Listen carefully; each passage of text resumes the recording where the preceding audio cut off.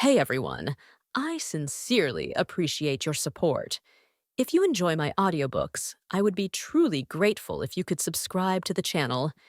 And if you'd like to support even further, you're welcome to become a Patreon member, where you can access audiobooks of novels as long as they are freely available on the internet. Your kindness and support mean so much. Thank you. I know I do not intentionally ask for likes, but this is why these are even more special to me. They were done out of your volition and not because of some obligation. Mother, I need two. I glanced around while laying on the couch to see Anais walking into the room. She visibly balked upon seeing me but sighed and entered the room proper. It looked like the party with her friends didn't end as expected. Is something wrong? I started but quickly backtracked. I mean, I can leave if you want me to. No, she sighed, her ears downcast. You can listen too, I was just surprised to see you here. I shouldn't have, you are a common visitor in these rooms. You've done something, Akarim interrupted her rambling, what is it? Anais cringed, I've used the new type of spell. It managed to work even on the table ruined against Flo. Now the lady of Camshad Manor is very interested. Her matriarch's attention would follow soon, most likely. The sofa groaned under the fingers of the Werfox Domina. But that didn't stop my sudden curiosity, sparked ablaze by the new morsel of information. Were the runes similar to these I'd read in the codex? Perhaps, Anais tilted her head in confusion. Camshad is an old house and their knowledge of runes is equally extensive. But they likely work in a similar manner of taking the flow and dispersing it away. Unless your flow is moving in a completely different plane. I leaned forward, trying to remember the book of runes that Akarim lent me quite some time ago. Magic was an interesting yet obscure concept to me, but I was forced to put it aside for now due to pressing issues. I did understand runes at least partially, however. My knowledge was nowhere close to the expert level despite memorizing the book and all its patterns inside. I still didn't know why they worked, but I did know that certain patterns had specific and consistent effects. The effects that I successfully mixed into a runic radar, the very same that pointed out Urd's aptitude for magic. Likewise, I didn't know how the two most common runes actually worked, but I knew that one fed the energies into the object and made it strong, while the other caught the wormage power directed at the object and spread it away. Both of them were the staple motifs that found themselves across everyday wormage life. And for a good reason too, it took me and Anais only a few minutes to trash my bathhouse, because the interior wasn't ruined properly. Magically powered bodies found everyday objects rather crumbly and fragile. Wormages had to choose one of the two options to live without excessive collateral damage in their everyday life. To work on their self-control or to strengthen everything around them, they mostly chose the latter. You think so? Her tail swished as she eagerly clutched to my idea. The runes did slow down the process. Instead of instantly crushing it into a pulp, the spell took some time folding the table like a scroll. I don't know, I shrugged. I might be speaking out of my ass right now as it is all pure conjecture, but let us look at the two approaches to flow. Originally, flow was seen as patterns on a flat surface.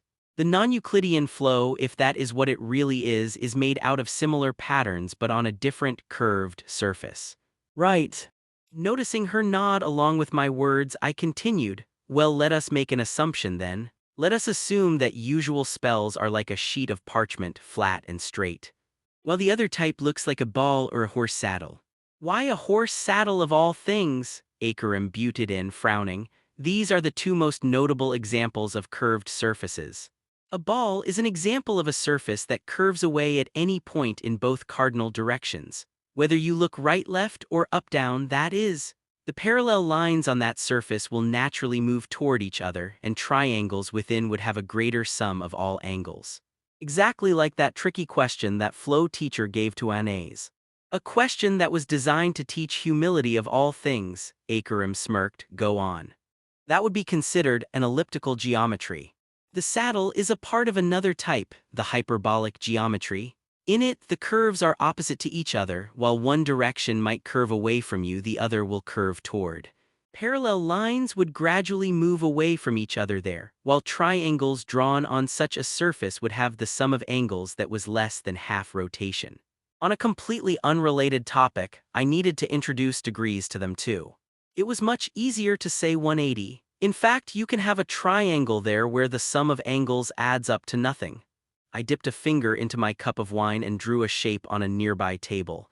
Something that looked more like a three-rayed star than a triangle, its previously straight lines curving inward to form pointy tips at the end. Two wormages stared at the shape in silence. With a flick of a wrist, an apple jumped into Akarim's hand. Picking up a knife, she skillfully carved a shape that looked like a saddle. A reminder that Akarim had served and fought before. Saddles were rather rare in the heart of Emini. The knife drew a few lines on the surface and Domina smirked, noticing the resemblance to the one I'd drawn on the table. A grin of a predator. I coughed, so that is why I mentioned both as examples.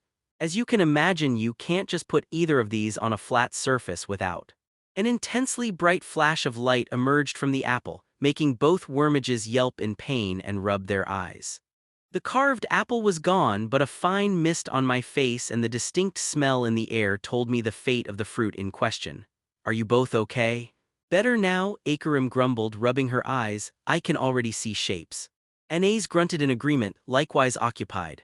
I let them recover, unsure what to offer. You look completely unaffected, however. Were you looking away or did you not see the flash of light? Oh, I saw it just as well, but I am a navigator. I pointed at my eyes. If I can stare at the sun and the stars, I can withstand a simple flash. Ah, the silver eyes. Akarim turned to her daughter. Don't try to replicate this, at least for now. Know that it works, but it will require additional protection and extreme diligence. I felt the heat quite vividly. I don't want you to burn the manor or worse, yourself. Was that the flow of the saddle? Anais asked. Receiving an affirmative nod, she sighed. Just another earth thing, I guess. Indeed, Domina glanced at us imperiously. Once again, this is the personal knowledge of my manor. Do not talk about or share this with anyone outside. Especially with how dangerous it is. Her tail swished. I recall you were making an example for something else entirely, Earth. I scratched my nose, trying to organize my thoughts back into order after the previous display. As you can imagine, neither of these is compatible with a flat surface. My finger tapped the drawing on the table. You can convert from one to another, but the lines will get warped and likely lose the desired effect. However, your results confirm that all three are possible and can coexist and interact, as Anais confirmed with that runed table. Yes, as all spells should. What is so significant about this case? A surface is two-dimensional. I swirled the wine in my cup, no matter if it is curved or not. Yet these two, if they are actually represented as surfaces inside flow, can both coexist despite the non-compatible dimensions between them. Mind you, this is speculation, but there is a very famous tactic in physics and mathematics to fit two incompatible models together. I drank my wine and looked at them. You increase the number of dimensions. You can't flatten a saddle into a sheet of parchment, but you can place it on top.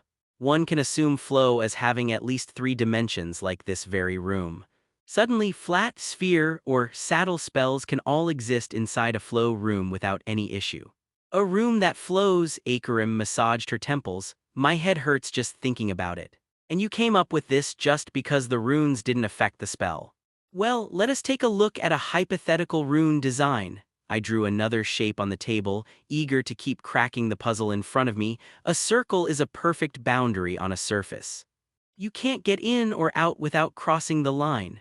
Think of this circle as the protective runes. My finger slid across the table and touched the circle. Once your flow tries to go from outside into inside, the border will sap your energy and cancel the effect. But what if you do this? In the silent room, I lifted my finger and placed it inside without touching the circle. What I just did was a simple movement if you look at it from a three-dimensional perspective.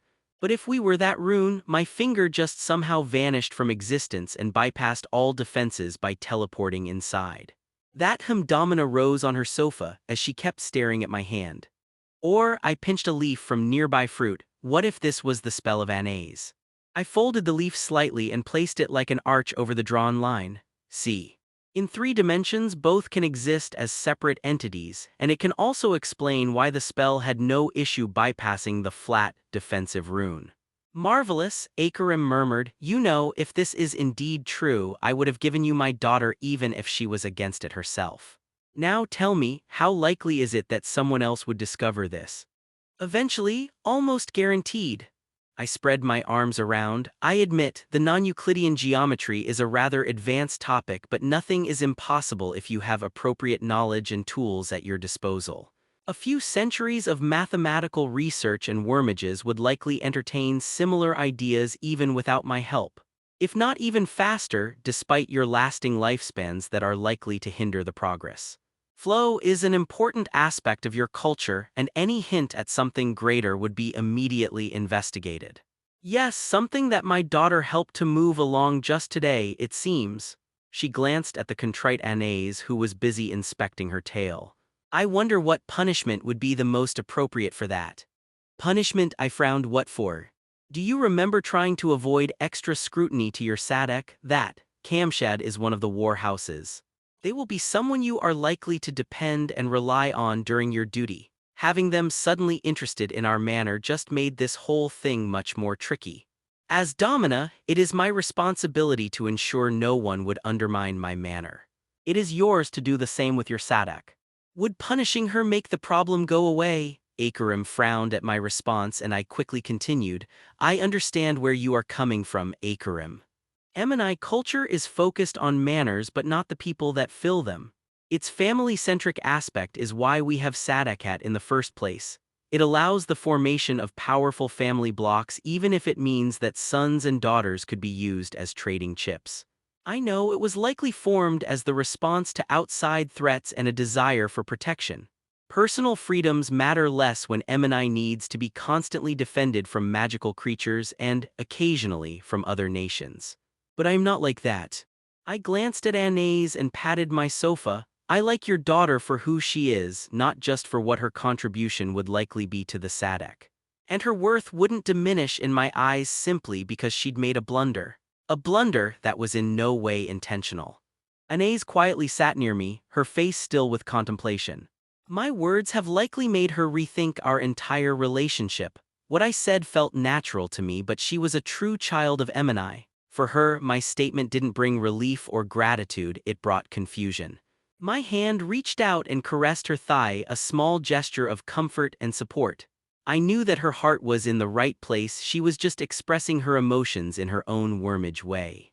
Anais already saw herself as part of the Sadak and acted upon it in a way a wormage should. This union wasn't just about her being a third wife, but for the lady of the house to strengthen a new Sadak and cover it under her political umbrella. While suffering public backlash once this becomes common knowledge. And that is how you will appear weak, Domina declared. Your wives would have to work harder lest one of them would try to play on your emotions. Or a new one would try to barge in, thinking you an easy prey. A lack of punishment doesn't mean a lack of consequences.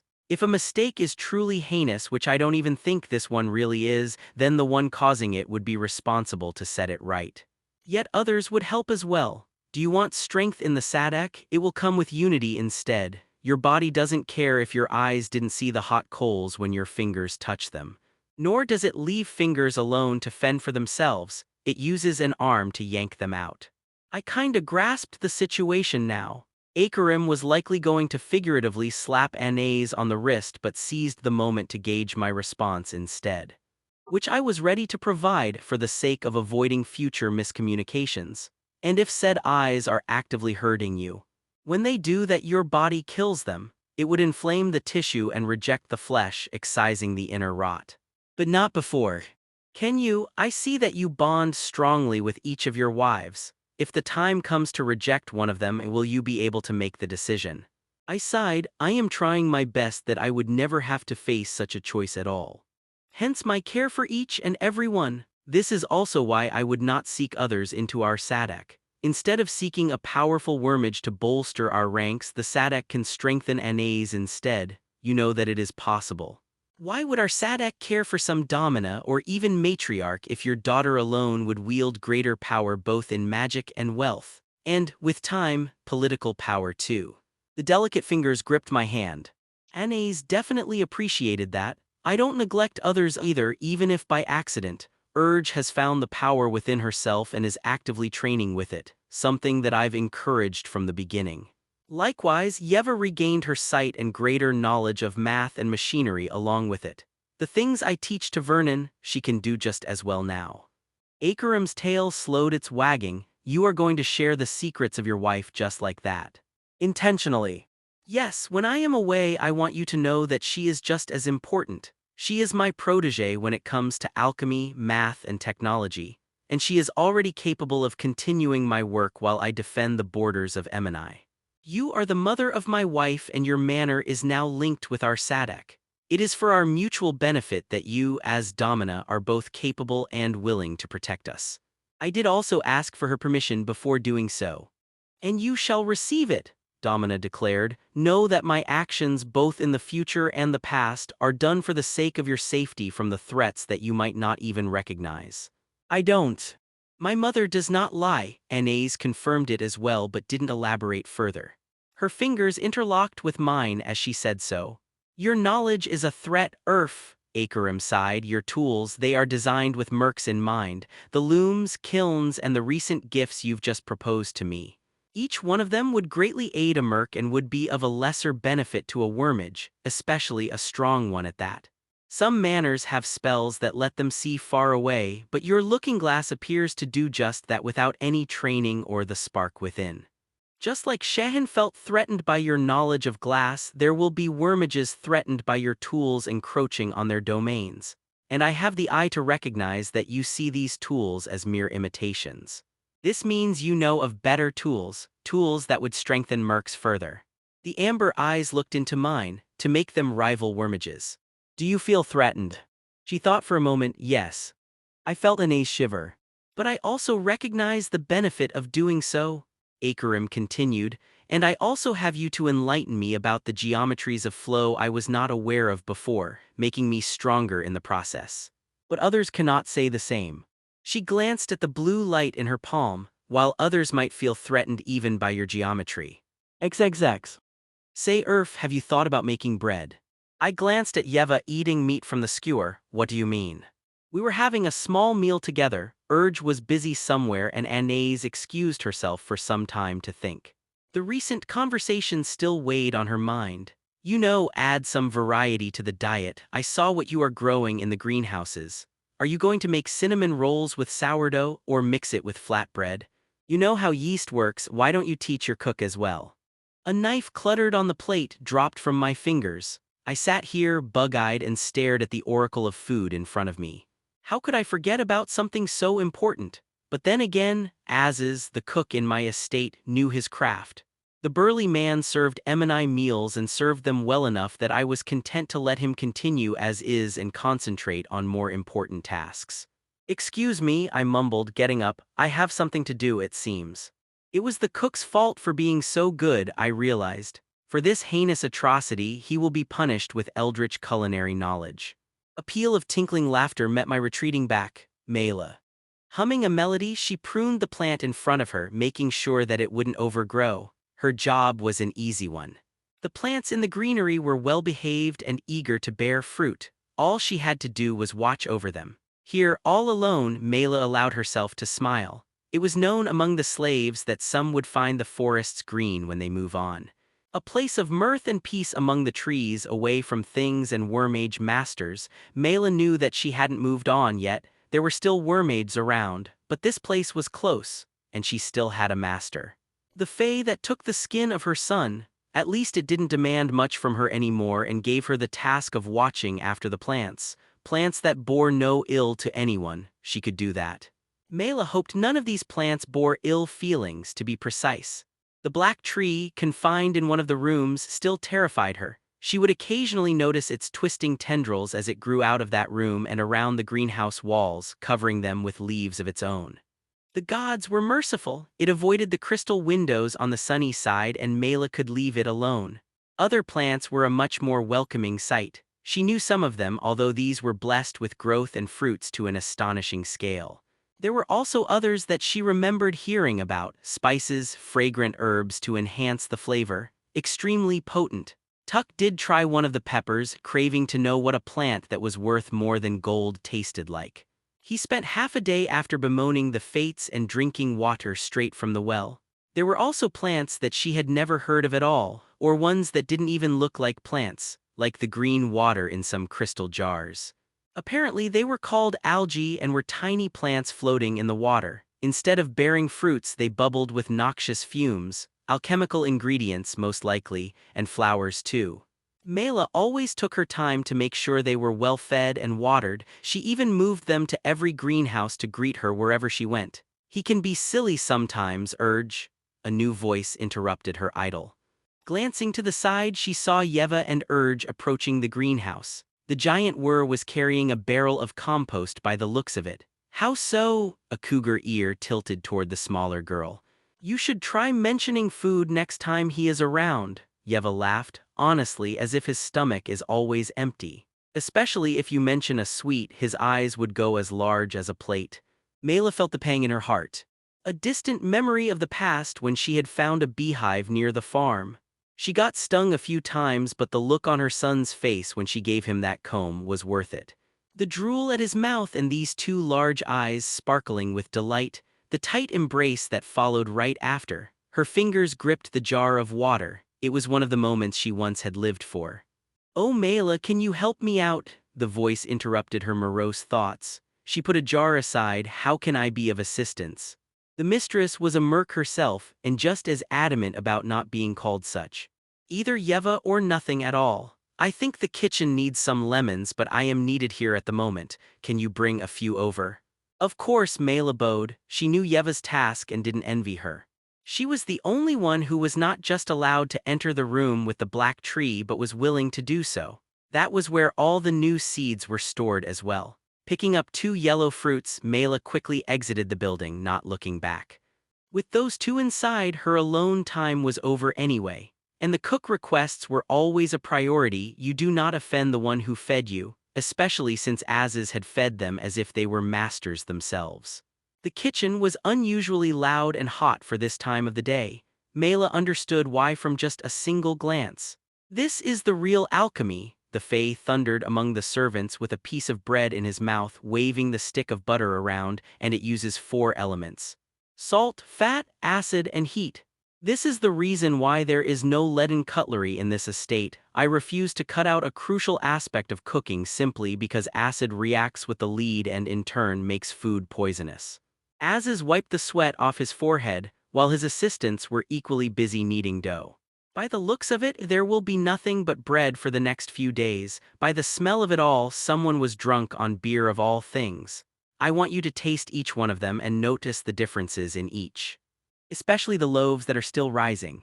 It noticed her entering the kitchen and quickly pushed the food deeper inside its mouth, as if afraid that someone will take it away once he was found. Just like Urf did every time Mela had caught him sneaking food from somewhere. "Oh," he coughed. "Lemons, great, you there, take them, zest the skin and squeeze the juice. We will be needing both eventually. Mela, would you like to try some of our experiments?" She glanced around only to see the pleading eyes of Azes. Mela gulped, "Sure." "Great," he beamed and snatched a small loaf cooling on the table. "Try this one." Cautiously picking up a very soft and warm bread, she took a small bite. Deeply aware of all the gazes on her, and lost herself in the taste. This bread was different. It was puffy and soft, but it was also creamy and sweet. This was bread for a worm-age table and their lavish parties, not something she expected to try herself. "It is delicious. See," he turned to the cook, "the lady likes it. Wait until she tries the next batch." "But master," Azes faltered under the glare, "Urf, you can't expect me to remember all these recipes. They all look alike." "I don't want you to. Once we are done, there will be just a few that you might want to write down. The purpose of others is to understand the effect on food that ingredients cause. The flour we have today might be different from the flour we will purchase next week." "Write it down," the cook murmured in shock, "on a parchment." "Well, yeah, a wax tablet won't last long in the heat of the kitchen. And Kivan is too busy right now to make you clay tablets."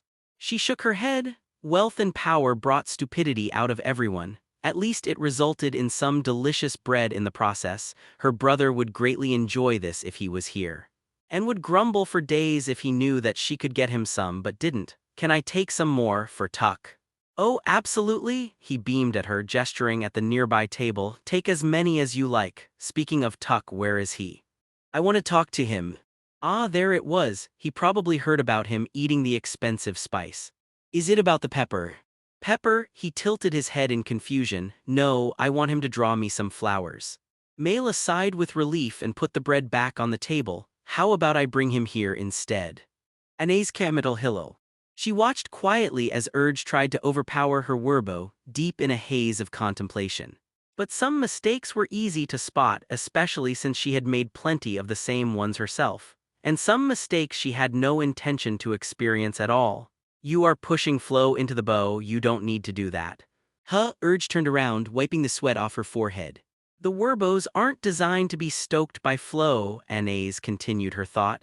It would be too slow on the battlefield. They are designed to leech from you to feast off the emanations of your body. Rather than trying to gather the power in your fist, let it flow around you and the bow will do the rest. Easy for you to say, the cougar grumbled. You can actually see it happen. Wormages cannot see the flow itself, that is the realm of gods. What we can see is the runes within our mind. When powering runed objects, we rely on our gut feeling just as you should. Just as you already do, unless you are willing to brag that you are in total control of your toys at every moment. Urge flushed and looked away. That was only once and I've attached a string to it. What matters is that you can do that. Werbos are precisely runed to perform a single task, to strengthen and straighten once they are fed with power. You do not need to do anything else but do the things you usually do when the toys are dancing around you. The cougar's ears twitched. You mean I have to pleasure myself on the field of battle? Anais sighed. No, but you need to mimic your emotions. Flow isn't just about sex, but if you wish to get stronger as fast as possible, use what is already working for you. It took some time and quite a lot of patience from both of them before Urge managed to start producing some notable results. Using the feeling of shame, surprisingly, although Urge did confess that anger worked quite well when the collectors attacked, Anais didn't have any spare collectors to train her Sadek. But she was sure that Urf had a trick or two to stoke the embarrassment inside Urge's heart should that be necessary in future training. Her speed was still abysmal, but at least the cougar had visible control over her power now. The string of the bow didn't strike her unawares, and Urge was even able to send an arrow or two downrange. Judging by the gouged trees around the target, she had plenty of power too. Anais smiled at her wife, making Urge's questioning gaze fill with the jubilation of accomplishment. You should take a break, the werfox advised, patting the nearby bench with her tail. You don't look like you suffer from depletion, which means that you are likely to rest in the future, or meet an unexpected event that would cause you to stop training. It is always preferable to take the former. Thank you, Anais, Urge plopped down with a grunt. Master Siamak would never offer something like that.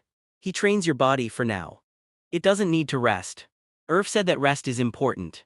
Oh, and does our wise husband rest himself? Well, no, Urge scratched her nose, not really. Exactly, he has those worms of his healing the body.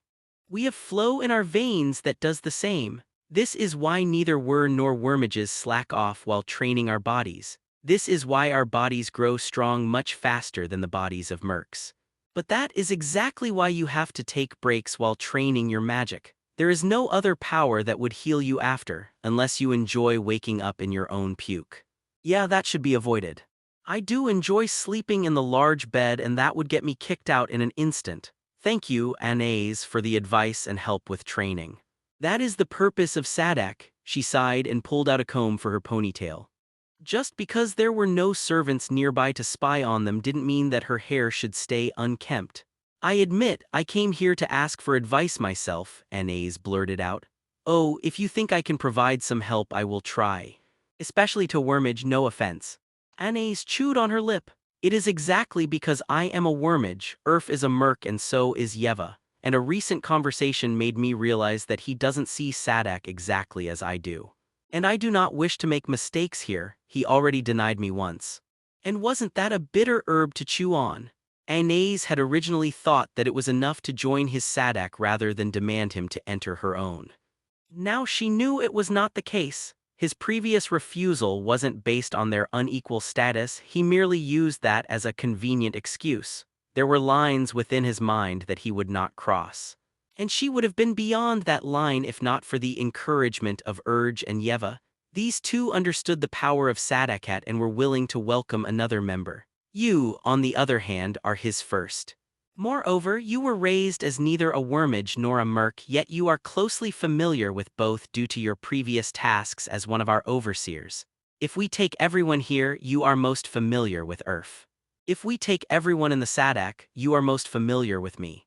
Urge glanced at her. What do you seek? Anais couldn't help but shrug her shoulders. Future, he is like water that I can't simply grasp and hold tightly.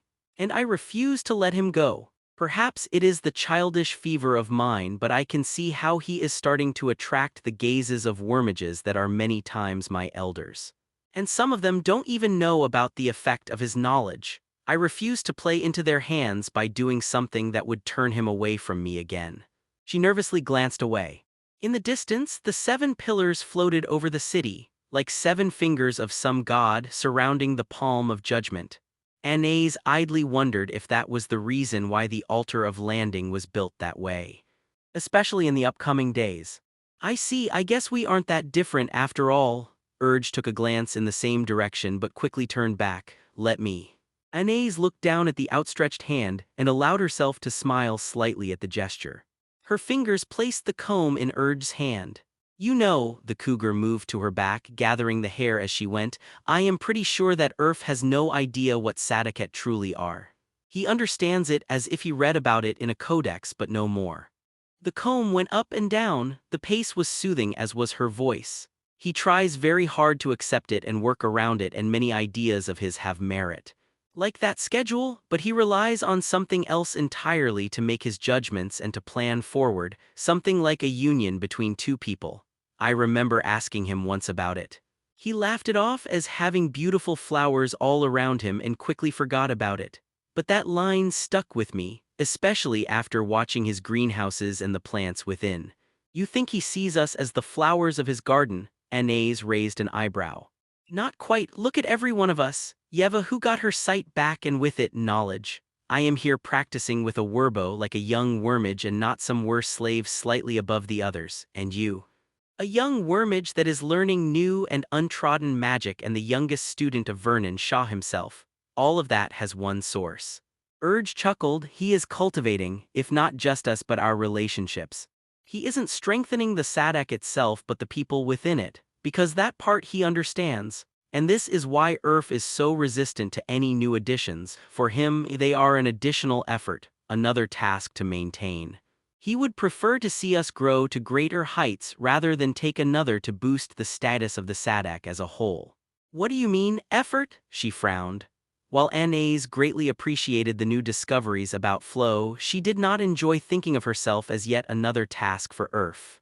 Look at your mother, for example, or any other wormage with their own Sadak. How much time and attention do they spend on their husbands, and compare it with how Urf acts. My mother loves both her husbands. Urge sighed. I am not saying she does not, but there is a difference in how it is expressed. The main priority to your mother is her manner, including her Sadak. Her husbands are expected to assist her with that task.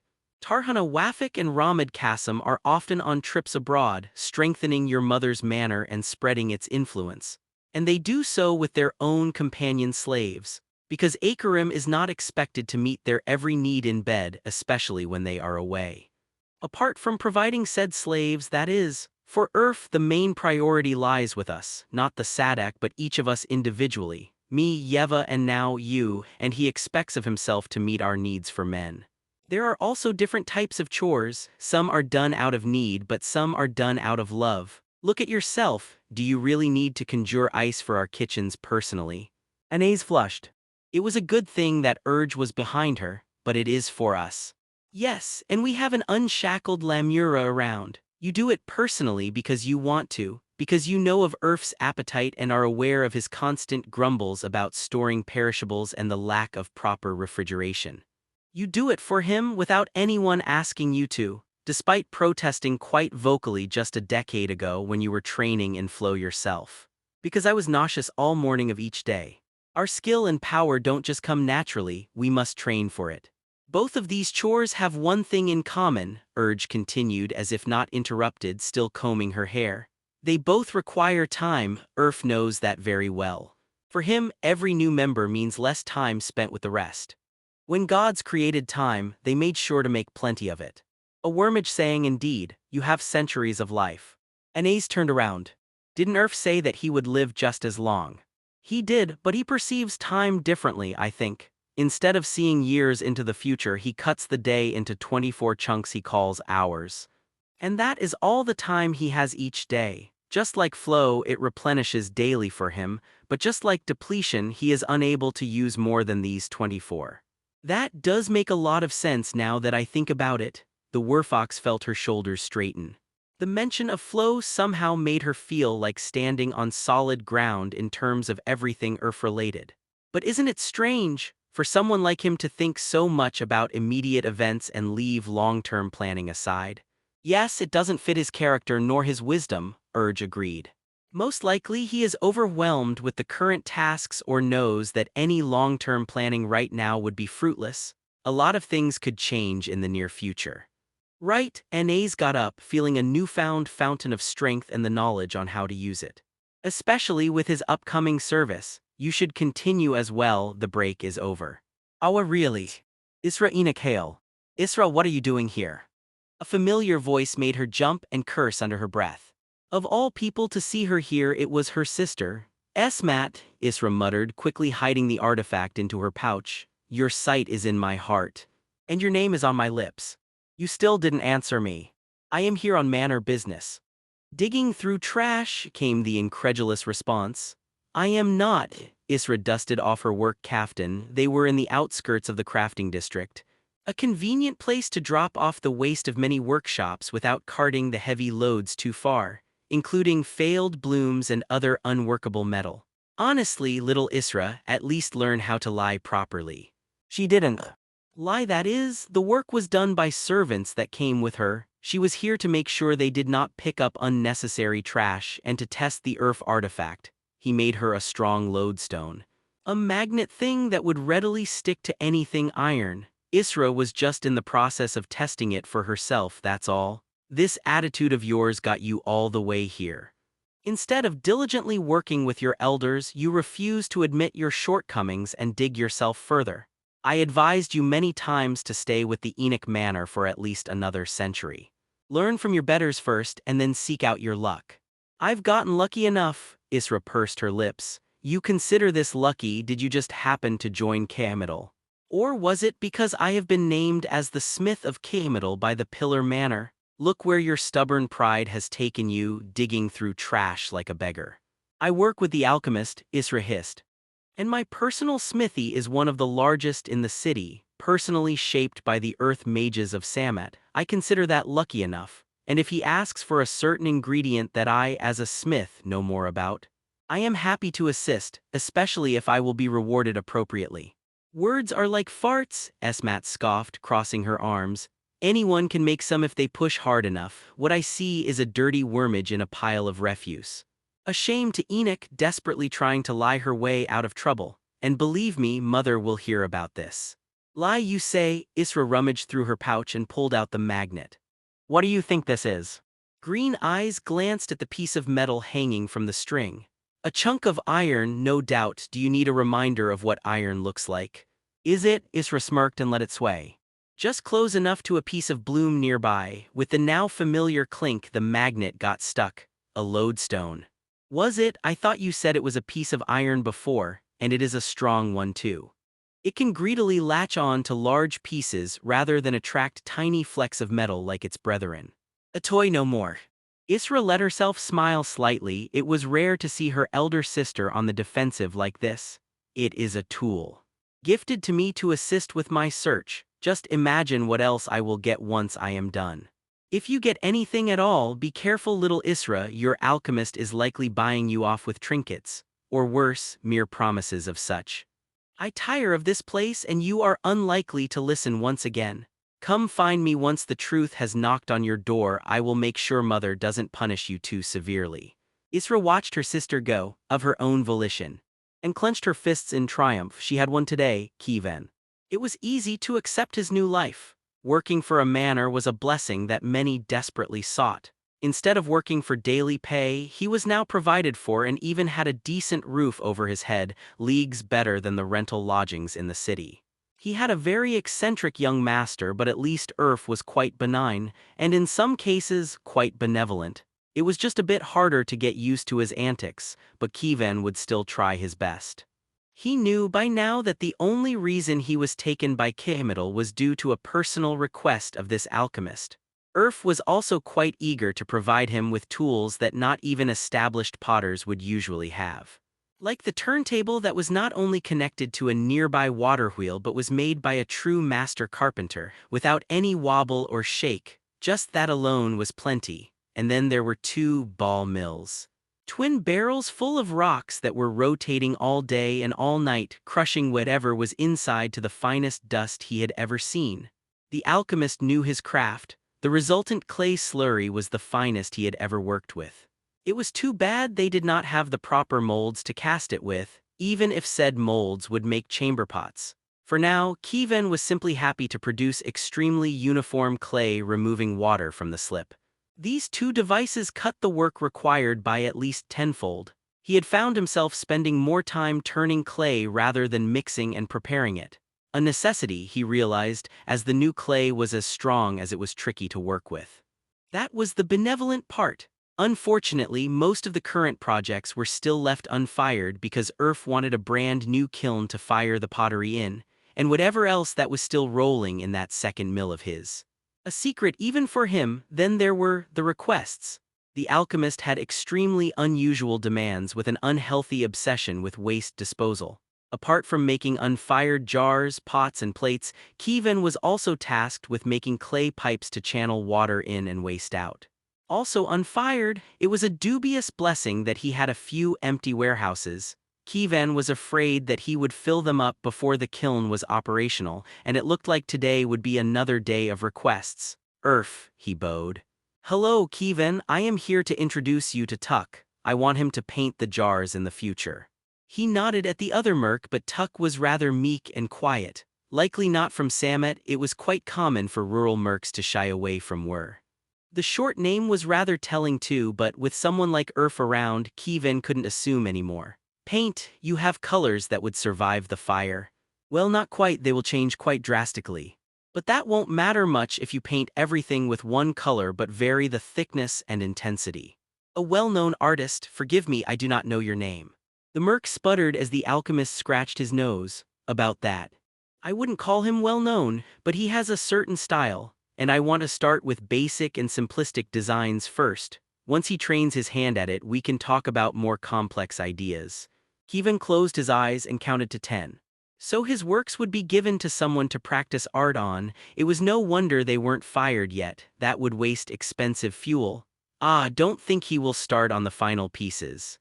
He will practice first on wax tablets or pieces of scrap. The skill with brush is equally important.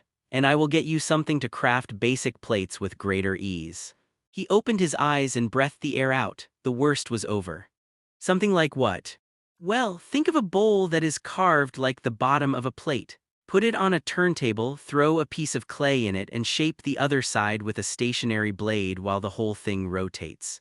You don't even need to do it yourself. Get one of your assistants, and with a little bit of practice, they could make 1,000 plates or bowls in a single day, while you can concentrate on the more delicate work.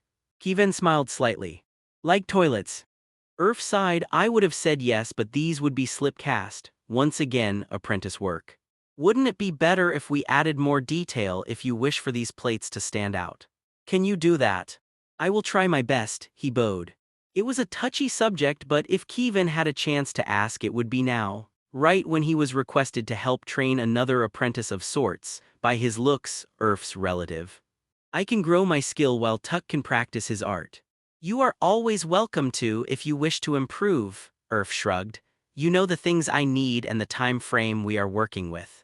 As long as you are confident to make them on time, the rest of the time is yours, while Tuck. He patted the other merc's shoulder. I will be honest with you, it won't matter early on how good you are, the paint will do that for you. But I want you to start in advance so that your expertise will grow as the novelty wears off. That makes it easier, Tuck breathed a sigh of relief. When you said you wanted me to paint some flowers, I did not expect it would be this. I am not sure my skills would be good for a craftsman. Your skills are enough, they just need a bit of practice. I don't need you to make perfect drawings. The main draw of these pieces will be in their simplicity, where a few lines tell the story. Think of the past, uncle. Remember how you used to draw pictures in the dirt as you would relay a tale to the young uns? I want that style. Can you tell a story on a plate? I can definitely try, he smiled wistfully. My plates are dirt now, Kevin raised an eyebrow. That is what you get for dismissing my toilets.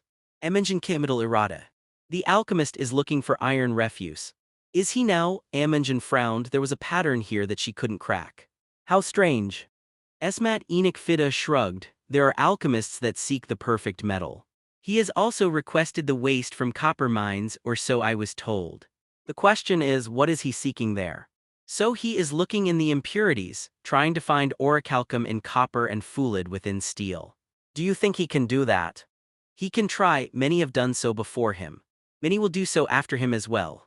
Many had failed with glass too until he did it, Domina retorted back, making Esmat frown. If you wish to stay ahead, I advise you to pay close attention to what is going on, just in case. And think again what the mountain clans in the north have in common with Yusuf. The fire, the Minotaur gasped. Indeed, both are notorious for their fire mages, and my sister is currently busy making furnaces, one bigger than the other. Do you think that is a coincidence? Esmat chewed on her lip. I need to refresh my memory on the flame and fire runes. Do so, time is not on our side this time, and be sure to procure enough of that refuse. Perhaps it is you who can find what he is seeking. Talk to my attendant if you need a better furnace yourself. The Minotaur nodded and left, leaving Imogen alone. She clapped her hands, ink and parchment.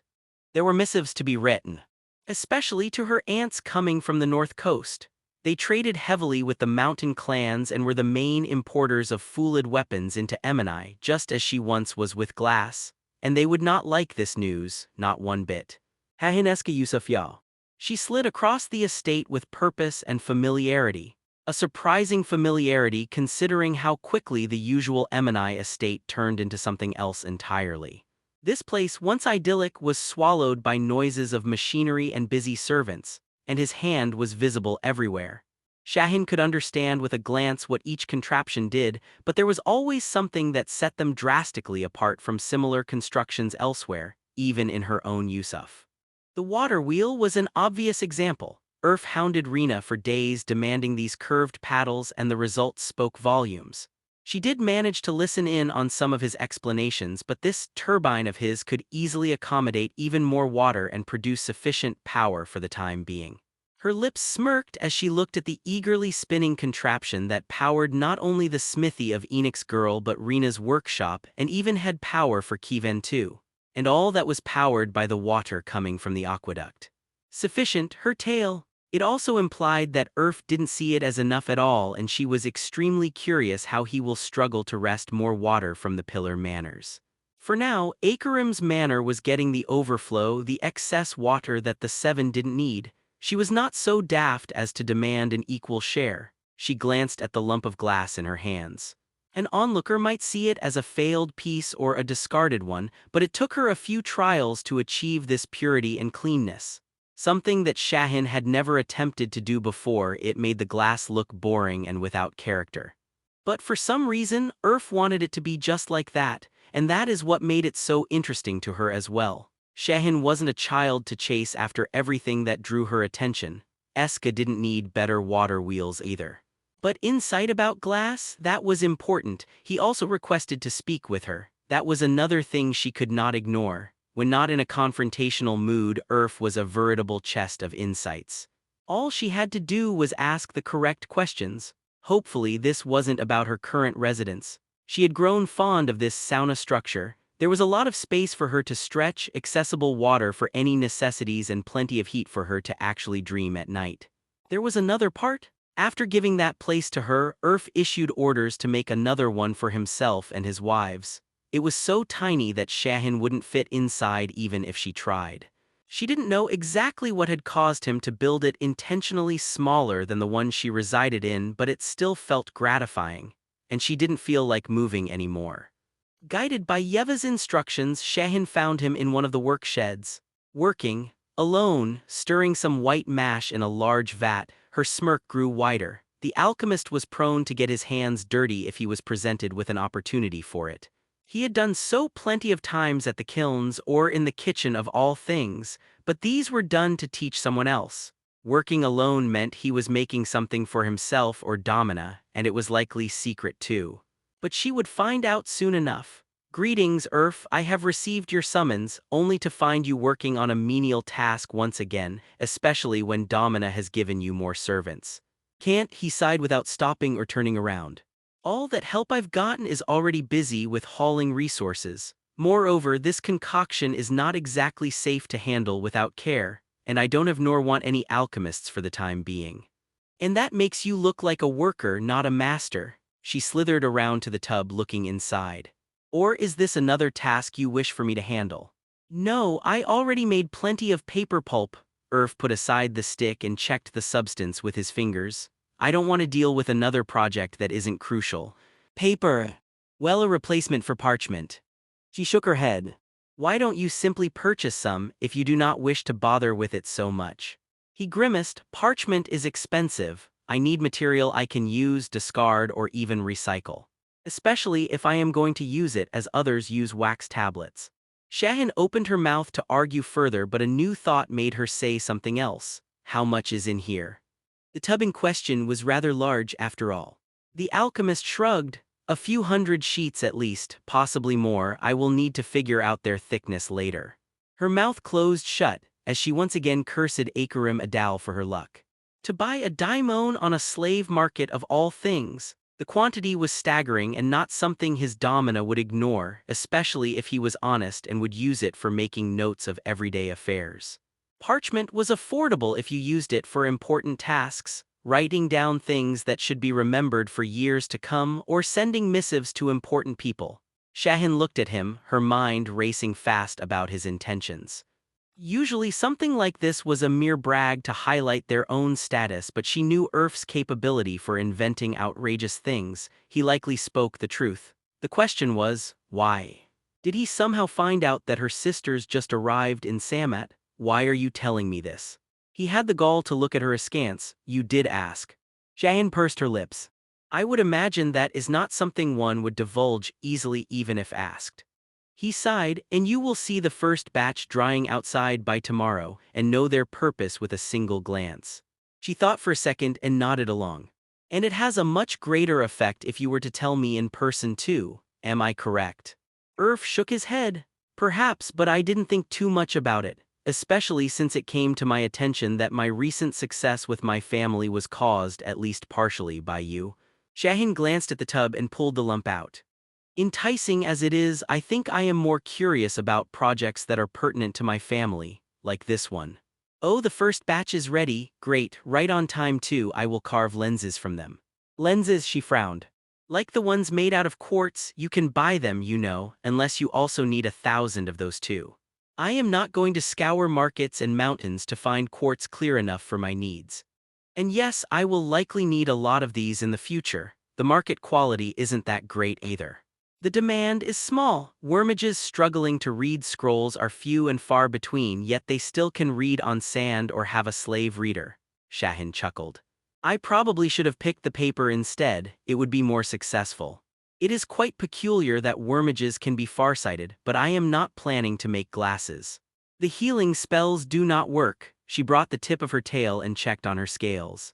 They can heal injuries or other sicknesses, but not that. Irf didn't respond. Glancing back, she saw him staring at her in silence. What is it? She checked her tail again, trying to see what caused his scrutiny. Akarim forced you to swear an oath of silence to her manor. You can't speak of her secrets without her knowing about it, and my secrets are her secrets. Your recent actions do make me want to say more, even if it is something that won't be given to you. Shahin closed her eyes and thought of a spell. The best one to cast silence around them. Go on. If you arrange specifically carved lenses inside a tube, they can make far objects look as if they are near. Like the spell of farsight. Perhaps, he shrugged. But it can be used at any time and by anyone. I wouldn't be surprised if it could be used by a wormage with a farsight spell too. How far could it see? She licked her dry lips. Depends on how large it is.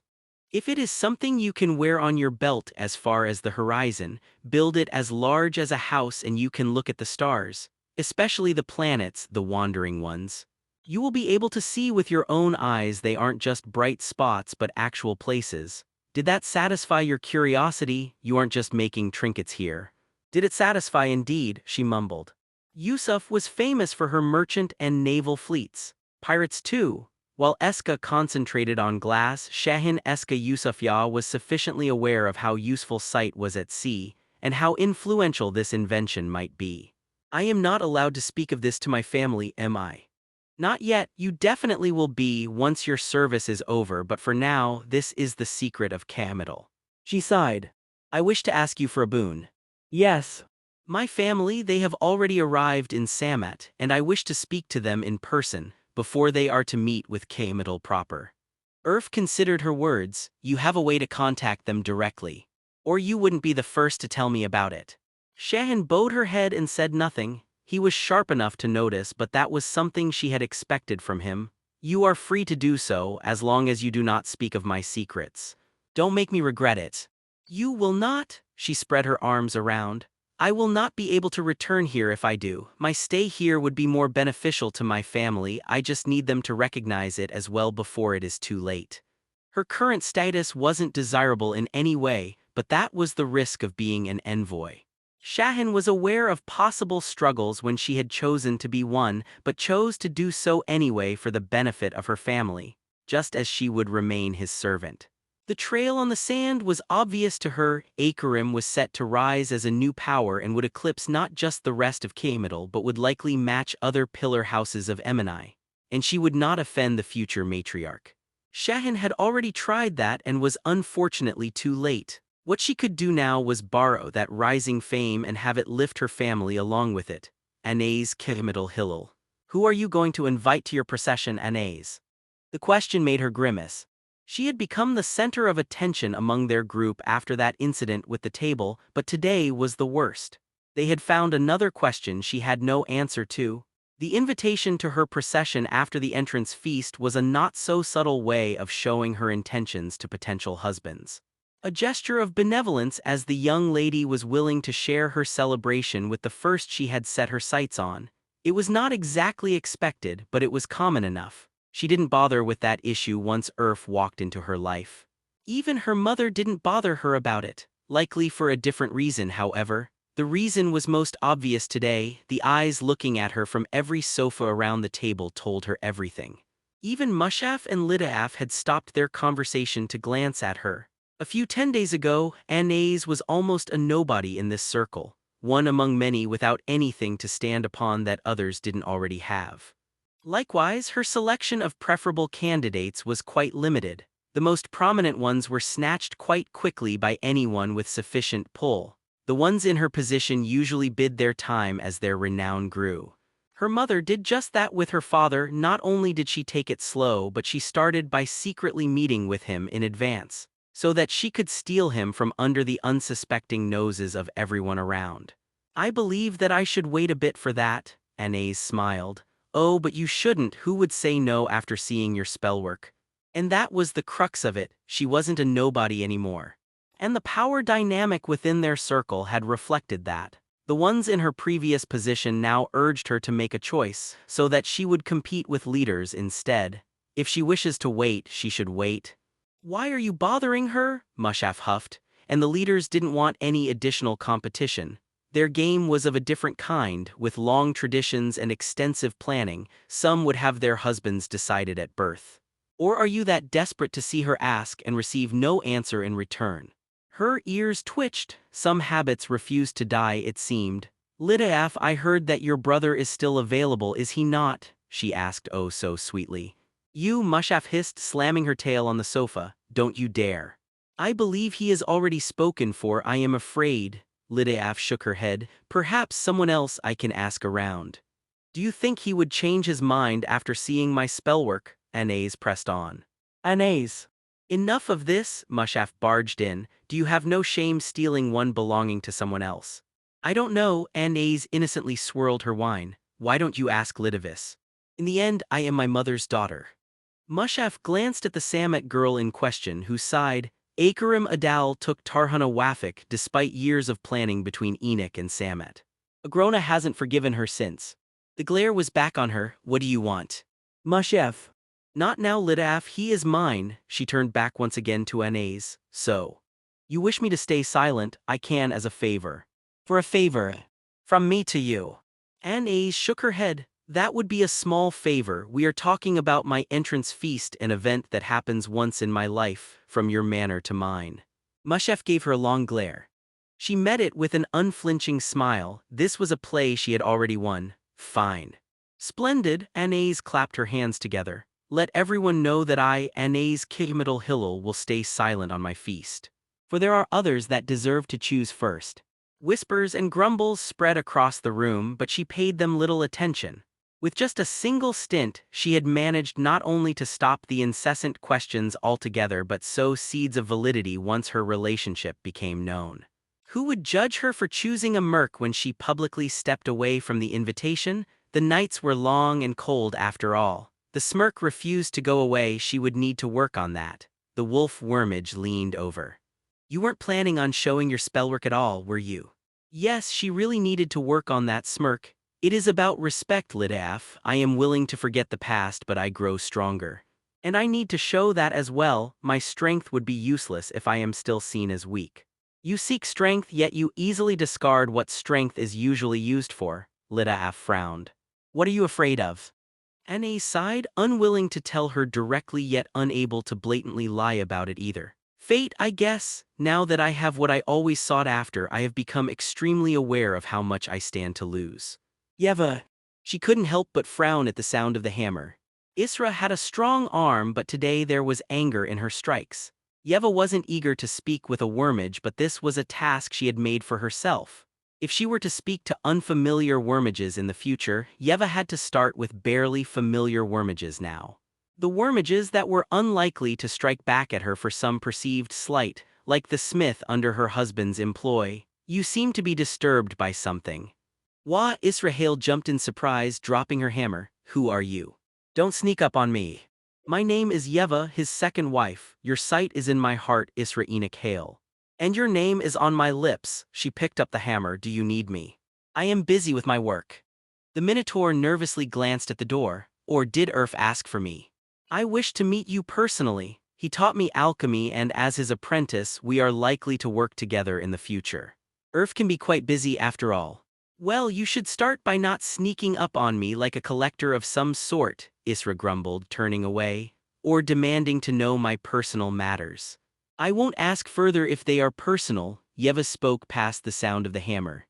I just couldn't help but notice that your trip today was rather short, and not very fruitful. I feared there was some problem with the task that Urf had given you. The hammer stopped. Is that a threat? What do you want?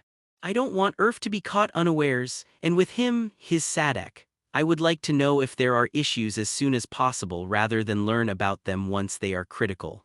The dumps are closed off, they're happy now. The lands they are on belong to Enoch Manor, and my sister denied entrance even to me. That was weird and quite unusual. Your sister, what does she have to do with any of this? Isra looked away. She is jealous. Yeva sighed. So that is what it was. Either Isra bragged to someone about her new job or previous grudges followed her after moving to this manor. Perhaps both. Her sister knew exactly where to strike and was willing to issue such an absurd order too. And Isra was stubborn. She barely got this much out of her by correctly guessing the cause of her anger. I will speak to Anais, perhaps she can ask her Fath. No, strong arms grabbed her, anyone but him. I don't want him to know it too. Let go, Yeva hissed. It took all her will not to scream in panic as a wave of anxiety washed over her, pushing the memories of her past to the forefront of her mind. Please. First. You will let me go, now? Yeva pressed, feeling the strength coil inside her body. She wasn't sure if her new knowledge about the mind helped her stay in control of her survival instincts or if the nanites were directly responsible. Or if it was the indirect result of her new strength. Isra's fingers finally let go of her shoulders. Look, do not, I repeat, do not ever do that again without my direct consent, she hissed. I am not Earth and I will not ignore this attitude of yours, especially when I am trying to solve your own mistake, you braggart. How do you? I don't wear this blindfold for nothing, she kind of did. I can hear the words you left unsaid, and I can hear your heartbeat, Isra Hale. Isra swallowed loudly. I am sorry. Yeva took a few calming breaths. Irf was right, she was almost like a child at certain things. We will discuss this at a later time. Now I assume you can still get iron or coal. Of course, I know plenty of merchants and can recognize the quality at a glance. None dare to swindle me. Good, get both. Don't worry about poisons that would ruin the bloom, Irf, and I know of ways to circumvent that. Just get plenty this time around. This time, what do you mean? Yeva pursed her lips. I want you to get enough of each to fill this entire warehouse, to the roof. You call that plenty, Isra gasped. Discarded iron lumps allow us to skip a step in the process. If we are forced to do it anyway, we might as well do it efficiently. What were you making when I walked in, by the way? Something for Irf. I know enough by now not to tell bad news empty-handed. Yeva shook her head. It wouldn't have worked on him, especially if you told him about the shortage of iron while presenting him with a trinket, one that you used the iron on. It was not a trinket, Isra mumbled. There was hurt inside her voice. I wanted to make him an armor. I knew that he would need it eventually and I wanted to create something. Look, Isra, can I call you that? Hearing her agreement, Yeva continued, do you know why Irf needs metal? Isra sniffed. He said that he needs a lot of steel, that means weapons. He needs it for you, Isra. All that iron on the floor would be yours, not weapons nor armors, tools. Did you see the lathe that Rena has? Irf said you were jealous about it. You will have one like that made with steel, so you can carve metal just as she does wood without relying on runes. You will have hammers that will strike metal for you and presses that will fold metal in a blink of an eye. Or stamp a piece outright as if it was a wax seal on a scroll. These machines need to be strong to do all that, to do it for you so that you can concentrate on creation rather than yelling at your apprentices to strike harder. They also need to be precise so they won't hinder you in any way, so you can create even finer instruments. There will be a time when it is you who will make lathes for Rena. For me. I think I need to run to the markets. Yes, you should. It would be very bad if the new furnace didn't have enough material to work with because you took your time. Thank you, Isra reached out but managed to stop herself. Can I hug you? No, now hurry while I inform Irf about the delay and the need to build yet another furnace, unless you want to be present during that. Yeva listened to the quickly disappearing clopping of hooves and sighed internally. This carrot and stick method was rather exhausting. She didn't know how Irf managed to do it almost daily, specifically with some of the people around here, but hoped it would be easier in the future. Even with newfound knowledge, she still had a lot to learn and master, but needs must when the devil drives, and their Sadek had a lot of devils after them, it seemed. Amir Eska Shervenya. Are you sure this is not a trap? Amir glanced at her cousin. Samat was cold, wet, and crowded, a far cry from the pleasantly dry sands of their cities. Even the decks of their ships were cleaner than some streets of this cesspit, and they had to travel by tail. The other Lamura shook her head. Shahin would not have suggested this place if she felt threatened or followed. It is safe. Or she thinks it is safe. Amir pressed her lips thin. Her head snakes hissed in agreement, vigilantly watching the surroundings. The revelation that Shahin was safer than Amir imagined her to be didn't raise her spirits. Amir Shervanya came here on the personal behest of their mother, to save one of their own. It was not common when one of their own had found themselves in a situation where their personal power wasn't sufficient, but it did occasionally happen. If Shahin thought herself safe, this situation was even more complex than Amir had prepared herself for. What of House Kiamital? Their speaker is wary of losing us, but she is asking for time. Their matriarch is on the way. And what of her sister? Aminjan Irada does not think it is time yet to inform her of our arrival. Amir stopped. She does not. So the speaker of Kiamital plans to use us for her own plots. She would not be a speaker otherwise. This is welcome news if it is true. She slid into a pavilion and glanced around. If we position ourselves as the crucial bargaining token, they will fall over themselves trying to win us over. The place was rather ordinary. It was an empty estate on the outskirts of Samet. A winter residence of some manor, rich enough to afford it but poor enough to let it sit idle when not in use. A perfect meeting place for an affordable price. May the warmth never leave your house, Amir Shervanya. Shahin suddenly slid into the room. I have not seen you for more than 10 years, ever since my last trip to Shirvan. While it is unfortunate that we have to meet under current circumstances, I am pleased to see you nevertheless. And may the warmth never leave your breath, Shahin Yusufya. Amir frowned and slid closer. You have come here alone. Shahin's hands were free of shackles, her skin was also clean and her scales had a natural shine. Kehmital Manor had the decency and wisdom to treat her properly, it seemed. Many families were wiped out and many manors had ceased to exist because of a single domina who couldn't handle newfound power and made too many enemies too quickly. Yes. I know that this meeting might look risky and detrimental to my cause, yet it is necessary. There are many things you ought to know as soon as possible, things that I could not rely on the messengers or missives to deliver. Amir took out her pipe and tapped it against her palm, thinking. Shahin was right, coming here this early and alone reeked of desperation, something that her captors could easily exploit. Whether she had snuck out unseen and was currently risking capture, or came here with their approval and made Eska's bargaining position that much weaker in the process. It was hard to argue for tyranny if she was unhurt and enjoying many freedoms. Very well, Amir glanced back at her retinue. Set up a circle around this place and let no one pass. Amir took her time filling the pipe, waiting for everyone to disperse. A small snake of living fire spawned in the air and was immediately sucked into the pipe as she took the first drag, feeling the calmness spread through her body from that smoky warmth in her lungs. If you were one of our youngest, I would have caned your back raw by now, she calmly observed, watching the smoke dance around her like a school of fish. But you are old enough not to make such mistakes and young enough not to suffer from senility. And your past deeds are well known among Eska. So tell me, what did go wrong and how can we solve this together, especially with the eldest daughter of Kehmital trying to keep us in good grace? The situation here is more complex than you can dare to imagine, Shahin crossed her arms. Do not place your bets on Amanjan Irada this soon. She has lost already most likely and does not even realize it. From what I could tell, she has the ear of most of her house.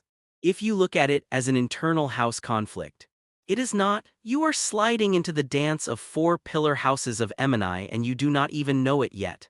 I guarantee that the other 3 are equally curious by now but do not wish to intrude. Amir couldn't help but scoff. All that because a single manor learnt about glass. I did not know Emini was that dependent on it. Do not look at me that way or you will repeat the same mistake as I did. This is not about Eska nor our glass. This is about the person who gave them this knowledge. The merc they stole from one of our workshops, you mean? The merc, Shahin chuckled. That was the mistake I made, a boy without the spark yet with their jester on his neck. Hard at work making new glass kilns for Kehmital. Sounds simple and straightforward, right? No one can hide their spark, Amir retorted. I do not know the reasons for his lack of spark, but he is not a mere merc. And his knowledge does not end at glass either.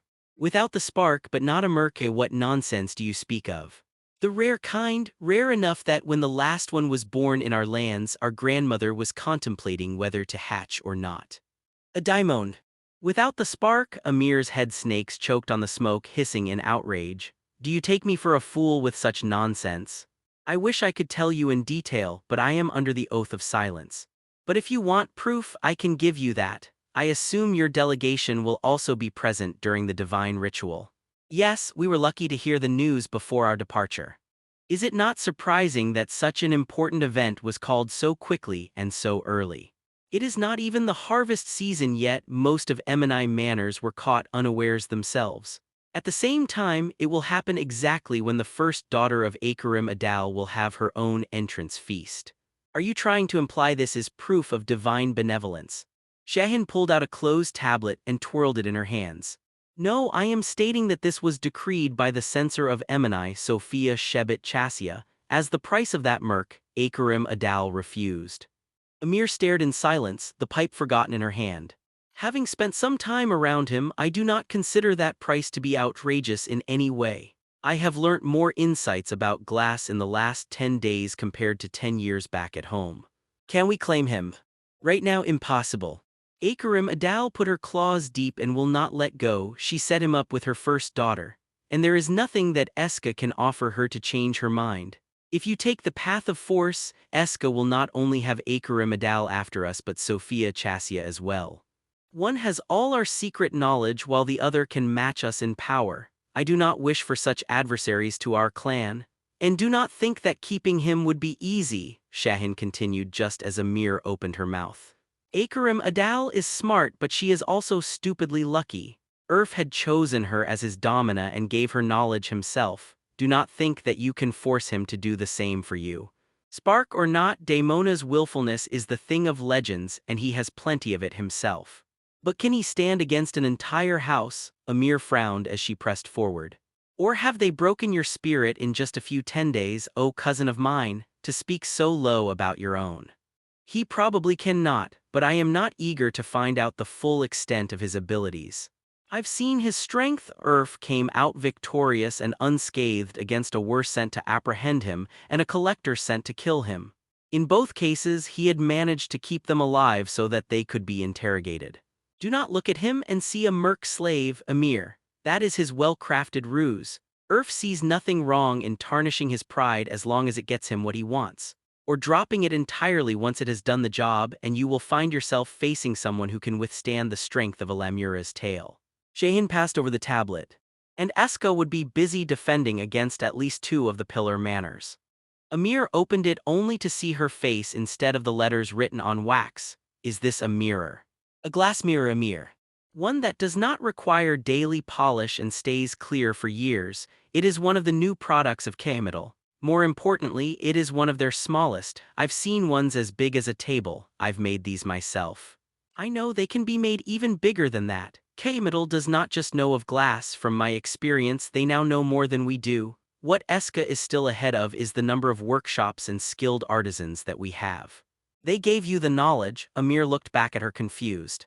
This is getting ridiculous. Are they holding you hostage or are they teaching you secrets? Shahin laughed. First, they held me hostage so that I could learn of their secrets. Now, they are holding me hostage by teaching me these secrets. This is why I am here alone, Amir. They know that I will not run or share their secret knowledge. What I have said here today is already known at least by some beyond their manor. Amir sucked on her pipe.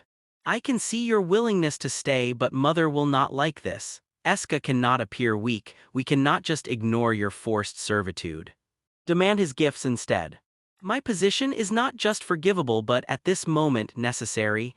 Akarim Adal will be forced to present him to her matriarch and he is likely to come bearing gifts. You want these, trust me on this. I cannot speak about it but do everything in your power to be present when he comes, and lay the foundation so you can claim them alongside the rest of K-Metal. A satchel was pressed into her hands. You will not have the opportunity to do so after. Akarim K-Metal Adal. She bent her knee, bowing to the matriarch in front of her. I have arrived, mother. The elder fox lay on her couch while multiple servants combed her silver-white tail. She watched the rather rowdy gathering of foxes with a look of patient resignation. I was coming here to witness the divine ritual and the entrance feast of your daughter, yet I had to hurry due to the incessant accusations laid against you. I find it unfortunate that the display of divine benevolence would be marred by something like this. I have done everything for the future of our house, Akarim reasoned and glanced at her elder sister. Some might feel threatened by my growth, but with me, the house grows as well. Your growth comes with the price to other K-Metal manors. Amengen was quick to interfere as expected. Your tyrannical treatment of Eska had likely cost us a valuable partner, while the beauty of your trinkets is still a mere shadow of Yusuf. An expected murmur across the room. Tyrannical, Akarim raised her eyebrow looking surprised.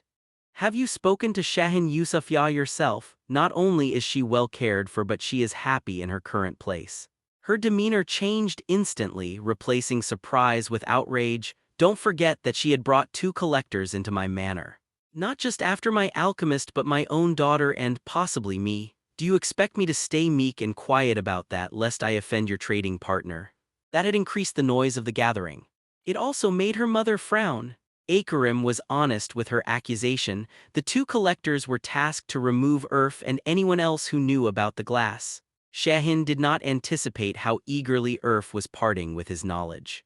Are you willing to say this again in front of Eska? Amunjan narrowed her eyes with the orb of truth nearby. Yes and yes, Akarim was quick to seize the offered opportunity. Where are they anyway? I can bring my orb or use one of yours. My conscience is clear, there's not so much. Just because you are right does not mean you are powerful, Nanya Ida sighed from her central couch. You can't force them to resume their trade with us if they feel slighted. Let them come, Eska can have their Lamura back anytime, Akarim shrugged. I have no need for her. Her mother blinked. I can assure you, mother.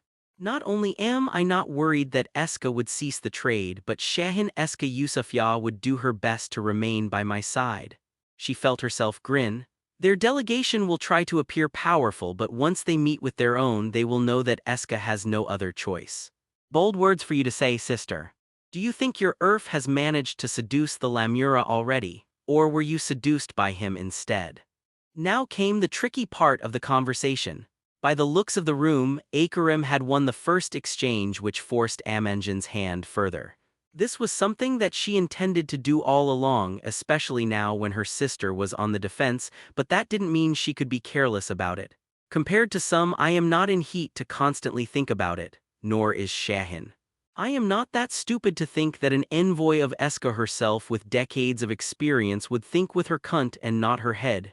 She is seduced by the knowledge, secrets of glass that Eska does not have yet. Secrets that would be denied to her if she were to betray me. Secrets that you are sharing with the Lamura and not your sisters. She gets the secrets of glass, nothing more. If anyone in our house can make glass, they can learn from our artisans how to make flat panes as well. Or do you actually want me to lose Eska forever by making their glass-making knowledge public? Akarim looked around and spread her arms. I am not obligated to share the secrets of my manor even with my own house. But I am going to, for I am a grateful daughter of Kihmiddle. Glancing back, she bowed to her mother. You can ask your brother why he decided to gift the jester to Urf of his own volition, and how many secrets he has learnt from him since then. Where is he, by the way? The matriarch glanced around. Akarim shrugged innocently. Most likely busy playing with a new invention. An invention that would have been his alone if the speaker of Kamital didn't invite the censor of Emini over, just for the opportunity to milk her brother. You think that trinket is worth more than the seed of Alban Chassia? Amunjan growled in outrage. You spent years to claim Tarhana as yours, and you dare to frown on others for thinking the best for their children. Amunjan is right, Akarim, her mother sighed. You can't compare the usefulness of a tool to Alban's spark. Even if he sires only boys. Unfortunately, the tool was not what Sophia Chassia is after. She made it perfectly clear that she wants Urf himself. The question is, did you promise her my property? Or are you trying to stir enough controversy to claim him as yours first? Your Merc has caused enough controversy by himself, one of her aunts spoke up from the side. First we heard about the glass and issues with Eska.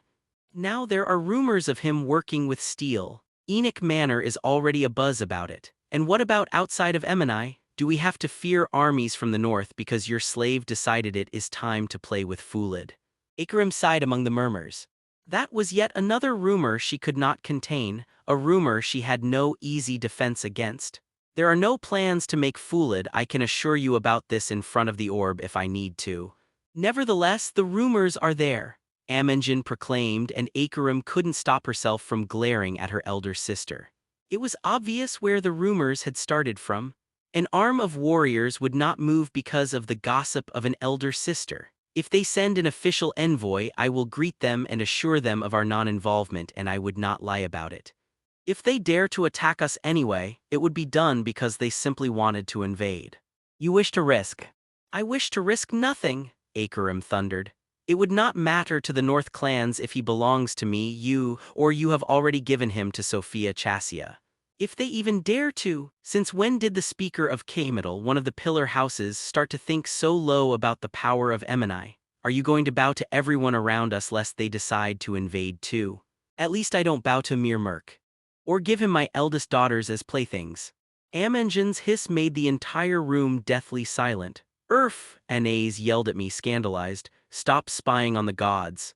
I am not spying. I shifted the tubes a bit, trying to get a better view. I am testing the new equipment. Like hell, I would not look. It was a freaking magical castle flying in the freaking skies on its own freaking flying island to boot. When I heard about a divine castle in the sky, my first thought was of a spaceship. Either the one that brought humans to this planet or a subsequent one that decided to do the religion play for some reason. Neither of these was the case here. Even compared to the flying pillars of Samet, this thing screamed of magic. One had to be blind to miss the glowing glyphs, whether they were etched into the stone or floated freely in the air. Even if it was a spaceship, it was not a spaceship hailing from Sol or any other star system of the human collective. Striking similarities to Emini architecture aside, the faint runic lines told me that this wasn't some holographic projection designed to fool the savage population below. Especially when that population could feel magic from a mile away. The builders of this structure knew of flow and knew it well. What if they see you staring at them? Came another hiss. I glanced at Anais. Look, you've told me yourself the last time they made a personal visit you weren't even born yet. The whole city is staring. By the way, do they have dragons? Dragons, she tilted her head. Why dragons? Emini doesn't have any. Just a thought, what kind of magical castle in the sky doesn't have dragons? I mumbled while making yet another adjustment to a lens. I couldn't drag my feet with the creation of a spyglass. Out of the 3 tools that I promised Akarim, it was the one that needed my expertise the most. Sextants mostly relied on tiny mirrors that could be cut in large quantities from a larger one, and a compass was just a round box with a needle inside. Grinding the lenses into a specific shape was not something I could easily relay to either Rena or Isra. It was something that I had to sit down and crunch some numbers first. While my knowledge was sufficient, it merely showed me the way. I still had to do all the necessary legwork myself, especially if I needed to have a good working prototype in days rather than years or decades. I piled shortcuts upon shortcuts as I removed anything that relied too much on tools and precision I still did not have. I chose lenses that were curved only on one side so that I didn't have the extra hassle of centering them during grinding. I relied heavily on geometry to design a hollow cylindrical cutter that could carve an entire curve in one go. It was also a good visual lesson for the K-middle ladies, especially since Anais did wonder why I was teaching her about planes cutting 3-dimensional objects and the resulting surfaces such interactions would produce. A convex part of a lens could be seen as part of a larger sphere, and it behaved geometrically as one. As such, a plane that went from the top of a lens to its edge would produce a circular cut. And if one took that circle, created a ring of the same diameter and applied it at a precise angle to a rotating piece of glass, it would carve out that lens shape instead. When one also relied on a few well-placed runes and the help of a meek wormage blacksmith, the entire process could be done in a matter of hours. Nodding to myself, I secured the lens in place with glue, making sure that all my previous corrections would stay permanent. This was a part of my dowry after all, one of the gifts to K-middle so that they could stomach one of their daughters marrying a merc, despite it being said daughter's choice to begin with. But that was the expectation of their culture, and I still didn't have enough leverage to change or challenge that. The best course of action I had right now was to play ball. If only I knew all the rules of this ball game, however. I can hear your frustration from across the room, Yeva suddenly spoke up. You know you can't expect wonders from such a simple design unless something else is bothering your heart. I sighed and put the spyglass down. I kept my eyes closed for a few minutes to relax and organize my fraying thoughts. I was once again jumping from one idea to the other without acknowledging the real issue at hand.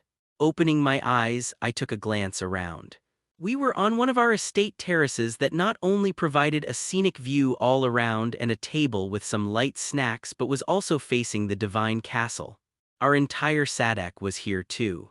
Each one of them was affected by the recent arrival in their own way. Anais was visibly apprehensive and so was Urge, but she was also curious. Only Yeva was mostly indifferent. The flow gods weren't revered by slave mercs after all. We spoke of the forest, its creatures and the fairies that dwelt within, not of the masters of our masters. You are right, I am frustrated. Not by the spyglass, the slight blurring is expected since I am using simple lenses, but by the castle looming above us. I kept the description light for the sake of Urge and Anais, neither of whom had the nanite crash course in optics. Yet, well, you don't look like it, Anais huffed, crossing her arms. I shook my head ruefully. Honestly speaking, it is the sudden realization of how much I do not know, worst of all, how much I falsely assumed. All this time I was under the assumption that the gods you spoke of were simply part of your religion. You simply believed that they exist. Well, she pointed at the elephant in the sky. Exactly, you know they exist. Or at least know what you consider as gods to exist. There are others who dare to claim the title. I shrugged. Different people believe in different concepts of gods. I know that, Anais huffed. Obviously there are different gods. We have our own while others have theirs. Ask Shehin Eska, they might have dragons in their castles. Multiple divine castles, great, I will leave that headache for some other time. I groaned. What I meant is different concepts. Like merc fairies. Fairies exist, Yeva frowned. Anais rolled her eyes. No one has seen your fae, gods are undeniable. Fairies gave me earth. Yeva pushed aside the drawing of a sextant she was making for Rena and crossed her arms. I don't remember your gods doing anything great for mercs. Anything, they gave us this land, safe from the forest. Girls, Urge buted in, we have more pressing issues right now than fighting amongst ourselves. Thank you, Urge, I nodded gratefully to her and quickly continued. The existence of sacrifices is one of the reasons I've brought this up. Let me guess, Anais, that is where human sacrifices end up going too, aren't they? Anais flinched and glanced away, making Urge and Yeva look at the castle with a new fear. I assumed as much, I sighed. Judging from your behavior, that is not a place where one would return from, willingly or not. They take them at the altar, none have ever returned, Anais spoke. I should have told you this before, but I thought you knew. I don't blame you, I couldn't help but chuckle. I thought I knew as well. On the other hand, I find myself itching to rearrange Albin's face. Don't worry about Kimiddle, my ass. How likely is it that he knew the divine castle was coming? He warned you about them, what did he say? Anais lifted herself off the sofa to look at me. Of course he knew about it, the censor is his sister. He was probably the second person in Emini to know about it. He told me to make sure the gifts from Kamiddle would be adequate to my feats. I picked up the spyglass and looked at the castle in the sky, trying to memorize the runes I could see. Because I finally recognized where I'd seen something similar. The orbs, the orb of truth in Akarim's possession and the sphere of negation that Albin left to shield my shipwreck from magical scrying. The gifts of gods. I now knew how literal Akarim was when she said it, because otherwise someone would take me, I murmured as I kept looking. XXX. After carefully locking the door behind me, I walked into a secluded and dusty room. This was one of the storage buildings that I requested to be built for future projects, and as far as the general populace of the manor was concerned, it was empty. This was the area where I stored the shuttle salvage. Bags of rusted metal and unrecognizable scraps of electronic equipment covered the malfunctioning lithoscanner. In turn, all of that was further covered by empty jars and frayed baskets. Things that were one step away from being called garbage. Even the dust had a twofold function. It provided the general look of disregard while notifying me of unusual traffic that would disturb it. There was no such thing as overkill, even if overkill came in the form of obscurity. If it was an option, I would be carrying the lithoscanner with me at all times, but compared to the 2 batteries and another bioprinter seed, it was too bulky to store on or in me. And too alien for the wandering eye to ignore. Especially when Emini security consisted of put it in a very sturdy box and chain said box in place. It worked for gold and other precious trinkets. Akarim had a few of these throughout the manor, and even we had one within our estate. Mostly so that I didn't need to run to Domina every time I needed to purchase another cart of some material. Something that became a daily occurrence since we started getting iron ore. I wasn't here just to distract myself by trying to fix the lithoscanner. I had to prepare. Prepare for many different possible futures, including those where I was no longer around. Yeva had my nanites, and with time, she would grow and develop a significant portion of my abilities. While Lif would be out of her reach unless the tree ship were to personally seek her out, Yeva would be able to grow a skin suit. Her personal herald seed was already growing too, which would allow her to communicate and issue commands to bioprinters. Without me around, she would be the only bridge Emini and my Sadek had to space technology. I had high hopes that Urge and even Anais would be able to receive nanites too, but this was not an option I could entertain right now. Despite my current plans, I still considered the odds of my survival to be much higher than them dying from nanite rejection. This was another of my contingencies, not an act of desperation, yet everyone still felt the pressure. Anais was training Urge while Yeva picked up a lot of my projects. Even Akarim was up to something. She didn't say much about the recent meeting with her family, but one had to be blind not to notice the increase of visitors and change in their attitude. Domina was trading favors. Favors that would likely benefit me and mine, no doubt. I didn't see Tarhana Wafik around, but I also didn't see a Malric, nor did we have additional troubles with Enoch Manor. I couldn't be the only one relaxing at this time, nor would I be. That is why I was here, fixing the lithoscanner, testing the battery connectors so that Yeva could easily use them together or install it into her suit in the future. With or without my help, I pulled the battery out of my abdominal compartment and carefully connected it to the alarm brick. Expecting another string of loud beeps, I was quite surprised to hear a single chirp of a non-calibrated device.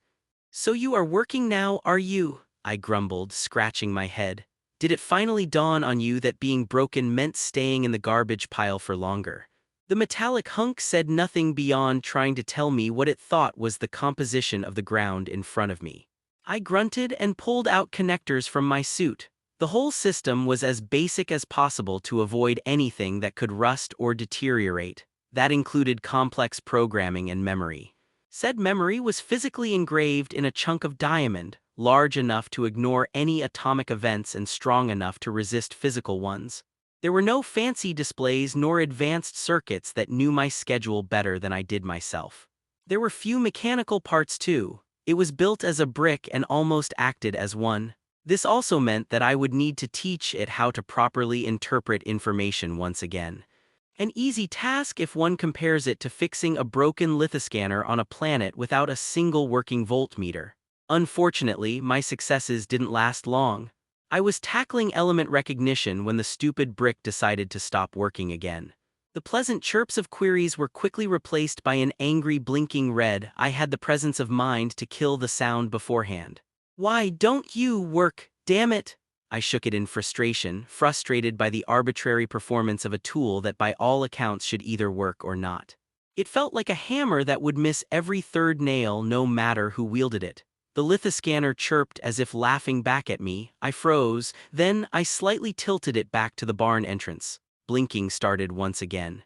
A few more trials made me sure that whatever it was directional. The lithoscanner was working as it should. Something was tripping it. Something that was also present back at the shuttle. Using the errors and variable detection range, I tried to triangulate it. It was close, and it was moving toward me, so it was small and mobile like an artifact, or it could walk on 2 feet like an albin. Using it as a radar, I walked toward the nearby window, trying to test my new hypothesis. Only to hide behind cover in haste when I spotted a K-middle werfox leisurely walking over. Thick red mustache, full tail and ears. Wormage, a blank belt without markings. I couldn't assign him to any K-middle manners. Quickly but without excessive movements, I turned off the scanner and hid it under the rags. Giddiness about possible flow detection was put aside for the moment. I had an interloper situation. Was he sent by Akarim's sister, or her mother, or did Albin decide to play a prank using his shape-shifting abilities? He was walking too boldly for an extended family member, especially within the restricted estate. I held my breath, looking outside through a tiny gap between boards. Was he simply passing by? The werfox bent down and touched the slightly trampled grass only to glance in my direction. I cursed in my head. He didn't come here by accident or was sent by someone else. He was tracking me. At the worst possible time too. Viter was nowhere nearby, or anyone else for that matter. Eventually, someone would notice that a secluded area had a visitor, but that might be too late for me to rely on. The storage barn was too empty to hide in, and the small pile of pseudo-garbage was sticking out like a sore thumb. It was also too bright to hide in the non-existent shadows. That meant the ceiling. Making sure I wasn't seen through the windows, I climbed on the ceiling beam right above the entrance. Skinsuit ready, battery inserted and active. The door creaked as the werfox walked in. He looked around, stopped for a second on the pile in the corner, yet kept looking. Left, right, up. Are you hiding from your sister again? I spoke once I recognized that my position was pretty much busted. The wormage twitched and the beam under me shattered under an invisible punch. I landed down with a shower of splinters, barely avoiding the stream of fire passing by, only to feel the magic yanking me away, not me, my tunic. And it applied the magical force for a split second, throwing me into a nearby wall like a projectile, sending the navigator into a free flight, the worst decision this mage could possibly take. I twisted around mid-flight, letting my feet land square on the wooden surface. The wall groaned as my skinsuit absorbed the impact, only to loudly creak as my legs launched me back at the incredulous mage. Whatever spell he tried to cast was simply not fast enough. I collided with him head-on, knocking the air out of his lungs and sending both of us across the room. We rolled through the raised dust as I felt more and more strikes on my skinsuit, rapidly increasing in their brutality. I punched him in turn, but my fists did as little damage as his fire whip did to me. I needed more leverage or a better weapon. Grabbing him by his glowing collet, I threw him into a wall. He didn't have my skills at maneuvering mid-flight and impacted the wall with his back. I heard the loud creak to my side, only for my own door to kick me aside. By the time I regained my balance, he managed to pull out an entire log from the wall. Without any available options, I braced myself, feeling the smoky smell of lint and grime as the log shattered on my shoulder.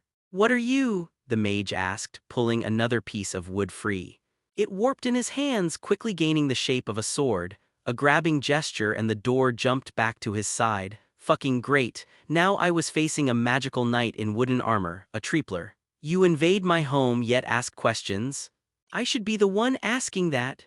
I pulled a flask from my pouch. Another beam cracked behind me. The burning smell told me that whatever was left from the front of the building was now on fire. "Your home, ha, that's rich, what's next? You going to fight me with a flask?" "No," I shook my head. "This one isn't designed for a fight, it is designed to kill, so." "Na" screamed from outside. The barn shook again as the front ceased to exist completely. "What is going on?" "Nas, you are right on time." I nodded at the gawking interloper. "I guess I don't need to use my poison with you around." "Poison?" she sputtered.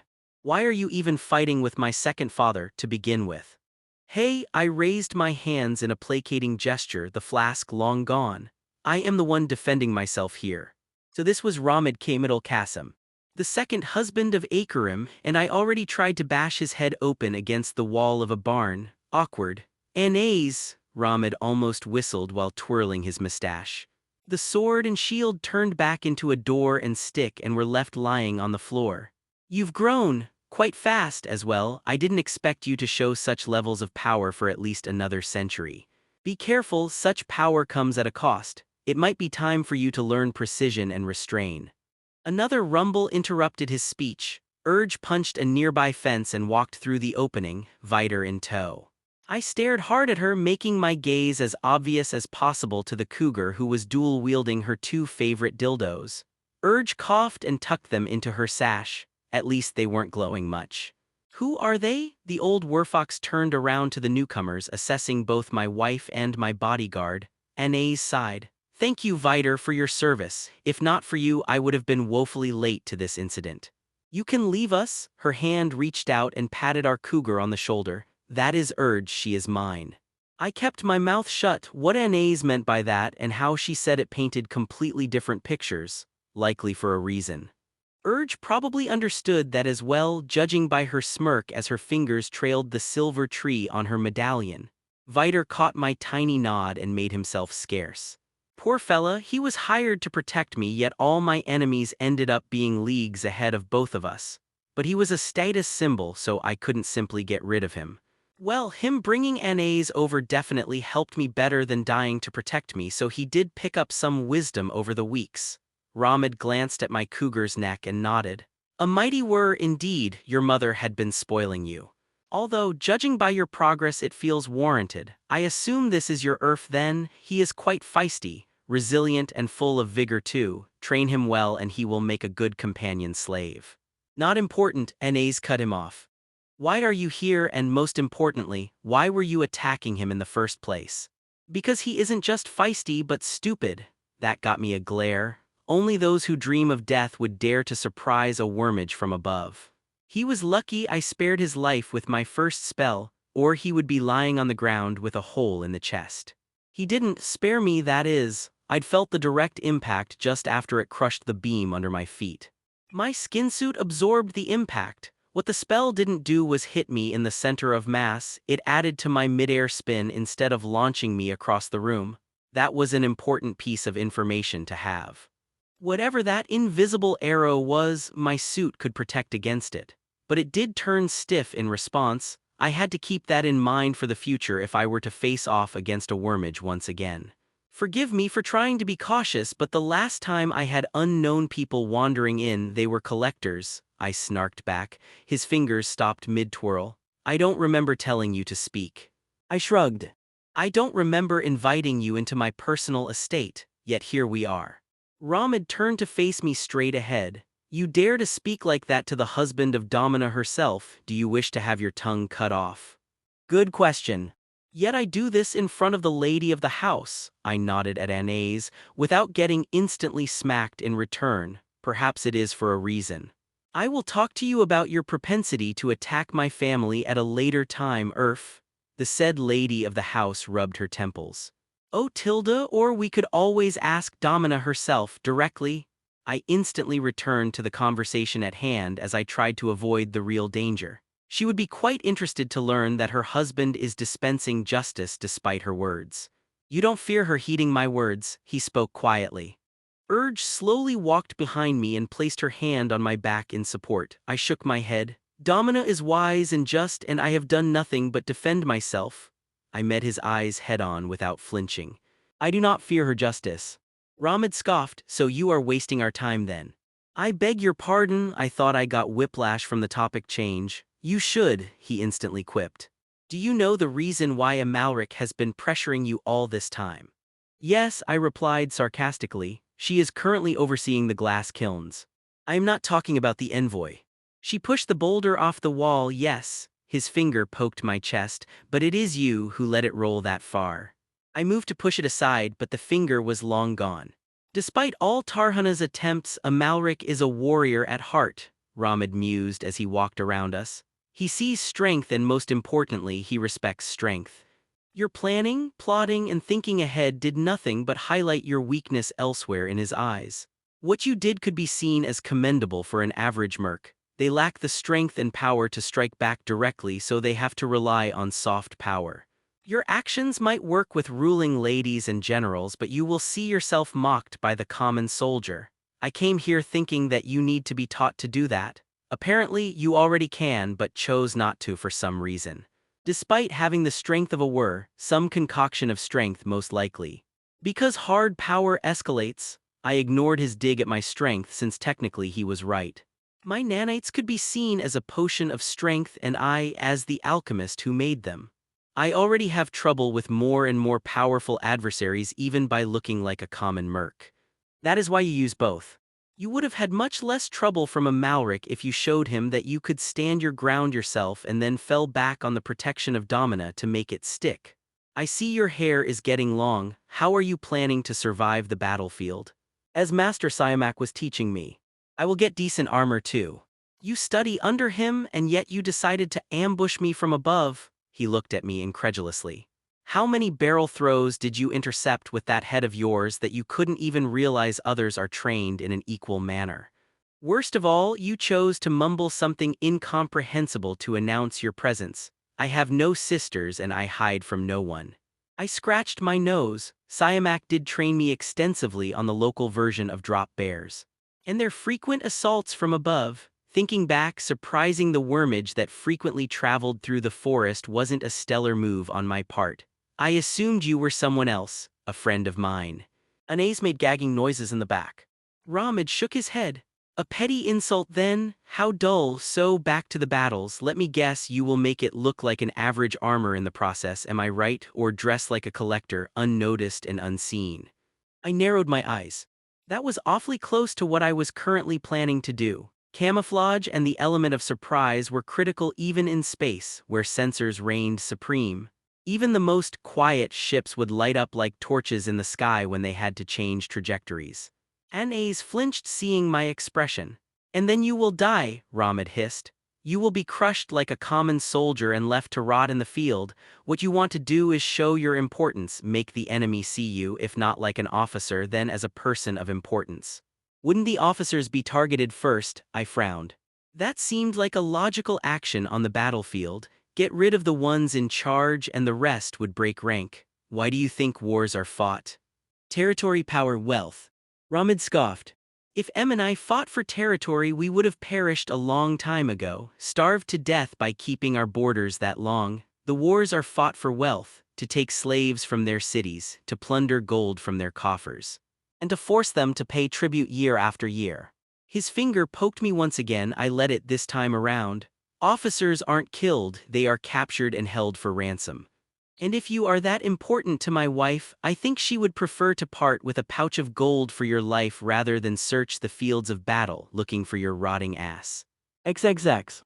So that was your second father, Urge murmured, watching Ramad walk away. The missing front of my barn made it easy to do. He might be blunt, but he isn't bad, Anais replied. My mother wouldn't let him. Well, he is honest, that's for sure, I sighed. And his words leave a lot to think about. The werfox's fingers tugged at my tunic. Was he right that you could have used your power but chose to hide it instead? Why? I was honest when I said that I fear escalation. I don't keep my name for no reason. I am still Earth and I am still a merc. I am very much aware of how powerful Wormage society is. I am also keenly aware of how powerful I can be in turn. And if I were to escalate, some will start to die. Urge cracked her fingers. It is their choice to throw their lives away. Perhaps, but there lies the issue. These Wormages tend to have Wormage parents and Wormage siblings. While I've noticed that it is very tricky to bruise their egos as a mere merc. You are still not getting dressed as a bush into battle, Anais harumphed. I do not wish to find out that you ate a boulder because you spooked a nearby Wormage. I chuckled. Now I wouldn't dare to. Besides, I reached out and pulled my tunic straight, revealing the new holes in it. While I am stronger than I appear, I am also much tougher. Your father's spells didn't miss. Both of them gasped and peered into the hole, seeing no damage but a few cracked scales underneath. Something that my skin suit would regrow in a few seconds anyway. This is one of my trump cards. And I am willing to keep it secret until the most critical moment. And what would you consider as such a moment then? Anais glanced at me. Legitimate threat to your or my well-being, I shrugged. I keep my skin suit hidden, but I would don it instantly if I feel threatened. This is why I grew it in the first place. Speaking of escalation, Urge, why dildos? What were you planning to escalate this into? They respond better than anything to my magic, she grumbled, looking away. If I were to face a serious threat that managed to destroy half of the barn, I would need my best available tools.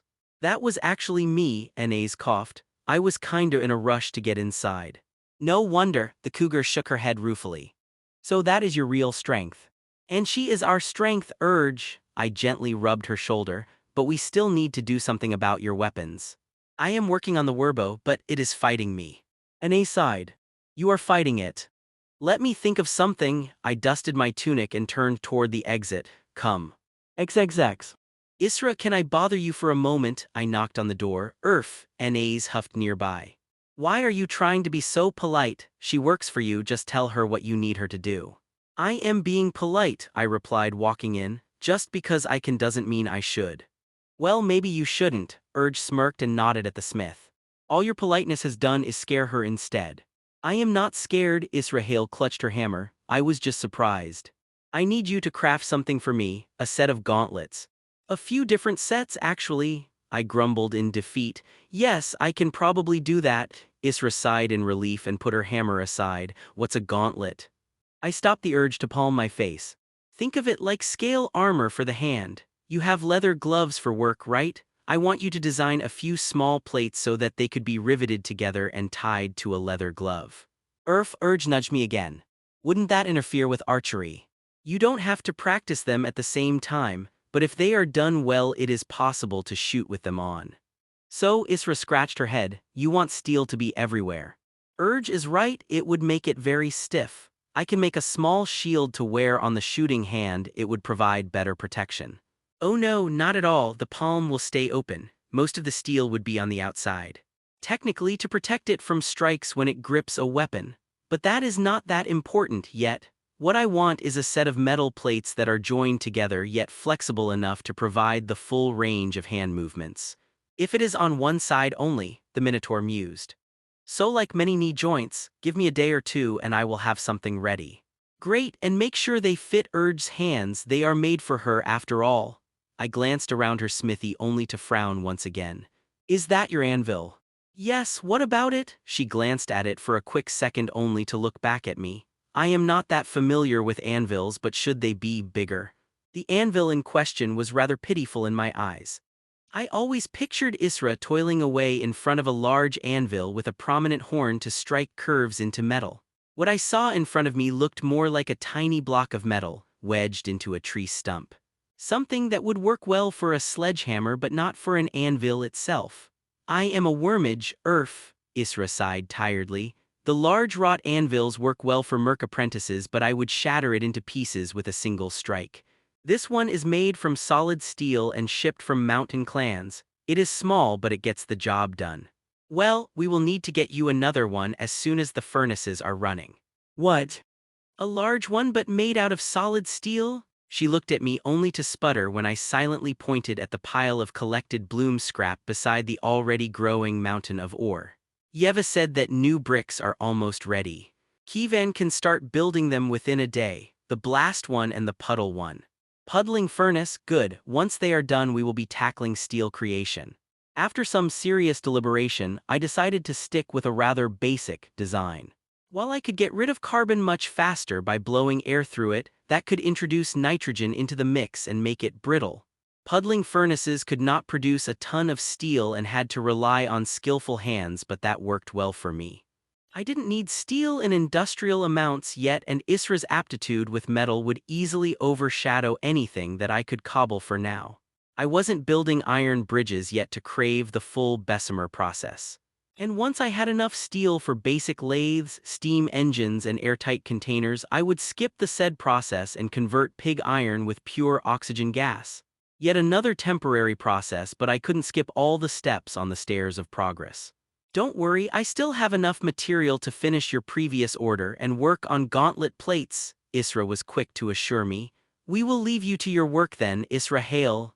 I nodded and headed out for the exit, pulling my Sadak along. Considering the size of that anvil, Isra did a tremendous amount of work already. The least I could do was leave her alone, so the brigandine plates were almost ready.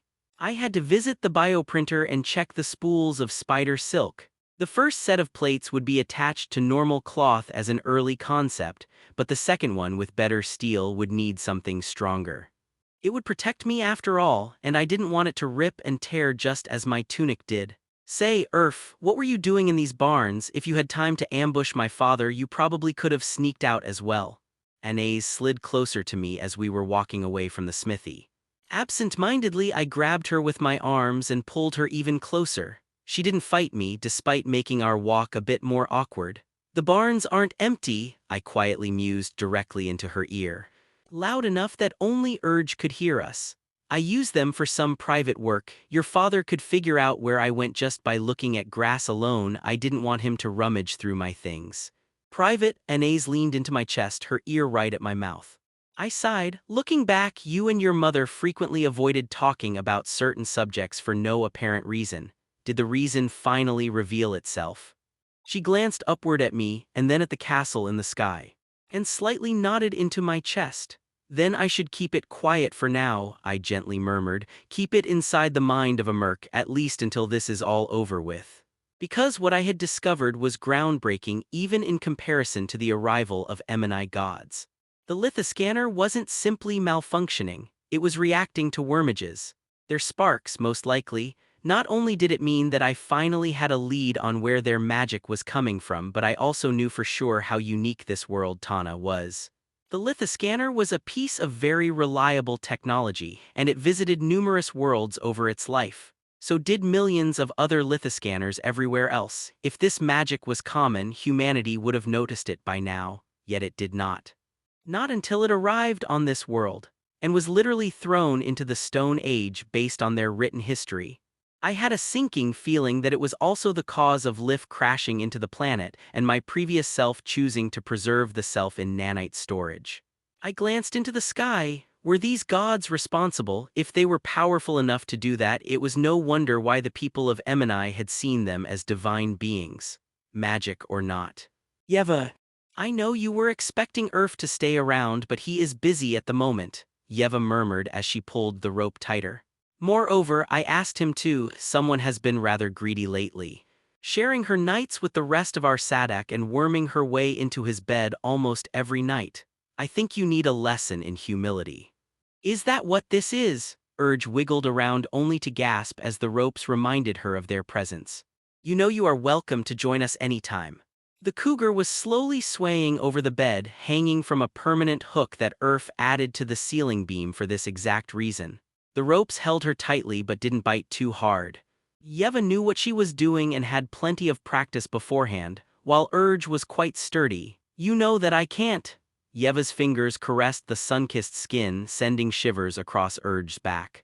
The carnal dance between three people will always have a selfish side. Two will please one or one will please two. You can switch dancers around, but you can't have everyone try to please others all the time.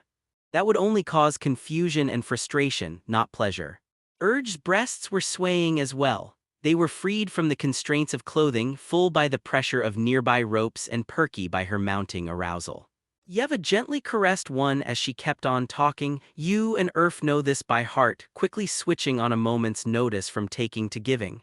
Anais is the lady of the house, however. She will not yield to a merc slave like me. And I refuse to play second fiddle all the time.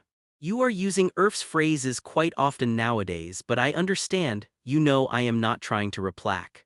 I know. I know you well, Urge. Yeva smirked as she continued to play with Urge's bountiful assets. You are not the type to seek better partners while throwing away previous ones. You are our greedy kitty that always wants more for herself. But I give back, Urge pouted, now and in the future, and when you have children I will be first to nurse them after you. Yeva smiled. Thank you, Urge. You will be the first whom I would ask, although. Her hand slid down and she touched herself. Yeva didn't do it for pleasure. She was already wet from the sights in front of her and the knowledge of what was about to occur in this room. She pulled Urge's face to herself only to slide the fingers wet with her nanite-modified juices into the cougar's mouth. I've changed a lot already, Urge, Yeva murmured, watching the yellow eyes widen in realization. Not only down there but in my chest as well. The only reason you didn't notice anything is that he likes me the way I am and it would bring unnecessary attention, but I will not have trouble feeding my own. Or others. First Urf and now you, Urge moaned while licking her fingers. Her eyebrows wiggled suggestively. I feel like I will enjoy this punishment greatly, but where are the toys? I can't sense them. There are no toys. Yeva deftly replaced her fingers with a gag, silencing the cougar. She ignored the puzzled gaze as she put on a pair of leather gloves, thin, soft, and with a faint glow of tiny runes all over them. Urf's most recent work, he even used the new lenses for magnification. If you haven't noticed already, the ropes avoid your sensitive spots. I don't want you to come too quickly. MMPH. After all, it wouldn't be a punishment if I gave you nothing but pleasure, she whispered menacingly into the cougar's trembling ear. MMMMMMPH. The ropes had runes on them as well. Anais Kamital Hillel. Anais walked through the manor with a conflicting heart. After spending so much time within the estate, the difference between it and the rest of the manor was quite obvious to her. While both places were built in a skillful manner and properly decorated, there was an obvious difference in intent underneath. The manor radiated status and wealth. While it was built for the comfort of its residents, it excelled at leaving the guests awed at the splendor of Kamital. Their estate was all about individual efficiency. While there were some additions either requested by her or implemented for her, Urf was quick to discard outer grandeur if it interfered with internal affairs. There was no grand walkway to push apart their living quarters. There was also only a single room that could be used to meet visitors without shame, not to mention his constant desire to bring amenities as close as possible. What was the purpose of having water fountains close if servants would always be at hand with a pitcher of cold drink or water to wash one's face? Despite all that, she found herself enjoying the new accommodations. The looms and soaps turned her bed sheets into something impossible to leave in the morning, while glass on her windows kept annoying gnats away without turning the room into a cave. It was obvious her mother had made similar changes to her rooms, but Anais only remembered them as they once were. Well, if she were honest with herself, the estate did not need to awe its visitors. That was the task fit for Domina. Only those who were approved and vetted by her mother would be allowed to proceed further and eventually meet Earth. Eventually, it might be a task Anais would assign to herself, or even sooner than that. Without bothering to knock, she pushed the door open and walked inside. Second father. He cast a glance at her and returned to his task of sharpening his sword. The real one, not the stick he tried to use against her husband. His werbow was nearby and already strung. You wish to speak with me? I admit right now might not be the best time for this. How much did my mother tell you about the current situation? She made sure the door was tightly shut. Ramad put the sword aside and stretched. She was vague and occupied. Some new activity at the primary manor is taking all her attention at the moment. Something that she is at the center of, judging by the number of gifts and seekers of her audience. So I learnt most of it from Tarhana. Anais smiled. Did my father tell you that anyone coming and going must be approved first by Domina herself? Am I to ask permission from my wife to walk around my own home? He scoffed. Do I need to remind you that this manor was a part of my dowry? This side of the manor, yes. The estate is located in the expanded section. I wasn't going to kill him. He waved her away. Despite his harebrained surprise, who is that friend that he mentioned, by the way? Albin Shebit Chassia. Despite his usual demeanor, he is a valuable connection, and Urf is the main link for that. It wouldn't be just my mother after your hide if you did manage to kill him by accident. Ho Ramad finally sat up straighter. Anais sighed in her heart. At least that name put some caution into him. One of the immortal generals, without a single failed campaign, he smirked through his beard, so it was not an insult but a praise. How curious. The boy has some spunk in him and is quite sturdy to boot. Not many mercs could easily shrug off my blows like that. With a sharp tongue, I would be very protective of him in your place too. Companions like that are quite rare. Her ear twitched. Speaking of companions, wasn't he bought for? The lines curved in her mind, and her second father slammed into the wall behind him. Pieces of plaster and marble rained on the floor as he fruitlessly struggled to claw his way out of the hole. He is mine. Anais gritted her teeth as her magic pushed him deeper into the new alcove. She could feel the flow curving around her and pressing on his spark, drowning any attempts to counterattack. I did not invest so much of my time and worry just for you to walk in and try to claim him because you are curious. Especially when the gods are above us. I speak as the lady of the house. Do not intervene in my affairs. Did he set you up for this? Ramad growled. A merc ordering the Domina's daughter to do what he is supposed to do himself. Why would I ask him how I should deal with my own family? She scoffed. Though he's taken heed to your words, this isn't the forest, second father. He can't simply attack someone of high status just because you want him to, especially if one of his attacks would land. Do you think Amalric and I aren't warriors? One does not avenge the scars gained in an honest fight. You are a warrior, my elder aunt isn't. Just imagine her saying something like a slave that lifted his hand against one of his masters.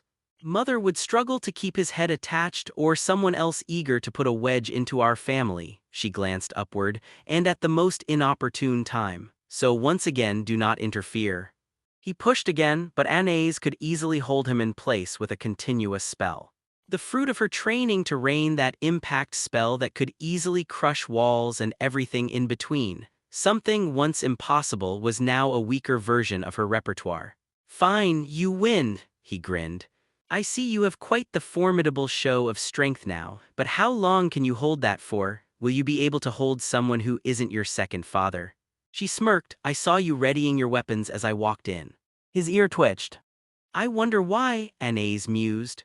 Perhaps a seasoned warrior like yourself felt an early onset of depletion and chose to get ready beforehand. Perhaps he licked his lips. What are you trying to imply? That you can keep this spell longer than I can fight it. Dear second father, she sweetly smiled. You have noticed that I've grown stronger, yet you still did not realize how strong I've become. I can hold you here for the better part of the day. Grinning at his gobsmacked face, Anais mused to herself. Or more, despite my numerous attempts, I've not once reached my limit. After all, she wasn't pushing the flow. She wasn't fighting it either. Anais simply let it curve in the way that she wanted and have the flow flow, XXX. I was idly tapping my fingers on the desk when I heard the knock on the door. Did you wish to see me? Isra peeked in. Yes. Please come on in. I took my eyes from the tablet on my table and gestured at the couch across from me. She walked in cautiously. Her hooves, wrapped in leather, barely made any noise on the wooden floor of my office. Or meeting room, as everyone else was calling it. I still set it to my standards. There was a desk, a chair for myself, and couches for my would-be visitors. A few shelves nearby to store scrolls and codices. The choice for couches was obvious. Mercs and Wur wouldn't be that picky if I were to call them here, while Wormages might see it as a slight against them. After all, I didn't have a tail to get in the way of sitting. Israel chose to sit upright on the couch, further highlighting her nervousness. Unsurprising from our currently rocky relationship. Callously speaking, it did put me at an advantage in the upcoming conversation, even if it was not something I desired. But that didn't mean I would discard it. I've talked with Kivan and Yeva. They have enough material to start building the furnaces. I spoke while looking into the window. The divine castle had been floating silently over the city for the last couple of days. It didn't react to the immediate cries of surprise, awe, and adulation. Nor did it react when citizens of Emini returned to their daily tasks. There was additional fervor in preparation for the divine ritual, but that didn't stop people from needing their daily bread, a place to sleep, and clothes on their backs. It just hung there looming, casting a shadow on the city and my own heart. That's great news, Isra grinned. What do you want me to do? I sighed. I want to discuss our future relationship. Oh, and just like that, Isra deflated once again. Is this about the refuse piles? Yes, I didn't beat around the bush. Do you know what your sister thinks we are doing, making orichalcum and foolid? Isra gasped. We are, oh gods. We aren't, and that is why your sister will fail. Not because she isn't a great smith, but because she is seeking something that simply isn't there. And that is also why I was quick to send you on this project without demanding secrecy. I need copper and steel, not some magical metals. Nor did I say anything about the magnet. Smiths are familiar with lodestones, and hiding its existence would be a useless task. Its creation was a different matter, but that is why I made it myself. So you are not angry about me talking to Esmat? Isra cautiously probed. About telling my secrets? No, as there were no secrets to tell. You did tell her about my intentions, however, and that is causing our current issues. While Esmat Fida isn't likely to benefit from this, she could easily interfere with our projects. Current or future ones. She sat there silently, looking at the floor. This isn't about her either. Other Wormages could do the same. As a smith, you should know how hard it is to craft something yourself compared to ruining the work of another. I would never. You. Most likely not, I interrupted her. But others could. Can you vouch for all smiths and important Wormages in Samat, Emini, Tana? You can't even vouch for your own elder sister, I spoke matter-of-factly. The last part hit her especially hard. So what now? The hooves shuffled on the wood. Now you will have to make a choice, whether you want to be a great smith. Of course. I raised my hand, asking for silence. Whether you want to be a great smith or seen as one. Isra tilted her head. What do you mean? Aren't all great smiths seen as such? Eventually, but not immediately. By talking to your sister in that manner, you weren't showcasing your skill. Nothing there was of your own making, except maybe for the carefully selected lumps of metal. You were bragging about my hidden knowledge. I have no need for someone like that. She tried to speak, but I raised my hand again. If we are to work together in the future, there will be a time when I will need to tell you real secrets. Things that would likely make you famous overnight and killed for your knowledge. Noticing the askance look, I nodded. I speak as the alchemist of Kemetal who already survived 2 collectors for my insights in glass alchemistry. Are you ready and willing to face similar odds? Isra shook her head vehemently, tiny bells tinkled on her horns. Right, I am also neither ready nor willing to repeat that experience. That is why I need a smith that can keep her mouth shut no matter the circumstances. One who is willing to stay silent and look like an apprentice digging through refuse rather than trade the secrecy to remove the imaginary stain on their honor. Because the outcome might not be even close to the minor inconvenience we are facing right now. Sparing a final glance at the window, I stood up and walked around the table. Before, I said that I was looking for discipline, but recent events forced me to reconsider. I want loyalty. I know that I might be asking for a lot as a merc from a wormage, but this is not a demand. It is an offer. I walked closer to Isra and gently pulled her horn upward, lifting her face to meet my eyes. It is an offer from someone that your elder sister thinks is capable of making magical metal. And she is willing to act so rashly to hinder. An offer from someone whose domina is willing to seek not just a smith but you. I will not ask you to betray anyone nor divulge any secrets of your house. You said that you don't wish to engage in politics? Don't. Let me or our domina bear this burden and focus on what you said you desire to do most. Create. Let your future creations speak for you rather than telling others about them. My fingers let go of her horn, but she didn't look away anymore. This is my offer to you. You can take some time to think about it, but there will not be another one. If you find yourself unable or unwilling, I will honor that. I will find you a task and give you the work that you desire. But I will not share my secrets with you. What about apprentices or other helpers? Am I to keep these secrets into my pyre? I shook my head. No, you will teach others when the time comes. Whether it would be your children, close family, or vetted members of Cametal and Enoch. Perhaps even some of the estate's servants who have shown sufficient aptitude, but that would come with time. And I would expect similar loyalty from them as well. While I would like to spread my knowledge, I will not do it at the cost of my safety. Family, Isra murmured and glanced at her hands. Will my words be enough? No. I reached back to the table and pulled the wooden tablet free from the paperwork and gave it to Isra. This one is a bit different from the one you swore to Akarim. Feel it for yourself. There are no curses nor maladies woven inside if you were to break your word. That is why it is so small. That and the new availability of magnifying lenses. All it does is send a signal. Either telling me to hide and defend myself or to start organizing a rescue mission for you, or burial for both of us. Her fingers gripped the tablet. It is funny how the most simple and quiet things feel as if they are the most malicious. Because they are honest. There is no blustering or petty threats, a mere statement of facts. Tell me, Urf, will your knowledge truly make me great? Well, Isra grabbed my hand and shook her head vehemently. Don't tell me your truths. All they speak is of uncertainty and possibility. Give me an image so that I could dream it in the night, the reason to believe that what I am about to do will not be the beginning of my downfall, will it? I looked into her pleading eyes. Yes. This was probably one of the reasons why Isra tended to avoid social aspects and all other things that thrived on uncertainty. She yearned for the discrete results and rewards for her work.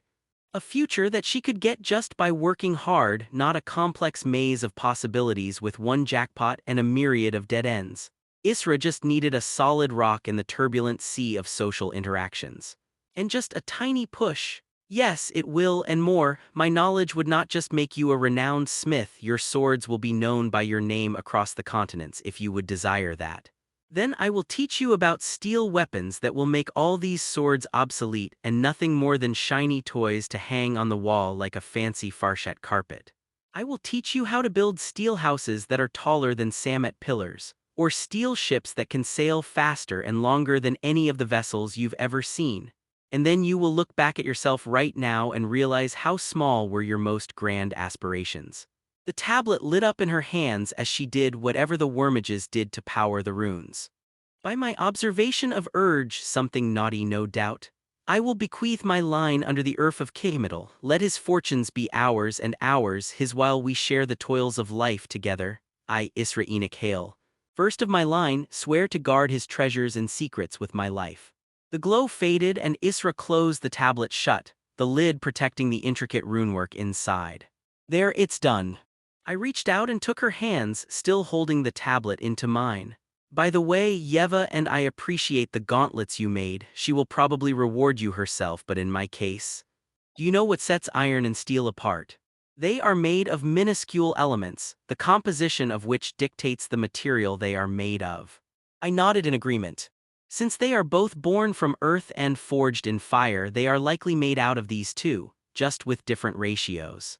I smiled. What if I told you that there is an element called iron and another one that we shall call coal? Whereas steel is just the mixture of two. Yeva. Urge was a soppy mess. The gag made her drool a bit, but that wasn't the main source of wetness that soaked their blankets. Yet Yeva didn't stop, or to be more precise, she couldn't stop. Not anymore? Her gloved fingers effortlessly traced a familiar path across the cougar's spread folds, drawing out usual twitches and shivers yet denying that final step to the peak of pleasure. Urge had stopped fighting some time ago. Now she simply hung in ropes waiting for whatever was bound to happen. Yeva smiled and carefully pulled her hands out of the glowing gloves, amused at the repetitive movements of now empty vessels. There was a certain charm to watching this type of magic, as if a gloved spirit had decided to molest their cougar. Taking careful steps, she tiptoed to a nondescript box and pulled out another glove, gauntlet to be precise. While she paid attention to her charge, her actions remained unnoticed. Urge was fully in the fugue of pleasure. The gauntlet was a rather well-made attempt by Isra. Yeva wasn't sure how many tries it took to get to this quality, but this was the first one the smith had presented to them. Surprisingly quickly too. Isra probably burned a lot of midnight oil to remain in their good graces. Despite her previous misgivings, Yeva had to concede that the smith did know how to work hard, but she would give thanks to Isra later. The runed plates of the gauntlet started to shine as soon as she walked closer to the cougar. A couple more steps and Yeva had to fight the twitching thing so that it wouldn't fly out and join its less armored brethren in the task of edging Urge. Yeva's fingers ran across the sweaty back, sending a new wave of shivers, and pulled at the strings that held the gag in place. Yeva! Urge was quick to shout, still working her stiff jaw. Enough of thish, let me come. Please. Are you enjoying my touch? Yeva drawled while gently caressing Urge's face. Fuck you, no, fuck meh. She laughed, but I am here, not there. Urge tried to twist around. Who Agnes Earth? No one is here but us.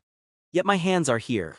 Urge whined and Yeva decided to give her a break. Pulling out the jerking gauntlet, she waved it in front of the cougar's face. Did you remember that I had similar gloves at the beginning? Thin velvety ones without any armor. Where do you think they are? If this one moves so hard, just imagine what the other two can do, and there is only one mage in this room. She leaned in and whispered into the twitching ear, you see, Urge. The truth is, you have been edging yourself for quite some time now. All you had to do was simply will your magic to finish the task. Urge roared. The gauntlet flew away from Yeva's hands only to dig its fingers into Urge's breast. The two leather gloves went on assault as well. Instead of gentle but frustrating touches, one delved deep into the cougar's core while the other vigorously massaged her clit. A single hiccup. A moment of silence and Urge collapsed into violent spasms of pleasure, drenching once again the already wet blankets. Good girl, Yeva cooed as she cuddled the twitching kitten in her hands, gently massaging the accumulated stress away and letting her cool off from the explosive climax. You've done such a good job, I am proud of you. It took a few minutes of cuddles until the final aftershocks of pleasure washed away and Urge could breathe calmly. Yeva. Did Irf set you up for this? Well, he thought that using them during our fun times might have a similar effect to dildos, but I thought denying you the ability to move made it so much faster. So you are saying this was all your fault? Did you not enjoy the finish? Or the new skills that you've gained alongside it? The amber eyes narrowed. Perhaps I should do the same with you. Who knows, maybe you will learn magic after hanging here for a day or two as I lick you clean of your nectar. Yeva laughed and pushed the still-tied Urge away, letting her sway in the air. It is a good thing that the ropes did hold. I think I need to call for Urf to tame his kitten once again.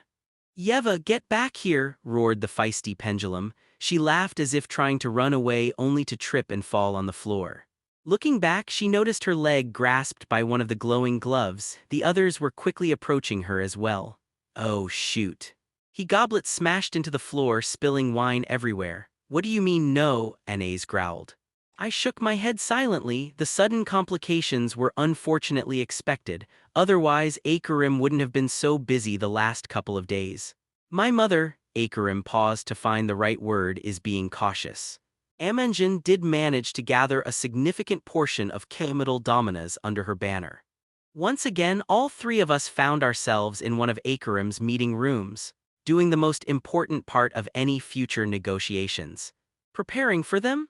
It didn't matter if said meeting was done in space among diplomats and navigators or here in an ancient-like society of mages.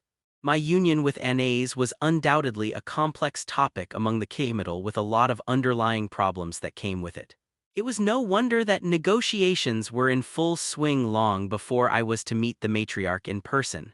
The young werfox clenched her fist, warping a nearby plate into a piece every surrealist painter would salivate over. Then I need to show them I am not a mere lady of the house anymore. One of many, I have the strength to demand what I want. I already did. Akarim lifted her palm with a floating set of runes above. The entirety of Kamital is aware of our new power now. Nevertheless, there is a significant push against declaring your union publicly. Why? Risk and reward, I said. It is not bragging to admit this manor is already reaping rewards from my presence, both immediate and long-term. What the rest of Kamital have are the promises of long-term benefits and immediate risks. Risks that they are not very comfortable facing. Anais frowned, but weren't you making these gifts to sway them over? Akarim nodded. He was, and it would have worked flawlessly a mere 10 days ago. There are different risks on the table right now. I couldn't help but sigh. Once the Emini gods arrived, I expected them to do something godlike. Descend in gusts of fiery flames and smite nearby heretics, speak in tongues from the skies to proclaim their power. Something. I was wrong, and I was also right. Said gods have done the most godlike thing possible, nothing. After its emergence, the castle did absolutely nothing but hover. Yet that was enough to stoke the religious fervor in the Emini masses, spur the activities gearing up for the ritual, and strike some fear into Kamital dominas about a hypothetical Merc daimon, like a silent warning. Deep in my gut, I knew that Sophia Chassia was mixed with that somehow. I didn't know how connected the censor was to the gods of Emini, but if anyone could contact them, it would be her, with some magical prayer or whatnot. Anais groaned as she paced through the room, biting her thumb in frustration. I noticed you said publicly, so the Kamital matriarch isn't opposed to it happening in general. I got up and caught the pacing werfox in my arms, slowly massaging her shoulders. Nanya Kamital Ida simply wishes it to remain under the table. Precisely, Akarim sighed. And so far I have been unable to dissuade her from this opinion. From her point of view, Anais would still get you eventually, while Kamital would have enough time to grow stronger with your aid. So she wants the cake and eat it too. I sat back on my couch and pulled Anais into my lap. How likely is it that she expects me to quietly disappear before the final decision needs to be made? She is Kamital and merchant blood is in her veins. If you end up as a nobody apart from your recent inventions, the House of Kamital would likely deny any connection you had with my daughter. On the other hand, if you managed to prove her wrong, she would be a generous matriarch that welcomed a bright seedling into her house. A trifle task for him, but that still doesn't help us now. What if they interfere? Anais, Akarim hissed and then shook her head. That is exactly why my mother is unwilling. For her, the risk is too great. The werfox in my arms harumphed and crossed her arms. And when we need our house the most, they skitter away like scared rats. Remind me why we need them in the first place. Because most of our wealth and power still comes from the name of Kamital. Because I would not be able to trade across Emini and abroad if I were an independent domina. Because, in their absence, this manor would be swarming with collectors of every other house imaginable. They might not help during the divine ritual, but without them, we wouldn't have lasted until then. Akarim's rebuke poured cold water on Anais's ferocity, making the lady of the house squirm in my lap. Without making too much noise, she quickly settled in and took a few calming breaths. I apologize, the emotions took the better of me, so what are our options then? Domina glared for a few seconds and then nodded. I was preparing for this outcome. Despite my mother's demand not to make it public, the word is already out. This is why I allowed Urf to mention your union to others outside of your Sadek. This is why I intentionally provoked Amanjan during our meeting to inform the rest of our house about it. Not only did it spread the news, it also happened when I was nearby to guide them in a proper direction. The news of your union cannot be contained anymore. I scratched my head. Don't we need to undergo some ceremony to make it official in the eyes of Emini? What ceremony? Akarim frowned as Anais looked back at me in confusion. The marriage one. I tried to remember what I managed to read about Wormage customs. How do Wormages join Sadakat? When their mothers or owners agree to it, Domina flatly stated. Since I am both, your union was official as soon as I said so. While it is common to hold a feast in celebration, it is not a requirement. I expected it to be more strict, not that I mind or refuse, just curious. Don't you have issues with inheritance? Akarim looked at me like I was an idiot. I know exactly which children are mine. I gave birth to each of them, personally. I am not senile to need a scroll to remind me who is who. Never mind, I shook my head. Just making sure that everything is covered. What about Eska? Can we use them? Just another thing I took for granted. In a certain way, it did make sense. Em and I didn't have the same issue with inheritance that our mutual ancestors had. There were no kings or chieftains here that wanted to be absolutely sure their wives would give birth to their children. Just as Akarim said, Dominas had no trouble establishing inheritance. Moreover, with marriages and Sadakat being established on words and agreements alone, it gave yet another social lever into the hands of Emini women. Quick marriages and easy divorces would always benefit the wealthier and more powerful side, forcing the others to stay in line lest their marriage be simply forgotten about. Anais's tail wrapped around me possessively. We are here to make sure that you stay with me, Urf. I am not going to leave you that easily. I gave her a quick smile and shook my head. She guessed correctly what I was thinking about, but I wasn't that worried about our relationship specifically. Apart from obvious mutual attraction and healthy sex life, we both contributed something valuable to our union. Eska will not be of significant help. Akarim shook her head in contemplation. Especially during the divine ritual, this is not their land. They could, however, influence Amanjan and her faction. How impressed do you think she was about your new invention? I smiled. I would say very. She wouldn't have told me about the delegation if she wasn't extremely eager to spread the news. And that was just from a single one, a spyglass was it? I can just imagine their faces when they see all three. If Kamital isn't swayed by your dowry or cowed by our magic, perhaps it could be threatened by Eska, eager to lay claim on your gifts. Something to consider, I nodded, especially since Eska already knows of me. While other manners might guess and wonder at Kamital progress, Lamuras already know that they need to seek new tools, not spells or runes. It would be a matter of years for them to acquire my inventions and start using them themselves. Might as well give them early and reap the benefits in the process.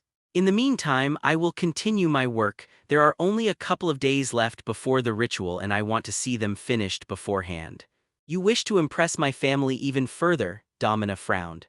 I don't think that would be a good idea. If they won't be impressed by the first three, the rest would look like an act of desperation. You do not want to show them that? No, not Kamital. I've done all that I could, and by the looks of it, so did you. The rest would be decided during the meeting. But Albin's words are still on my mind, and so is the castle still in the sky. I don't think that your gods would see me as desperate if I overdo their gifts. Something like that would be rather expected. Akarim was nodding before I even finished. At the same time, our house will undoubtedly notice that you have plenty of other gifts up your sleeve. After all, you are likely to meet all other dominas and matriarch herself during the feast and the ritual. Delicate fingers reached out and plucked a grape from a nearby plate. Just remember, I want to witness them first. Then you should visit the kilns in the afternoon, I grinned. They are already hot and who knows what interesting thing would come out. Tug. Sweat dripped from his forehead as he kneaded the clay in his hands, slowly turning it into one even lump. Kevin called it wedging. Tuck's wrists were on fire, but he didn't stop. He asked to become an apprentice himself and was willing to do much worse just to be able to learn the craft.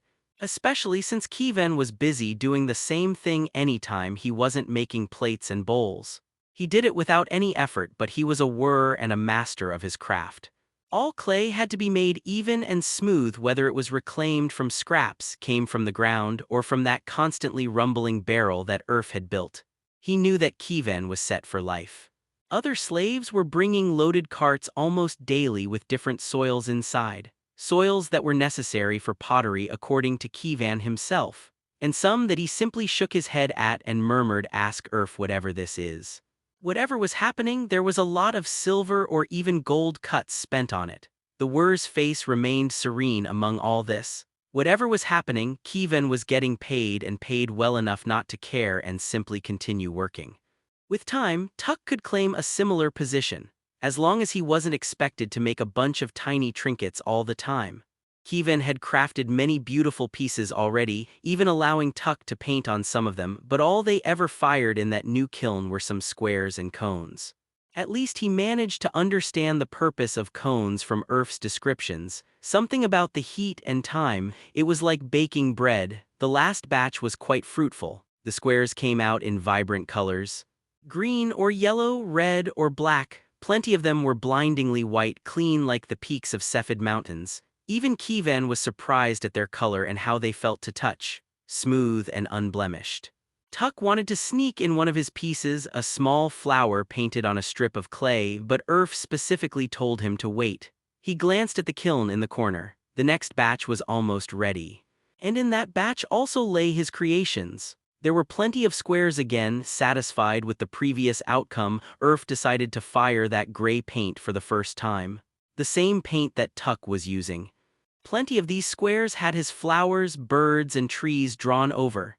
"Keep working," Kievan grunted, glancing at the kiln, and Tuck got himself busy. The potter was also curious. There were a few plates inside too. "Is it almost ready?" A new voice rung through the workshop. Tuck didn't need to turn around to recognize Earth. "Indeed, the kiln is cooling down as we speak. We should—" Kievan's gasp interrupted his speech. The Wur went down on one knee in a hurry. "My Domina, lady of the house." Almost dropping the clay on the ground, Tuck hurriedly followed suit. His heart pummeled inside his chest as he saw the two tails slowly swaying in the air. He tried to swallow, but his throat was still dry. This was the first time that he had seen Domina in person. What was she doing over here? "Perfect, I can't wait to see the results." Earth grinned and looked at Domina. You may rise," Domina sighed. Kievan got up and wiped the sweat from his forehead. "My Domina, the kiln is new and we are still trying it out. Forgive me if what you see is not to your liking." Tuck glared at Earth. Was he that eager to brag about it? This was Domina herself. If she were to hate it, all that effort would be wasted. He should have waited a few more days so they could fire plenty of batches and choose the best pieces to present. Yet he dragged the Wurmage herself into the workshop. "Oh, it is all orange." He did a double take. The lady of the house was already at the kiln, glancing through the hole inside. "Careful, it is hot," Earth warned, but it was too late. With a wave of her hand, a glowing plate floated out of the kiln and settled on the table. 4 pairs of eyes stared at it as the plate quickly dimmed in the fresh afternoon air. Warm brown replaced the fire red, only to recede away from the pristine white. "Oh," the younger Wurmage smiled. "That is indeed an unusual color for pottery, so clean and pure. But I am not sure that this—" She trailed off as the second color emerged, not the faint gray that Tuck painted it with, but a deep blue like the night sky, in lines and patterns that he was quite familiar with. With bated breath, Tuck watched blue flowers emerge among blue trees with blue birds flying everywhere. "How very Earth of you," Domina mused and swiped her hand in the air. A sharp gust of wind and the cold plate landed in her palm. Her fingers trailed on the surface, sleek and smooth as if it was made of glass and oh so pleasing to the eye. Somewhere nearby, Kievan exhaled a shuddering sigh of relief. Well, it is similar to glass on the surface. Suffice to say that one does not need to seal it so they can store food or drink inside. Not with oil or fat nor with tar, just like a glass container. "A glass that is not glass," she tapped on one of the flowers. "Yet it can be painted on, am I correct?" An elbow nudged into his side and Tuck jerked away. "Why yes, my Domina." If Tuck was a Wurmage himself, Earth would be burning right now under his gaze. Unfortunately, he was just grinning as if nothing happened. His heart was fluttering inside his chest like a bird caught in a trap. Good, I will want quite a few designs made, plates and dishes with pyramidal scales specifically. Pick the best that you have and have them painted with symbols of emini, pillars, and crescents. Sulla will provide you with good examples of each. Make sure they are made well, they will be gifts. He bowed deep. As you desire, my domina. The amber eyes finally moved away from him. Kievan, was it? How quickly can you make them? The were bowed. Urf expected that you would ask this. I've been preparing stock all this time. With the kiln constantly running, we could have 3 batches ready in a day. Do so, and you will be rewarded greatly. Ask Sulla if you need more hands and make sure to use only the best quality you could ever make. I will make sure that they would be a fitting gift for a wormage. Wormage. These will be the gifts to gods themselves. The world started to swim across Tuck's eyes. The lump of clay fell on the floor with a thud as Kievan desperately tried to grab the table nearby. Earth. Yes. I remember you said that in your alchemy workshop you have a drink stiffer than any wine. I think I need that. Ethanol, you need to clean something. No, I need to drink something. XXX. While the meeting was a bit stressful for Tuck and Kievan, they needed to grow skin thick enough to continue working with me. It was leagues better to do it in presence of Akarim rather than some other wormage that wouldn't necessarily treat them well just because I asked her to. But the clock was ticking in my head and throwing blue and white porcelain gifts just didn't feel like enough.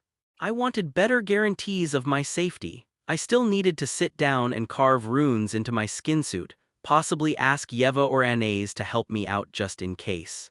If my gifts ended up insufficient to sate the hypothetical greed of the Emini gods, I wanted to have as much bark and bite as I possibly could, and that was why I was heading to the greenhouse. The bioprinter had grown enough to start developing internal wombs and gestate other living tech. These wombs were nowhere close to Lift's gestation vats, but that was all I would have for the foreseeable future. Worst of all, not everything could be grown even now. I still needed Rena and Isra to advance far enough in metallurgy and machining to have pressurized containers and a hydrogen-helium atmosphere. I couldn't help but chuckle. These elements were the 2 most common ones in space, and my technology reflected that. All organic batteries and generators needed enormous amounts of readily available hydrogen to fill their superconductive nanotubules. While I could technically start growing them right now, it would likely take centuries to grow even one in this atmosphere. But I could work on something else right now, like a dispenser for medical gel or even. A loud shriek interrupted my thoughts and I took off in a sprint. That was my mother screaming. I burst through the greenhouse door, barely ensuring that it would remain on its hinges, and saw her screaming inside. A bloodied knife gripped tightly in her hand. Yeva was nearby, shaking her head. What happened? She bellowed and pointed down. Explain this. I cast a glance at what she was pointing at. It is a melon. What kind of fey melon is that? Tell me, is this merc flesh? I awkwardly swallowed. Noit is just a meat melon, it's melon flesh. I think I needed to take it slow with living tech, that or I had to hide it better. Was it really that bad? I asked Yeva as soon as my mother stormed out of the greenhouse. She ruffled my hair. The melon itself is not the issue, it is just a plant with an unexpected taste and texture. The problem is how it makes you look. To me, this is exactly like the earth I know and love. Unfortunately, the new earth is one she still has trouble adjusting to, and the meat melon of yours acted like a reminder. I slumped down and kicked a nearby rock. I just wanted them to have healthy and well-rounded meals. Both of them are still too thin and sickly. Don't blame yourself too much, this is just a small setback, they will be fine. The meals are filling and nutritious even without your most exotic fruits, we both will make sure of that. But why plant-based meat? You do not look like one to disdain eating animal flesh, or eating in general. At the same time, we have no shortage of it in Samet and there are enough funds that cost is not an issue. Yeva frowned. Is the meat here of bad quality? No, farmers and shepherds walk their animals straight into the city and slaughter them right before sale, so I do not worry about spoilage. The melon meat is simply better. It wasn't designed to move an animal, whether to escape a predator or chase prey. It was designed for the sole purpose of human consumption. It is healthier and more nutritious without sacrificing its great taste. Yeva sat down on my lap, smiling slightly. Would you tell me of your people? What made them go to such lengths, the love of food or the distaste for unnecessary pain?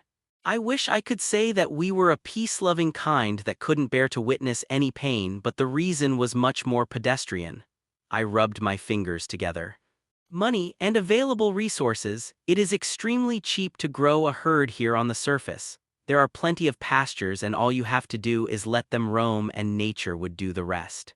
On the other hand, if all that you have around is dead rock or cold steel, every plot of arable land is extremely precious. You consider meat here as a luxury. For us back then it was an unacceptable expense. Rock and steel, huh?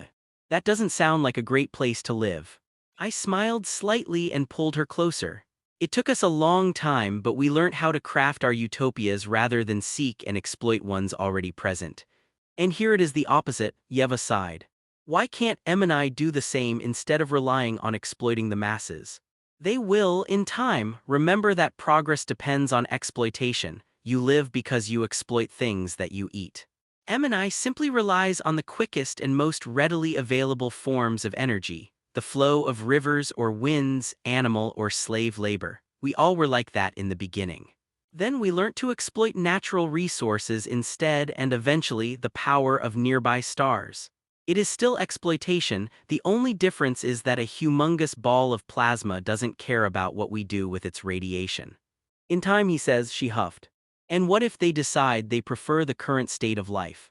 I smirked. Well, then I will make them. I will drag them into the future kicking and screaming. Are we to plan for a future revolution then? I grimaced. Fuck no. Too much blood for too little gain, and a high risk of losing the reins of it altogether. If I were to do something that's significant, I would make sure that it had no chance of failure. I wouldn't fight the slave owners directly, nor try to outlaw slavery. I would make them unprofitable. They could choose to cling to their previous life, but they would be scrapping at the bottom of the barrel. And the only way up would be to adapt to the new environment. But they aren't so stupid they wouldn't notice your attempts. They don't just have wealth and power, they have magic too, Yeva argued back. That is why I am not going to attempt that anytime soon. Moreover, it is hard to defend against something one isn't aware of. If I were to describe a steam engine to Akarim right now, she would easily grasp the concept. Electricity would take some time but should not pose a significant challenge in learning at least the general theory. She won't be able to design electrical components, but she should be able to understand what they do, why, and how.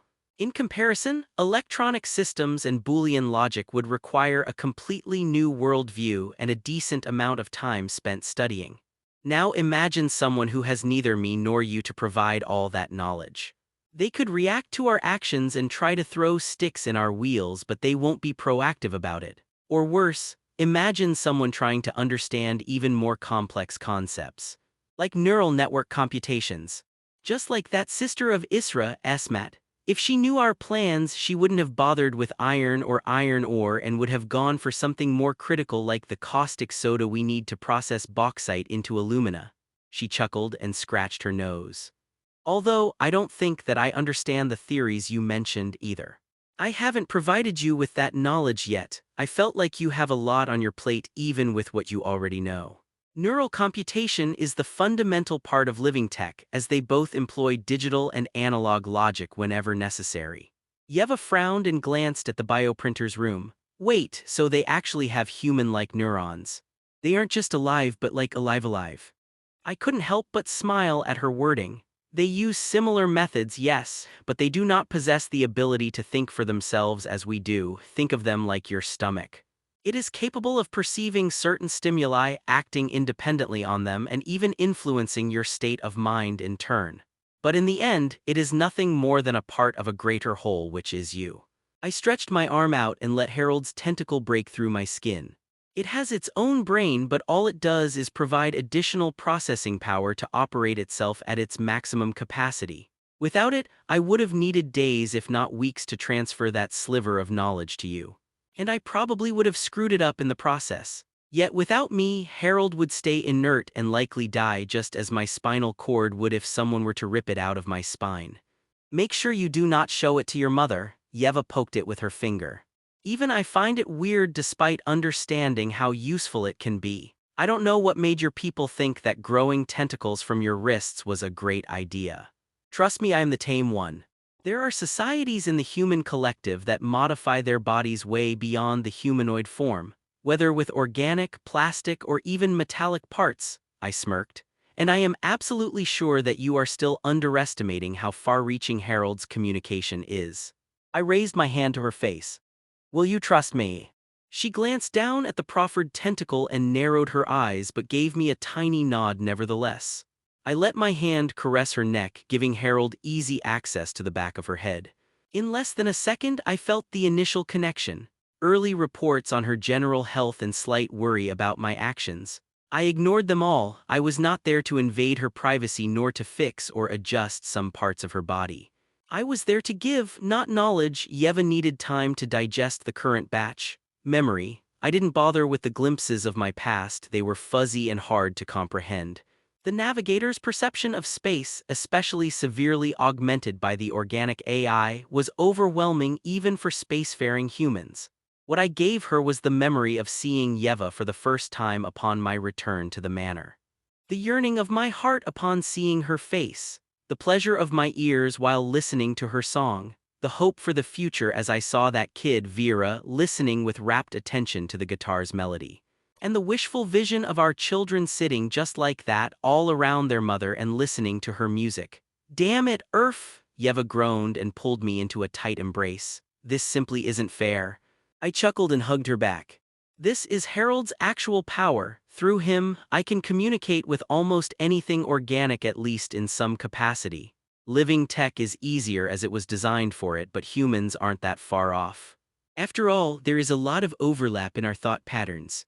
And you can talk heart to heart without wasting time on words. Her fingers gripped my tunic. Are you trying to corrupt me? Yes. I do not wish to be the only one who can communicate with the bioprinter, nor do I want to force you. She huffed, pushed me aside, and got up. Fine, you evil man, but know that once I do it, we will talk. And I will tell you all that was left unsaid before, but don't expect me to use them often. I stretched and got up. You don't see me use mine that often either. And I will listen to your heart once you do get it. The tiny hand grabbed me by the wrist. Where are you going? I scratched my nose. To apologize to my mother. And how is Urge, by the way? I haven't seen her since morning. Yeva shook her head. I will talk to Mela. Urge is fine and even had some early progress just as you expected. It did leave her somewhat exhausted yet satisfied. You do have a pressing matter at this moment, however. I do. The fingers squeezed. You've made your wife quite distraught with current matters, Yeva murmured, and I will be going to sleep today cursing M&I laws. The laws that would force my children into slavery until at least one of us is a freedmerc.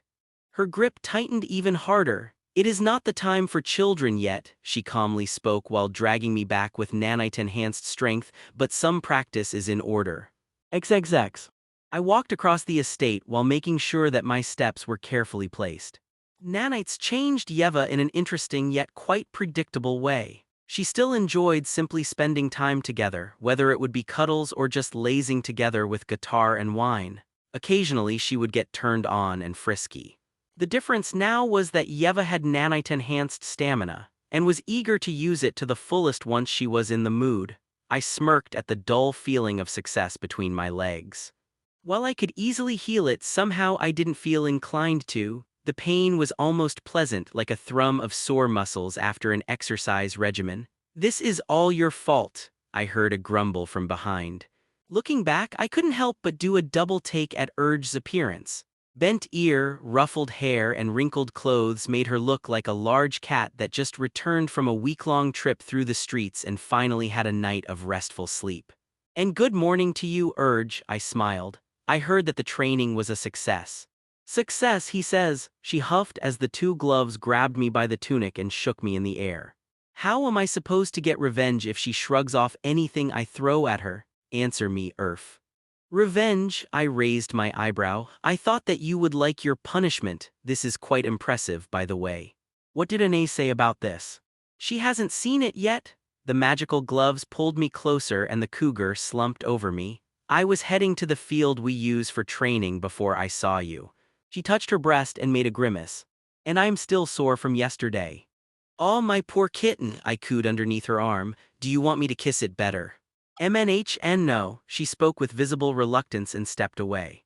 NAs would get rather cross with me for skipping the training, and you are probably busy yourself. Where were you heading? I sighed, going to see our dearest matriarch in person, I guess. Then I will swing by the furnaces to see the progress. By that time Isra and Yeva should have them running full blast.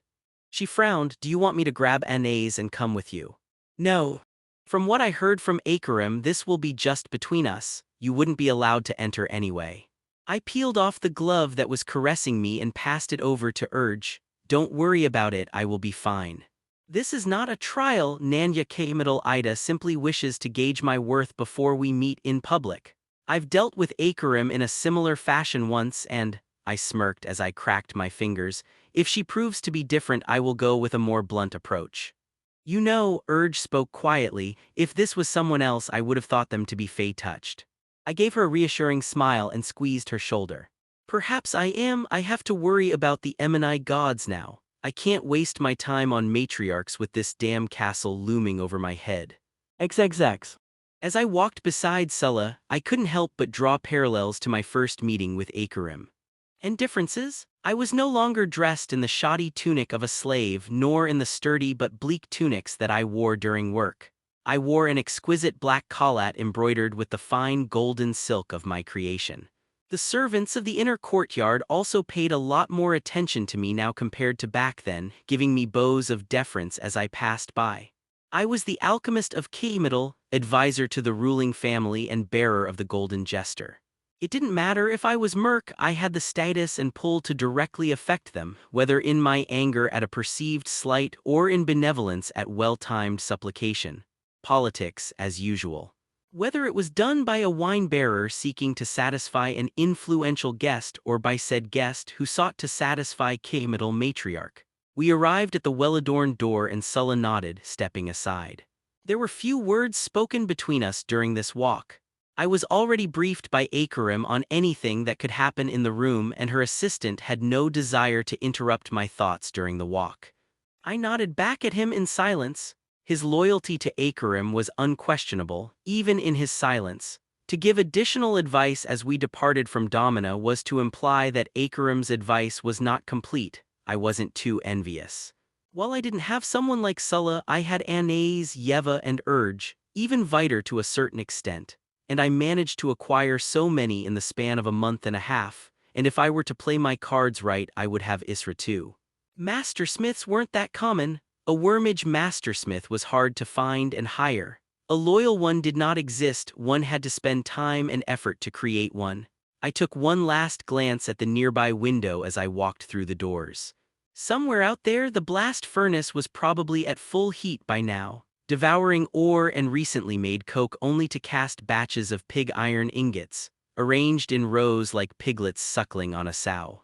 My words did reach her heart back then, she wouldn't have activated the tablet otherwise, but this would be the first real show of my promise. "So, you are the merc that tried to steal my granddaughter."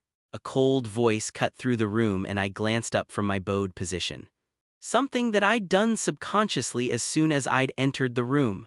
Nanya looked like Akarim, there was no question about the family ties there.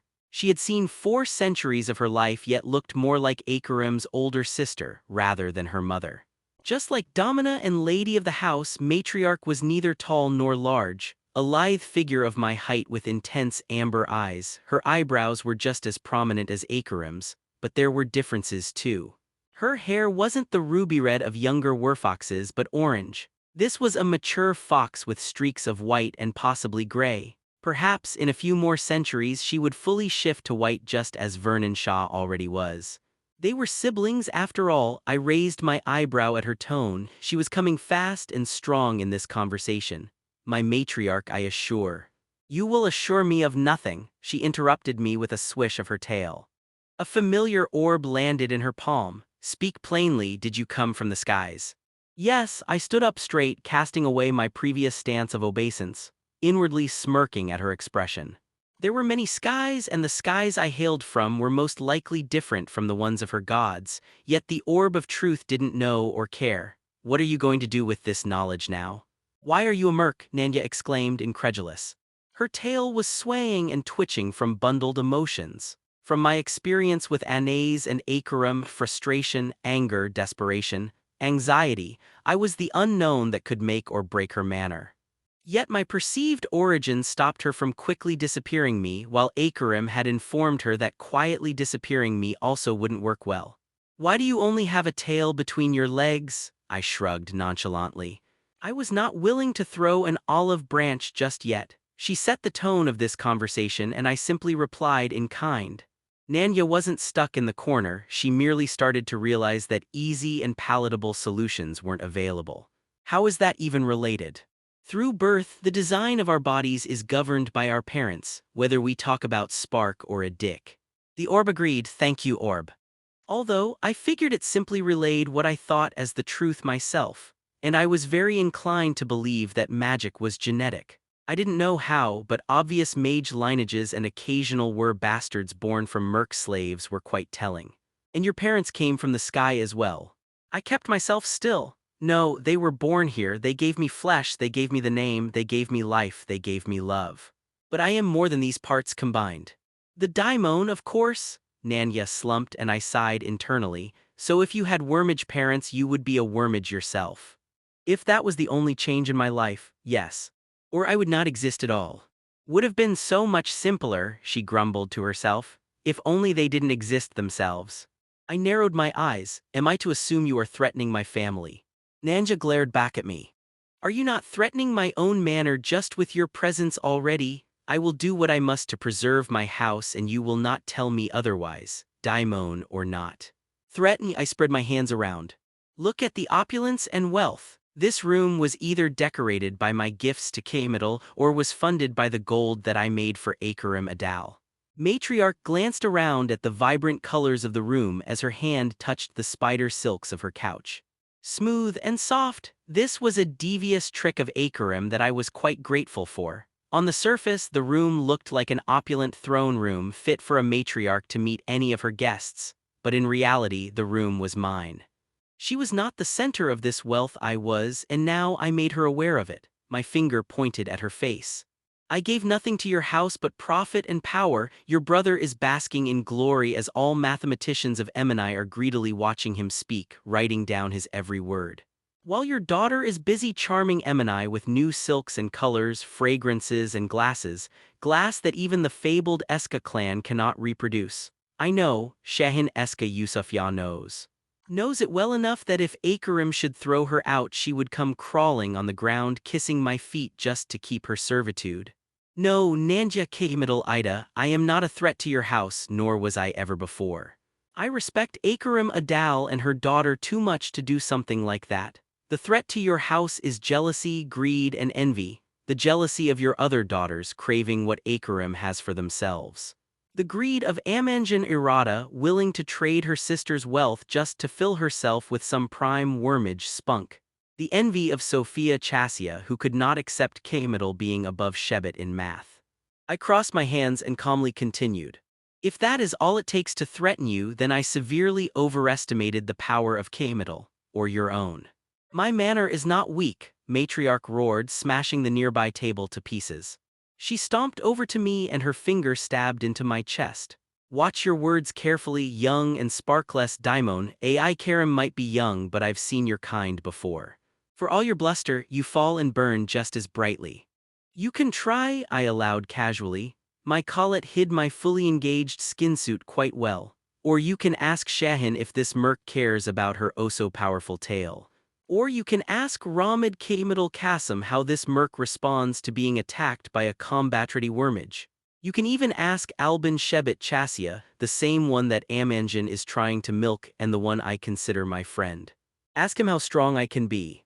Her finger pressed harder and harder with every word I said, but I didn't move. The armor held and so did my feet that rooted themselves in place. Albin's punch taught me a lot about wormage strength and the fact that laws of physics still applied. So you think this gives you enough right to claim my granddaughter? Claim? I raised my hands. Oh no. You are quite mistaken in this case. Claiming your granddaughter was never in my plans. All I was looking for was a mutual agreement between myself and Acherum, like one between Domina and a mannerless craftsman. nothing more. Anais wants to claim me. Prepost, Nanya suddenly stopped. Iruz, she finally finished without any previous heat and turned away in thought. Matriarch walked back to her couch and picked up the orb of truth. She twisted it in her fingers for a few seconds and turned back to me. Tell me, young Daimon, if you are to sire a child with a wormage, will the child be a merc, wormage? Or maybe something else entirely? Her eyes stared into mine as she brought the orb higher, high enough to see the result without looking away. Something greater, perhaps?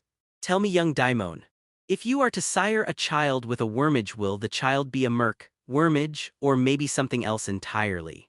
Her eyes stared into mine as she brought the orb higher, high enough to see the result without looking away. Something greater, perhaps? No child of mine will be born, the orb flashed in denial, for the foreseeable future. Nanya crinkled her eyes. Accidents can always happen. I pursed my lips. There will be no accidents. Akarim Adal named me the alchemist of Kihimetal for a reason. I will not sire a child while I am not free. And yet my daughter and granddaughter are willing to bind you with my house. While Anais might be young, naive, and rash, I would not have given Akarim her personal manor if I had questions about her ability. Moreover, she did not only approve this union but actively encourages it. These gifts of yours. Your compasses, spyglasses, dyes, I know that they will bring wealth to my house, quite a lot of wealth perhaps.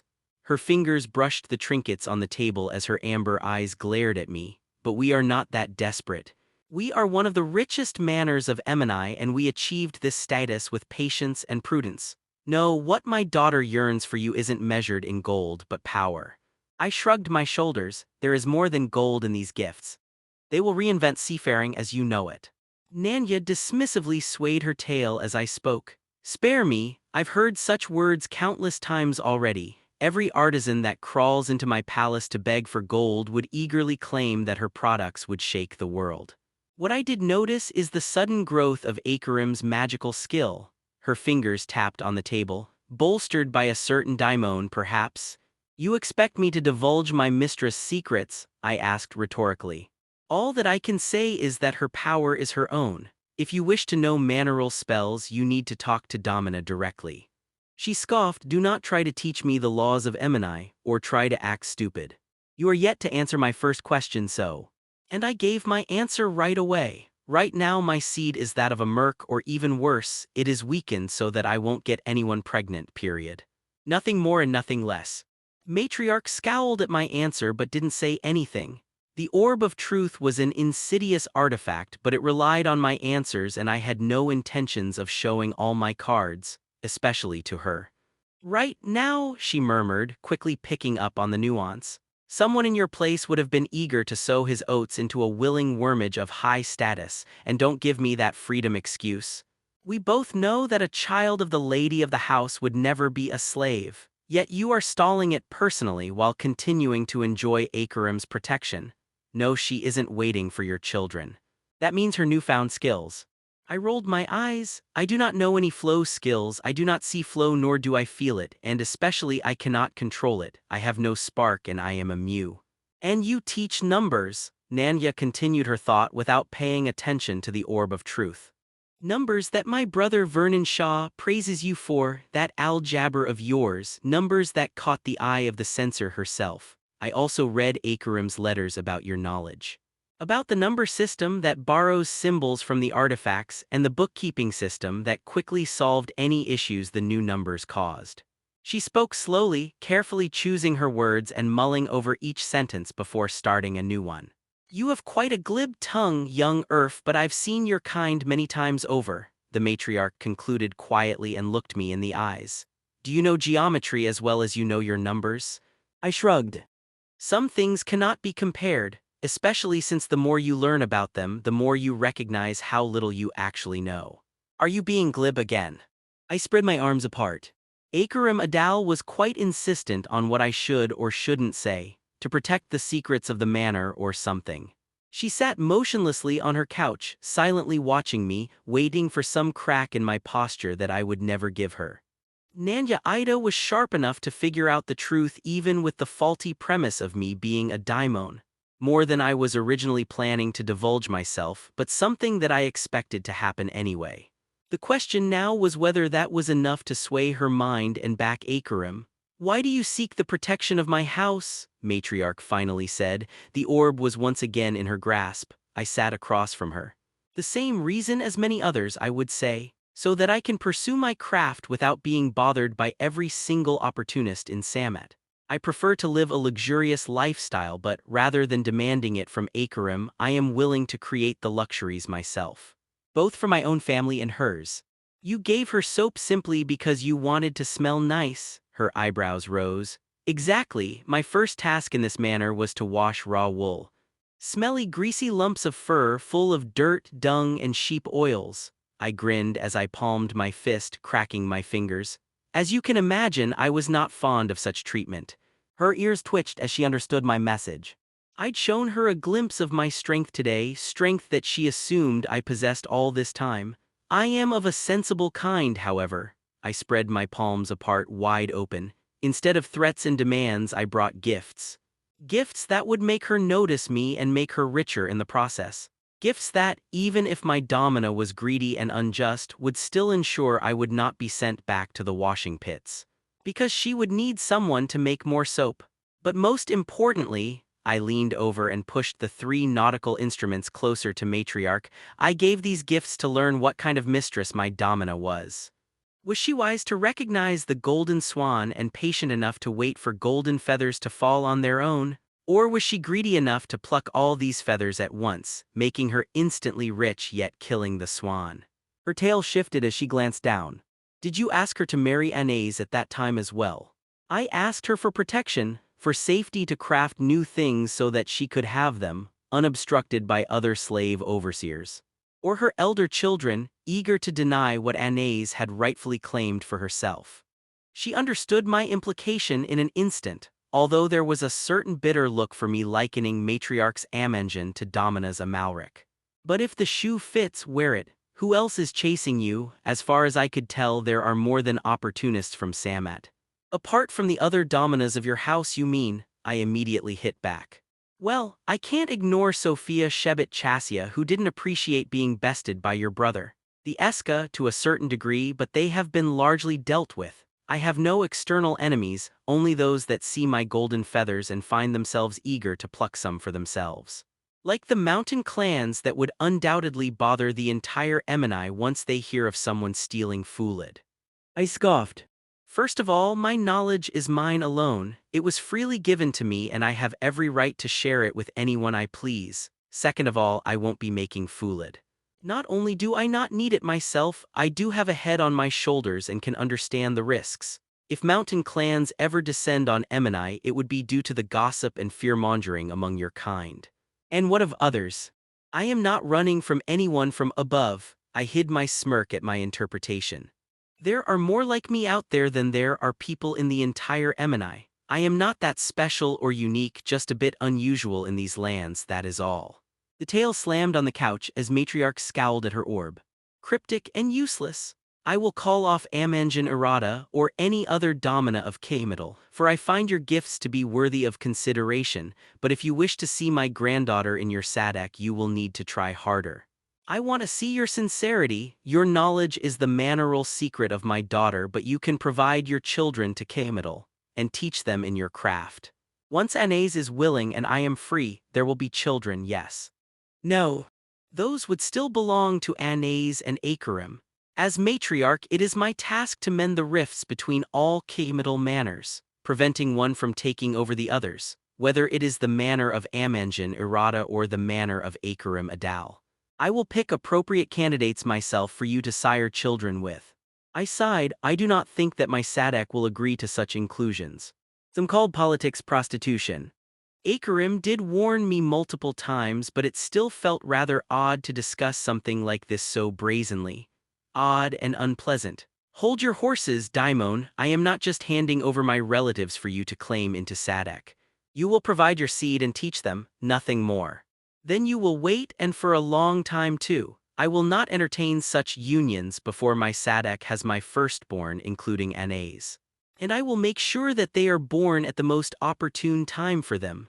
I got up and fixed my dress. "That is my unspoken promise to my wives and my unborn offspring.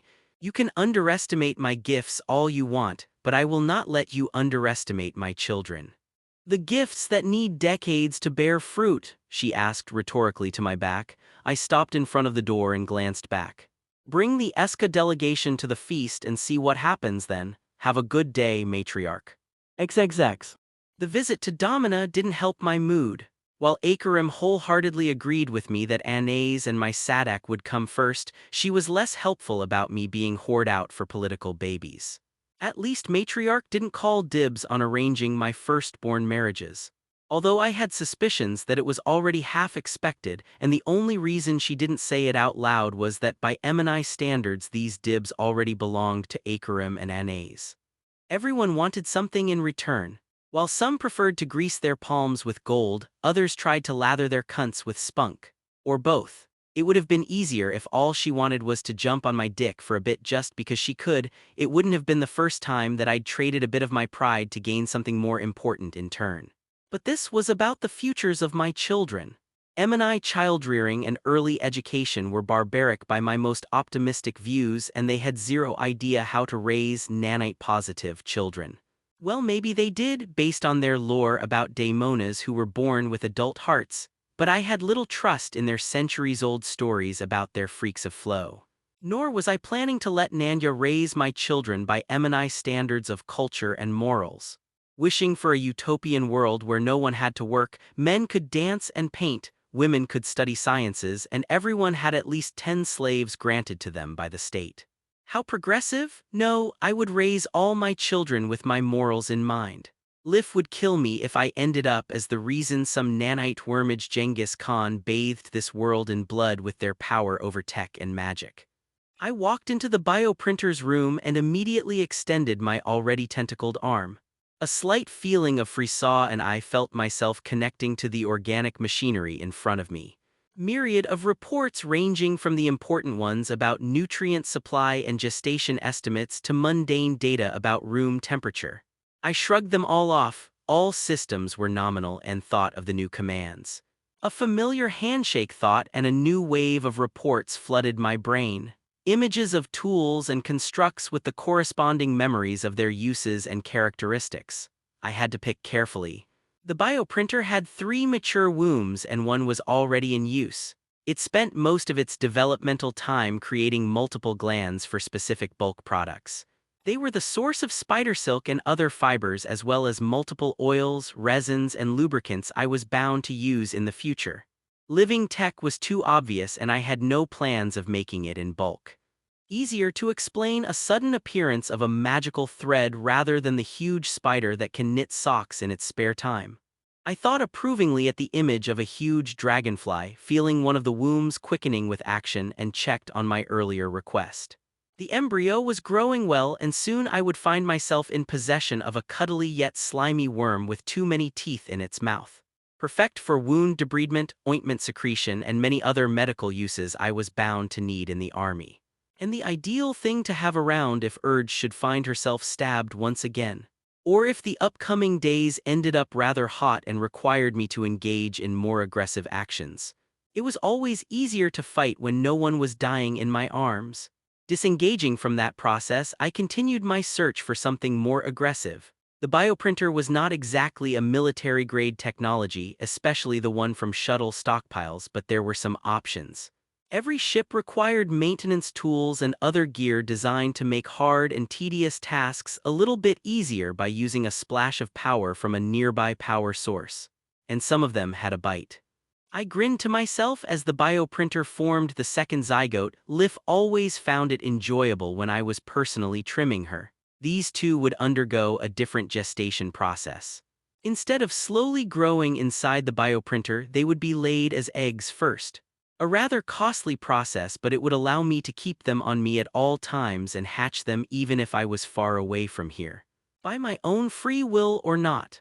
With another peace of mind project initiated, I allowed myself to sigh in relief and detach from the busy tree in front of me. It would need a significant increase in nutrients to support the new demands, however.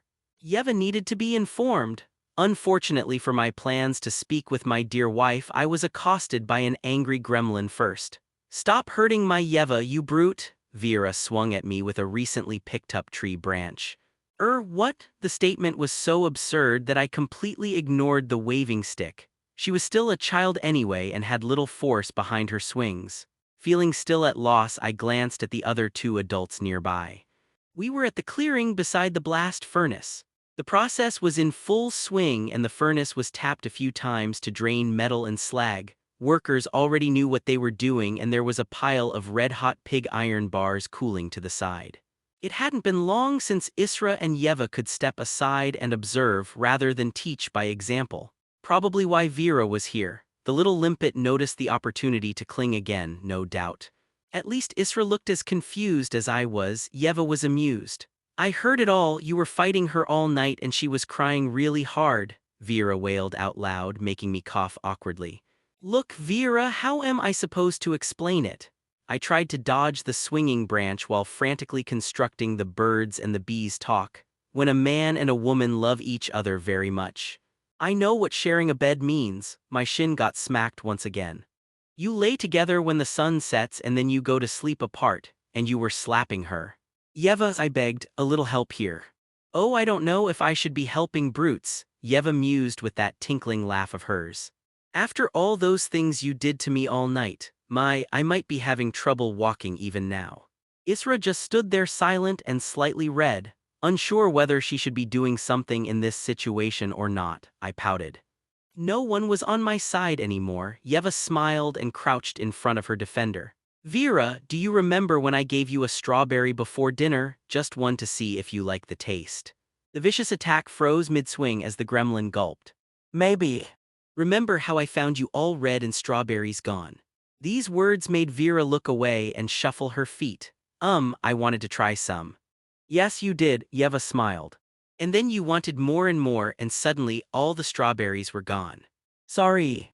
She ruffled her hair. Well, I wanted to share the bed with my husband, then I wanted some more and then it was already morning. Well, that was rather blunt.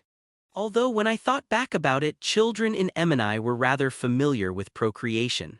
Especially on the farms, animals weren't hiding it and living in cramped communal spaces meant very little privacy for everyone around. I saw plenty of fucking among the slaves when I was a kid myself, willing or not. My main concern at that time was mostly about the noise interrupting my sleep rather than some moral issues. You mean you aren't angry at me eating berries? The kid picked up on the most important part of the statement. Well, I am not hitting you with branches, am I? Yeva smiled through the blindfold.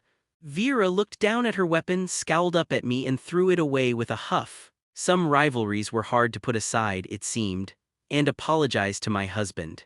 Do I have to? She immediately whined. Vera, there was a sudden seriousness in Yeva's voice. While you are my helper, he is the master of the estate. Just because he treats you well does not mean you are allowed to abuse it. Think what would have happened if this was your previous overseer. The kid visibly shrank. I am sorry. Good girl, remember you can talk to us. You can argue and it is okay to be wrong. You are young and still learning. But I will not let you grow stubborn and prideful just because you think that you will get away with it under my protection. Do you understand? She nodded with a sniff. Good.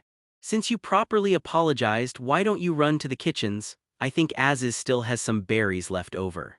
That was a temptation Vera couldn't ignore. Sparing us with a final scant glance, the munchkins scurried away. Isra coughed awkwardly. So Isra, how do you find the new furnace? I asked right away. Can I speak honestly? Receiving my nod, she sighed. I find myself conflicted. I see the metal flowing and there is quite a lot of it, but my senses are screaming at me.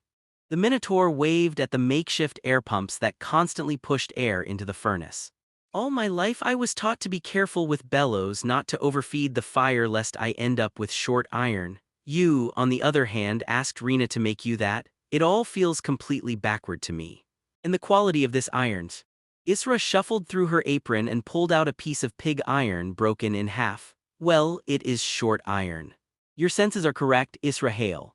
If that is what you call short iron, then yes, that is exactly what we are making here. Obviously, the process is inefficient and we will modify the furnace further, but the product will not change. We will make these air pumps out of iron so that they can blow hot air instead and keep short iron hot and liquid rather than let it cool into bars. This is not the final product, this is a blank that still needs to be turned into a sword. There is another furnace, remember, Yeva added as well. Ah, right, so it would take this iron and turn it into steel, Isra sighed with visible relief. Tool steel, weapon steel, or anything in between, I shrugged. Remember our previous conversation about what makes steel steel? Well, the short iron is loaded with carbon. The next step will somewhat reverse the process and lower the carbon level in turn, leaving us with the actual product we are seeking. You know, you could have asked me this too. You didn't need to wait for Earth to come, Yeva said. Well, I wasn't planning to at all, Isra coughed, but after seeing you with that kid I thought I could. Yes, you can. I know that our relationship has seen some ups and downs, but you will always be able to speak your mind around me and voice your concerns if you have any. While I want you to keep silent about my secrets, please speak up if I am about to sit down directly on a glowing hot secret. I edged closer and whispered conspiratorially. Just don't tell my wives. If they hear I was about to brand myself, I would be the butt of their jokes for days to come. Isra chuckled a bit stiffly but sighed with relief once she saw an amused Yeva to the side. So you are saying that you used coal to remove air from iron ore and now you will use air to remove coal? This sounds, I am sorry. I laughed. Don't be, because you are absolutely right, it does sound weird. But there is a trick to this madness. You see, iron and air make rust or iron ore, while iron and coal make different steels, cast iron, wrought iron, and short iron. Both of these groups are usually solid. Or liquid if they are hot enough. Coal is solid as well, but what do you think coal and air make together? Isra blinked. Well, smoke. Exactly, smoke.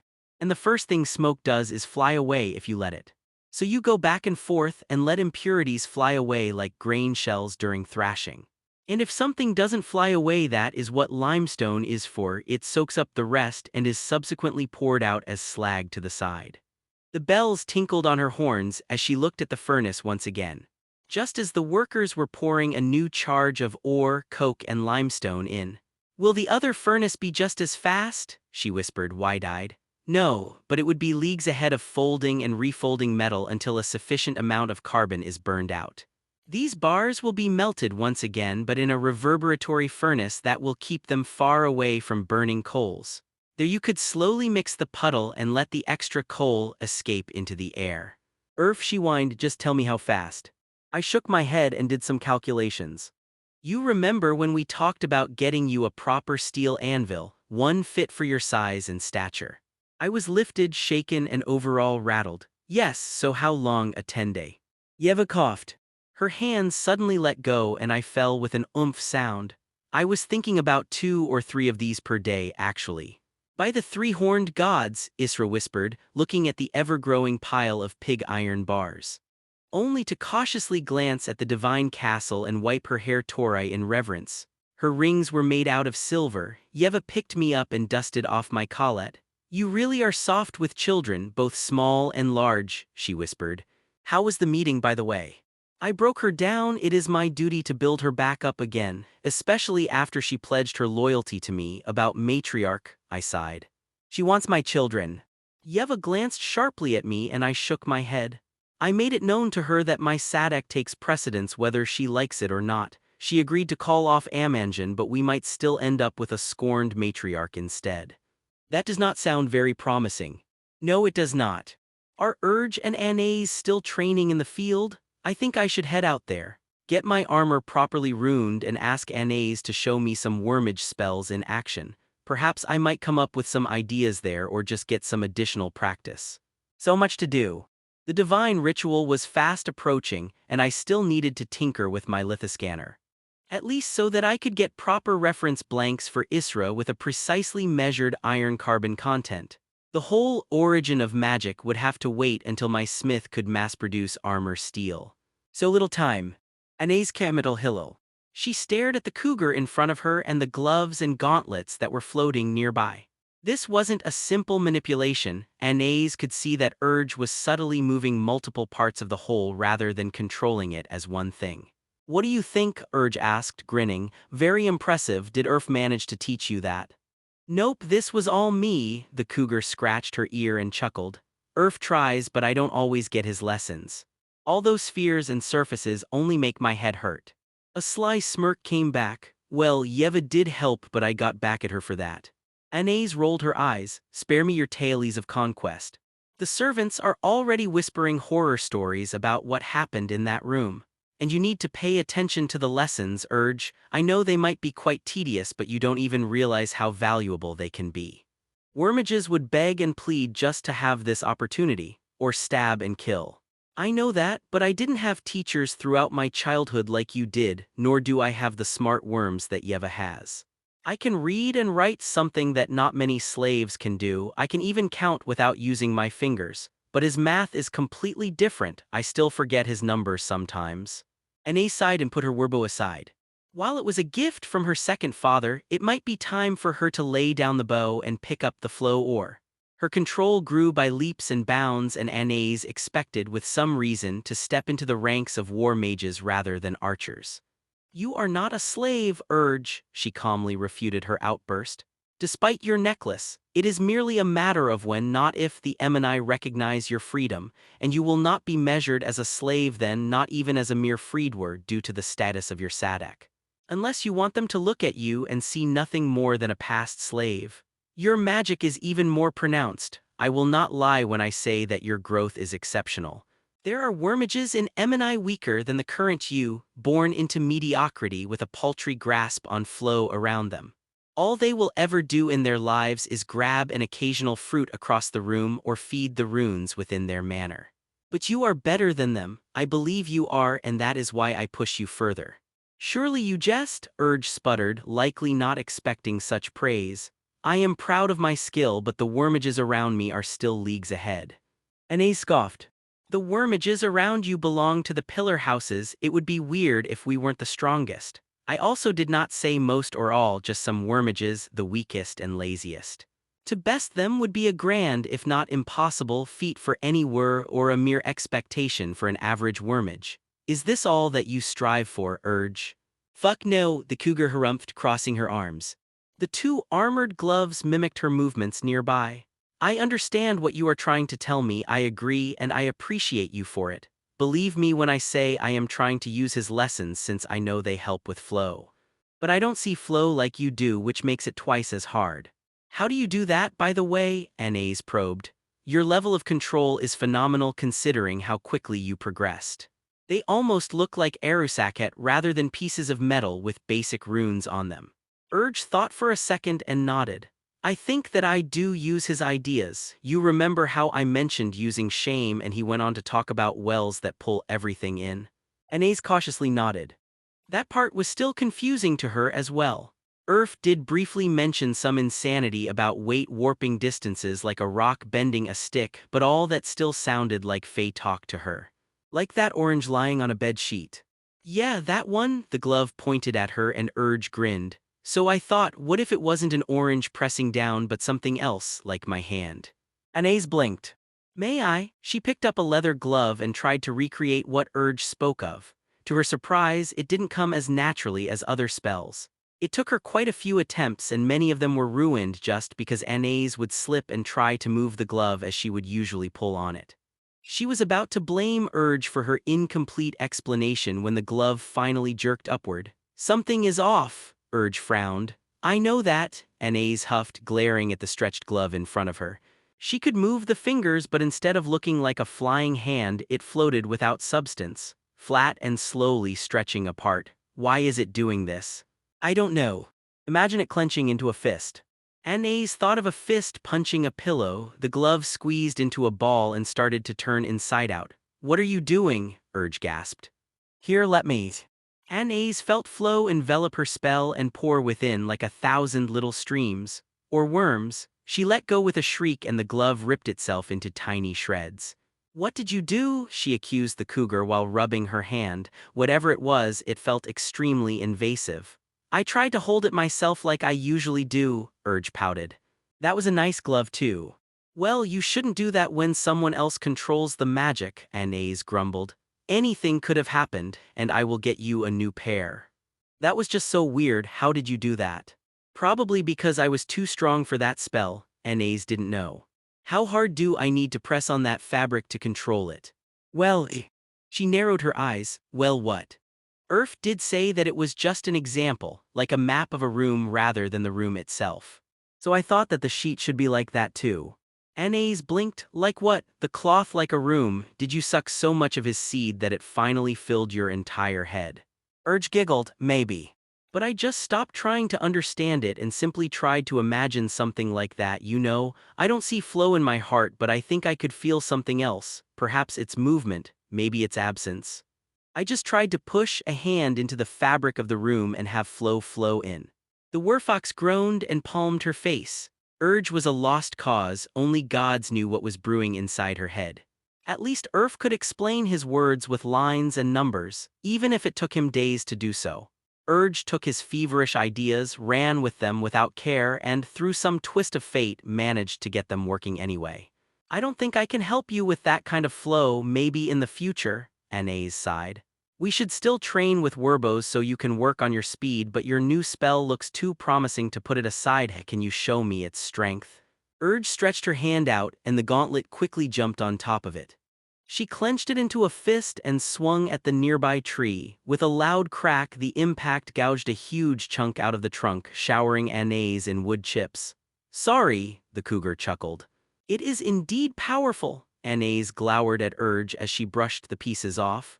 But it might be better if you speak to Master Siamak about it, obviously without telling him how you managed to learn it in the first place.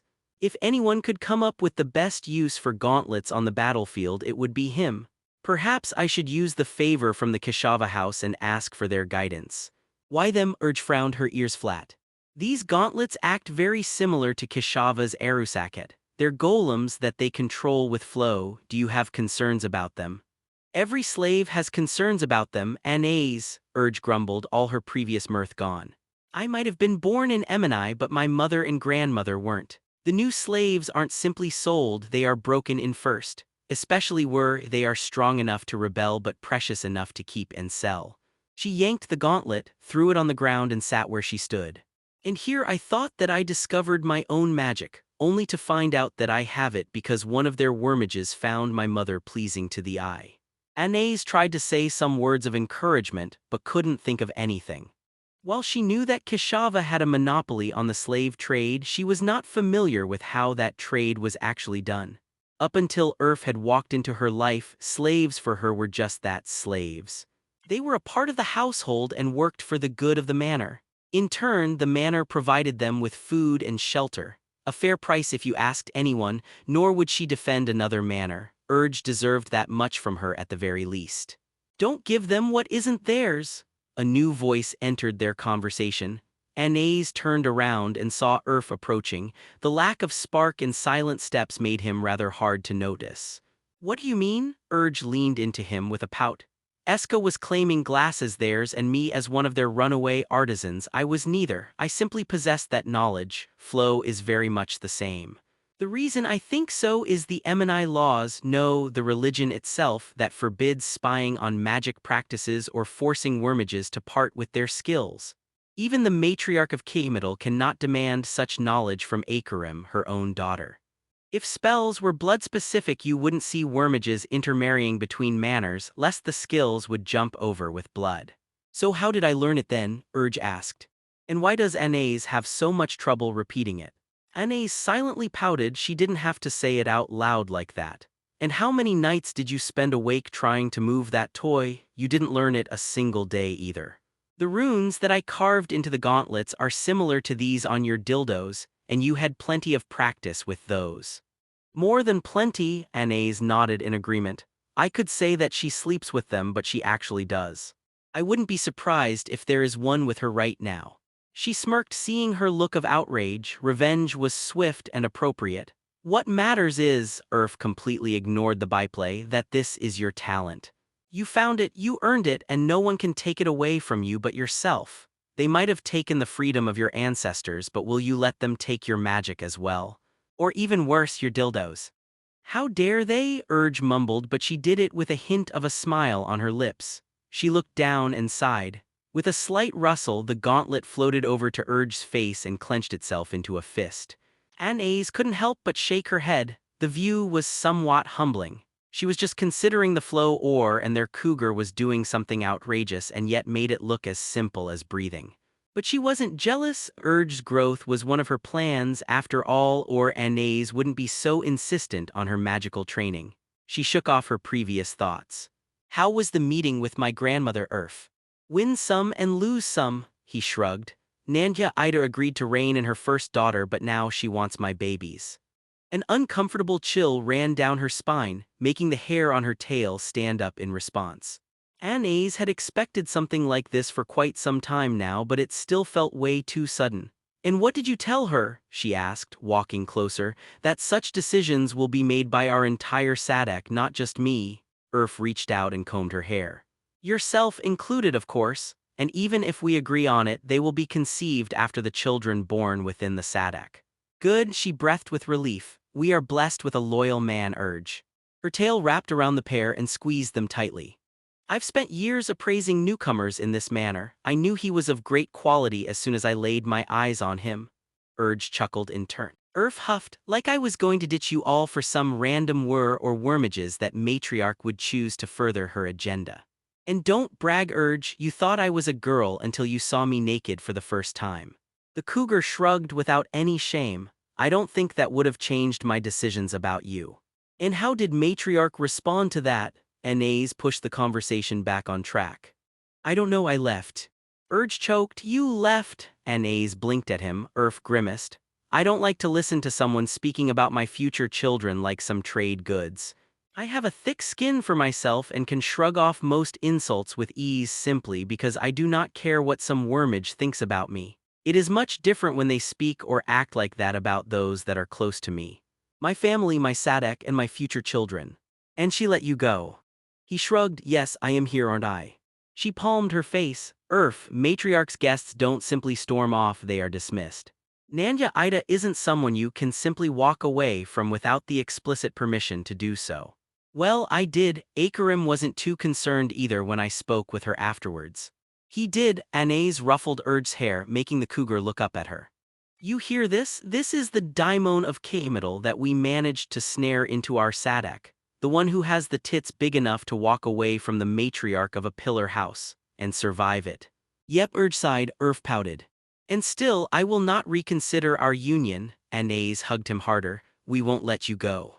Nope, the cougar agreed, and that is why I want us to continue training, Urge. This isn't just about getting stronger but keeping our daimon in check. Hey, the daimon weakly protested. Damn right, Urge laughed and got up. What about you, Urf? Were you just passing by? No. Apart from seeing you both and mentioning the news, I wanted to test a few things myself. XXX. So you want me to simply shoot at the target? Anais asked, adjusting her quiver. She looked rather striking with a huge bow in her hands. Emini archers had their arrows on the hip facing forward, judging by how quickly she pulled the arrow out for a good reason. I nodded. Yeah. I've never seen it in action. Things were moving fast and I was starting to make blunders once again. Luckily enough, Nanya saw me as of sufficient enough status not to get offended at my leave. Or it could have been the opposite, my leave made her think that I see myself deserving of such status. Both could be equally true. Historically, daimonas did enjoy special treatment, but my sparkless body kept everything too ambiguous. This is why I was here right now watching Anais wield a humongous bow taller than her. I was planning to make yet another mistake. I had a lot of concerns about introducing gunpowder to Emini. In fact, I had so many concerns that I was previously adamant on avoiding it for as long as possible. The technology could bring just as much devastation as it could bring good. Especially with how easy Emini could pick it up and run with it. Black powder was extremely easy to produce and there was no shortage of ingredients within Emini. Likewise, there was no shortage of reinforcing runes that could turn any wooden tube into a sturdy barrel. I could grow bamboo, cut it into pieces, draw runes on the outside and call it a hand cannon. In the hands of a wormage, it would become a better hand cannon than anything I could craft for the foreseeable future.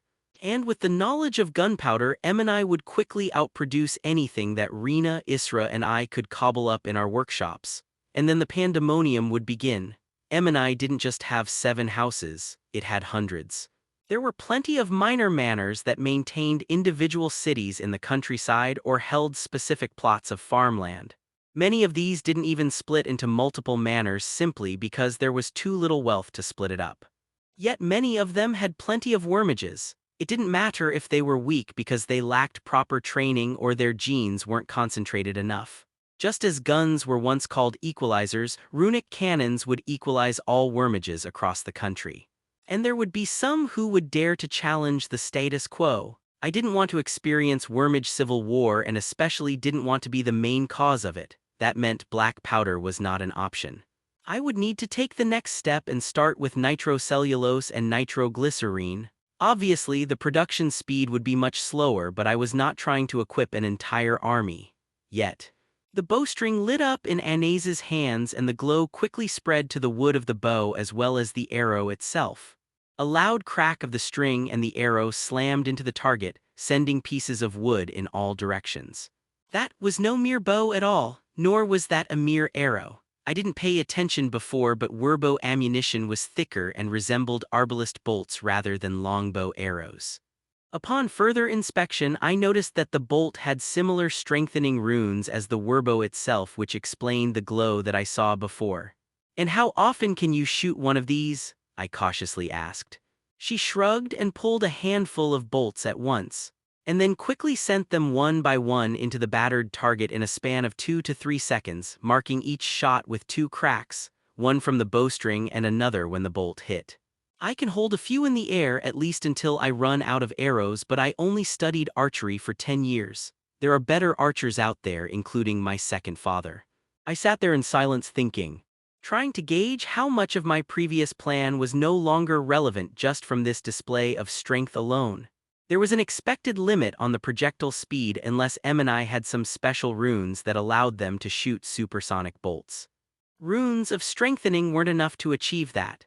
The current design still created a bow with a draw weight of a siege arbalist, if not even a siege ballista, and a reload speed of a normal longbow. In terms of large-scale warfare, that was massive. I could achieve higher velocities of my projectiles, but I couldn't compete with their reload speed or even precision at this moment. Or even worse, range. Their bolts not only had feathers to stabilize their flight but were heavy enough to be sent quite a distance away in an arch, perfect for harassing or outright annihilating enemy units from far away. And how many archers are there in a single group? In a palm, depends if there are any wormages that can act as war mages. If there are none, all would field werbows.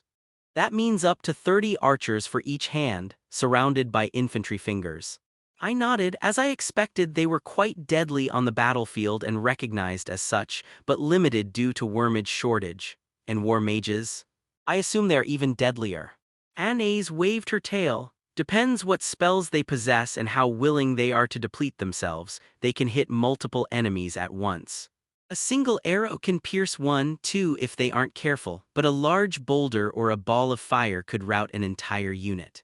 No surprises there, shock and awe. They didn't need to kill every single opponent if they turned and ran. I stroked my chin in contemplation. I would need not only the smokeless powder not to foul the reloading mechanism but proper rifling to create a weapon that would trump their current werbows. Cannons would face similar issues. If a werbow could be compared to a magical rifle, war mages were the magical cannons of local battlefields. And feeding and caring for wormages would be much easier than dragging around carts of cannon balls and barrels of gunpowder. Unfortunate? By the time the quality of weapons outweighed their challenges in logistics, Isra would be able to produce airtight cylinders to store gases under pressure. That meant I could grow superconductive filaments in a hydrogen atmosphere. That meant quench guns and other electromagnetic weaponry that only depended on how much juice I was willing to give it per shot. What do you think of my shooting? I chuckled. I was quite cowed and impressed, Anais.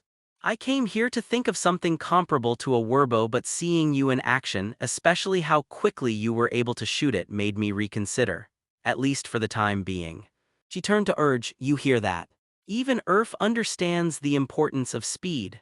just as quickly Anais turned back to me. Don't worry, by the time you join the military, Isra will have the best armor possible for you and Urge will be strong enough to keep you safe. The cougar in question nodded in agreement, a resolute expression on her face. I smiled. I appreciate that, I really do, but I am not that fragile. The werfox harumphed. This isn't about you being fragile. A stray arrow always finds its unsuspecting target. They could sail across an entire battlefield and pierce you when you least expect it. I glanced at the bolts that hit the target and did some calculations in my head. Finding them within my expectations, I got up. Anais. Shoot me. What, she sputtered, are you mad? Dead serious? I glanced around and pulled off the collet from my shoulders, revealing the skin suit underneath. Go on, shoot me. These are flow-reinforced arrows, Earth. And this is an ablative reactive armor system designed to protect me from rocks that fly 100 times faster than Werbo arrows ever could. Your second father failed to pierce it with his magic if you already forgot. I patted my chest. I know your aim is true, try it. What if it pierces through anyway? What if it does? I shrugged at the possibility. Seeing both of them getting frustrated, I decided to add. Do you remember what that collector did to me? You were trying to heal my wound, you knew how extensive that damage was. Anais grimaced, and I walked away from it unscathed. A single kinetic projectile won't kill me that easily, Anais. It might stop me, throw me away, or cause some minor damage that I would need to spend some time to heal. But not kill. What if it flies into your head? Without saying anything, I let my skin suit expand over my head, feeling it wrap around me like the petals of a flower closing for the night. A slight itch around my temples and I opened the skin suit eyes. Just the front two for now. My task here was to alleviate their concerns, not to freak them out. Then it would face the same fate as the bolt that would hit my chest. I felt my skin suit speak for me. Its voice was rather rough, but skin suits weren't designed for acoustic communication. There were better and faster methods, specifically Herald, and space was empty anyway. I swear if you get hurt I will kill you, Anais growled and sent the bolt downrange. I felt my body jerk as the bolt hit me in my left arm. Just as I expected, the impact only managed to crack one of the outer scales while the rest of the skin suit absorbed the reminder, instantly spreading it across my body and into the ground. You missed, I goaded her on. Try again. She mumbled a few choice words about my sanity but readjusted her werbo. Another loud crack and I felt the warmth of my armor as it absorbed the impact head-on. This time I didn't even turn as the bolt hit me close to the center of mass. Urge whistled in surprise. Again, faster, I shouted as the bolt fell to the ground along with a shattered scale. The skin suit didn't waste time growing another one in its place. Anais shot again and again. Her initial worry was quickly replaced by incredulous curiosity as she constantly failed to bypass my protection. Her shots hit true and hit hard, yet all they managed to do was make me take a few steps back. Some managed to land where scales were already shattered, but that too proved to be insufficient.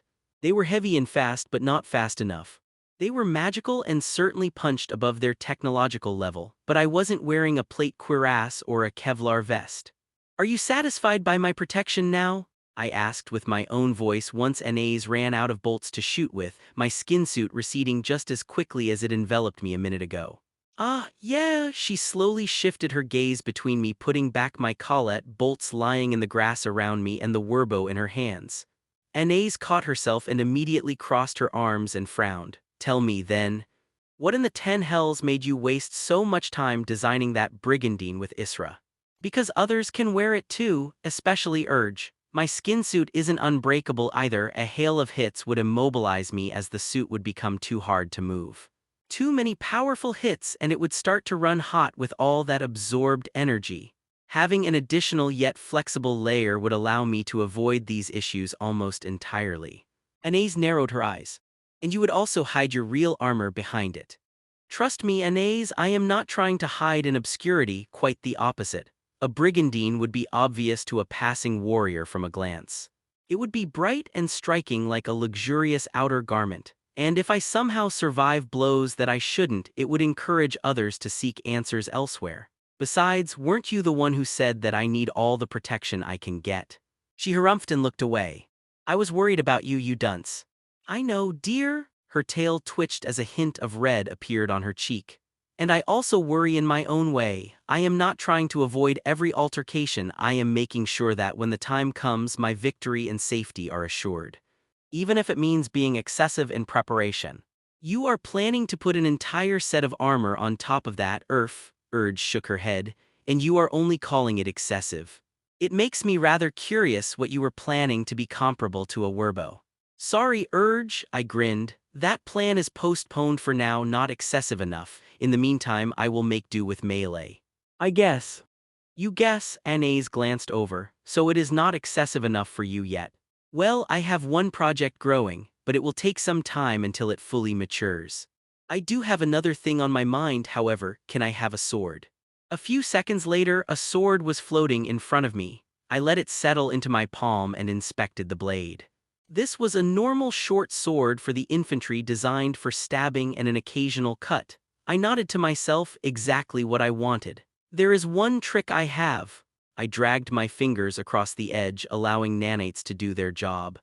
Although I mostly use it for cosmetic needs of my lovable werfox, but it works with any blade and it can be used for more than shaving. I walked to a nearby tree and slashed the sword across, neatly slicing an entire trunk with one swing. A blade that can cut a wormage hair with ease can cut everything else just as easily. You don't need to worry about me, girls, at least not when it comes to basic offense and defense. I am neither weak nor fragile.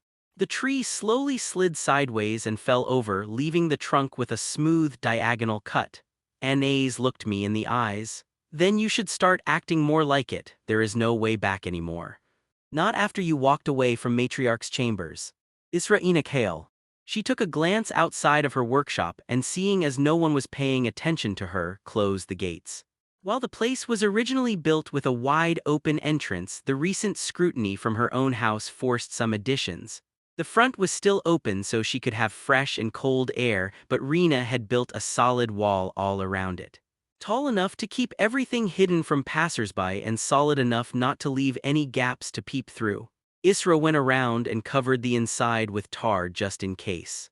Urf had grumbled something about a fire hazard, but she assumed he was in a bad mood back then. The fire was not a hazard in the smithy but an expectation.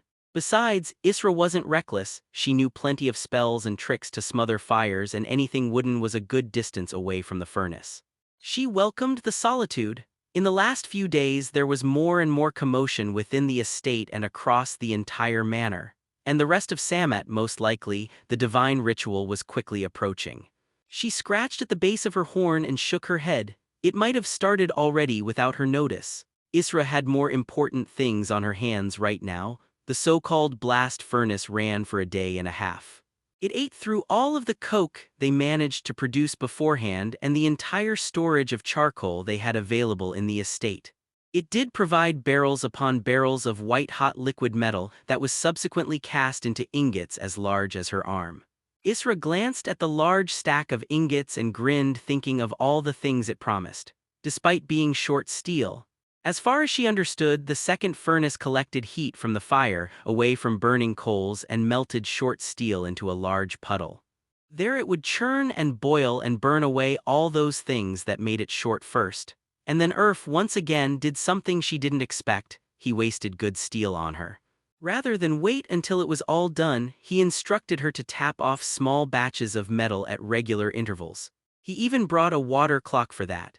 And then he instructed her to write down the interval numbers and anything else that she could see about the puddle when she tapped another batch. Not for himself, this knowledge would later become Isra's first manuscript on metallurgy for her and her family. Isra was extremely grateful that Yeva agreed to help her. How she did it with a blindfold on was a mystery even for her, but Isra didn't pry. She could write well, but not while handling liquid that scorched your face and showered the area in white burning sparks. Stung like wasps, they did. Urf called it a scientific method and promised to get her some fire armor. Isra told him to dunk his head in cold water. The last thing she wanted was a drop of molten fire getting stuck between her skin and layers of clothing. It didn't matter how he called the process because she knew of it. Isra worked for years before her teachers stopped giving mindless tasks that taught the body and not the mind. She was a mastersmith, but even Esmat would be willing to make nails and hoof shoes just to learn from a daimon. Isra stilled and tried to feel any nearby spark. There were none. Knowledge was only the beginning. Each tap gave her an ingot of steel, different steel. The first ones were brittle and the final ones resembled the steels she was usually working with, and then there were blanks cast in the middle of the process. Her fingers caressed the most prized possessions in the smithy. A scant few ingots that sang to her when she struck them, that sent the brightest sparks far and wide when they were cast. Steel that would fetch its weight in gold if she were to sell it on the market to a knowing smith. She would not dare, they were hers. Well, Irf took a small sample from each ingot to do his experiments, but the rest were hers. Taking another glance around, Isra pulled a heavy pouch out of her sash, a gift from Yeva for those armored gloves. Her fingers caressed the somewhat rough surface as she marveled at the sight. According to Yeva, it was leagues ahead of anything on the market. It was ruined too, just for her convenience. Feeling giddy, she quickly attached it to the cogs and axles of her workshop. The main axle was already turning at full speed. Before coming here, Isra opened the wickers at the fancy water wheel. All she had to do right now was throw a belt between and the machinery would spring to life. Isra looked at it moving faster and faster, the wooden axles squeaking from strain as her thoughts took a wrong turn once again. She knew that she was supposed to do something else right now. Irf has stressed time and time again how much sparks could tell about the contents of a metal blank. Isra swallowed as she stared at the moving gift. She needed to do something. Another frantic glance around her workshop and she tugged at her apron, pulling it upward. With a shaky breath, Isra grabbed a nearby beam and lifted her leg, bringing herself closer and closer. A small touch and the feeling of vibration flooded her body from the tips of her horns to her core. She bit her lip, forcing the erupting moan to stay inside. The sounds of machinery weren't loud enough. Oh, it was a gift of gifts. Isra panted harshly through her bitten lips as she let it do its wondrous job. She would need to make something for Yevo in turn. A beautiful trinket perhaps, or some task. It was worth it. She would use her best steel for it too. After Irf's spark notes, however, but first, Isra licked her lips as she pressed her other hoof to the spinning grindstone. It was made out of new alumina and was further reinforced by runes. This was the best hoof treatment she had ever had. Nothing else could work so well with wormage hooves. XXX. I leaned on the nearby pillar as I watched my wife get dressed. Well, getting dressed by a horde of servants, that is. Anaise's usual dress was immaculate, but today was a special occasion. Today was the day of her entrance feast where she would welcome her family while the family would welcome the new addition into their ranks. A grand ceremony that would span most of the day. Even other manners were invited. And then she would march across the city to the Palm of Judgment and offer her tribute to the gods of Emini. It was no wonder she was getting dressed to impress. And impress she would. Even servants were gasping at the deep blue of her flowing caftan, embroidered with gold and encrusted with precious gems. Gasping and avoiding lest they mar the priceless cloth. Needless to say, the speed of her hair getting set and braided suffered as a result, but Anais bore with it with a stoic face. This wasn't the first time she had to do something like this. Besides, the two large mirrors not only helped Anais to appreciate her current splendor but sped up the overall process too. I also did my best to entertain her with some small talk. A moment of peace away from the hectic schedules of our previous days. Anais's attendants were largely part of the estate, but some were part of the manor proper. As such, I didn't wish to converse about our private matters with so many people around.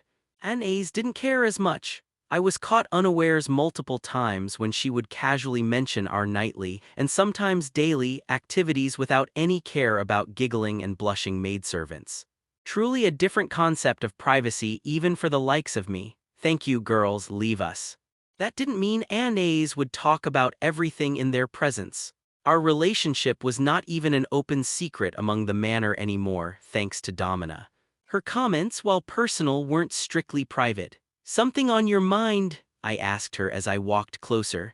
On my way over, I picked up the last one of her ribbons that wasn't braided into her hair and resumed the task myself. She sighed. "The day is finally upon us, but my heart is restless. Tell me, Irf, what is it that you truly seek? I assume your hand in marriage isn't what you are asking about." I raised my eyebrow. She glanced at me through the mirror and patted my hand on her shoulder. I appreciate the words, love, but what I wish to know is what would you fight fate for, and what would make you throw away everything and take a different path? Is it that divine tree that you seek, Lif? I couldn't help but smile. She isn't divine, and I hope that you will not give her such ideas in the future. While I do wish to find her, there are boundaries that prevent me from doing it immediately. You need wealth. Our manor can fund the expedition once everything is settled. I shook my head. I didn't mean physical limitations but moral ones, the things that keep me on my current path. The reason I seek Lif is the exact reason that I've sought out my family. It would be the same reason if you, Yeva, or Urge would go missing or require my help. And I cannot pursue one at the expense of others, just as I couldn't accept you by casting away my Sadek. I cannot drop everything and head out for my tree ship. But you eventually accepted me. And I will eventually find my ship. One way or another, but I will do so in a way that would cause you no undue grief. For me to give up everything and choose a different path is tantamount to becoming a completely different person. I shuddered. And that is one of my greatest fears. I've already changed so much that my mother doesn't recognize me anymore. To lose everyone else, I don't think I wish to experience something like that. But what if you are met with an unstoppable force? Anais, I pulled one of her locks away and kissed her earlobe, making her shiver. Have you forgotten who you are dealing with? A merc that was on the verge of facing against all of Emini for the sake of his family. The werfox squirmed in my arms. That is different. You were seen as a daimon. I didn't know that at that time. I kept tickling her with my whispers. Yet I still planned on the possibility. I try not to be stupid or rash, and I will not meet such an unstoppable force head-on. Even if you have the sharpest sword or the heaviest hammer in the entire world, your swings would be useless against a mere river passing by. I got a mouthful of hair as her tail slapped me in the face. Stop it. You will mess up the dress. As long as you stop being silly again, Anais, if there are problems in the future we will face them together, because that is what Sadek is for. I am not a prize that you might lose, nor am I a fool who is willing to discard what he has for some glitter elsewhere. I am your partner. Working together is what partners do. Against all odds. The tail wrapped around me and threw me at a nearby couch. With a low growl, the huntress was immediately upon me, sizing her prey up and down. What about the dress? I teased her, her eyes narrowed. Aren't you my partner, dear? The tail reached down and carefully pulled the hems of her dress up. You should work with me on this problem then. Anais grasped my hair and pulled me inside, past the clothes that we couldn't rustle or stain. Foregoing the undressing that would make her late to her feast, avoiding the impossible problem altogether, I delved right into my own feast, tasting the most exquisite honey willingly given and mutually desired. There was no need for foreplay. She was wet, hot, and eager already. There was no need to tease. This wasn't just one of our usual sexcapades. She had a need and I was here to fill it. Anais moaned as my lips enveloped hers, as my mouth gently sucked on her petals just enough so they would open up, and would present her most sensitive spot to the entire length of my tongue. My hands wrapped around her and did something she could not, pull me even closer. I set a quick pace as my tongue slid across her nub again and again. The fastest way through the emotional funk was done with other emotions, not words of encouragement or worse, reason. And I was going to flood her body with feel-good chemicals fast and hard. She gasped in her release as her legs shook around me, spread wide to give me all access I would ever need and to ensure nothing untoward would happen to her fancy dress. Feeling better, love? I murmured as I nuzzled into her thigh, basking in her heat and tiny shivers of satisfaction. No, not yet, Anais panted. Get out. She released me from under her skirts, but before I could say anything, a finger landed on my lips. Not a word about this, she hissed, beet red. You hear me? Says the lady who would comment about her favorite positions to a blushing maid. This is this and that is that, Anais eloquently refuted. Just shut up. She stilled and glanced around, her ears twitching in all directions. Seemingly satisfied with her findings, Anais stretched her arm and slid a nearby wardrobe right in front of the entrance. Her other hand pushed me into the sofa. Wah. Your collet is a mess now, she murmured, pulling on my sash. Her frantic movements caused her to make mistake after mistake. You will have to undress anyway. I tried to assist her, but she growled at me and simply yanked my collet apart and hiked my undertunic high. And then she loudly swallowed, seeing my still raging boner. Anna, be quiet, she hissed, her delicate fingers wrapped around my shaft and pulled it towards herself. She bent slightly down but then flinched and glared at me, glowing red. Don't look. I suppressed my chuckle and deliberately glanced away. One doesn't laugh when a lady holds his dick. At best the fun would be over immediately. One also tries to sneak peeks, but I wouldn't. Because across from us was a huge mirror. It was a good thing that her tail wasn't braided or otherwise decorated, because now it was a mess. I couldn't pull on it properly today, but her high-strung emotions caused it to twitch and sway with abandon. Especially when she tried to touch my tip with the tip of her tongue while her eyes were squeezed shut. I moaned approvingly as she did, encouraging her to do more, not that I had to try hard. I could feel her emotions racing through her body.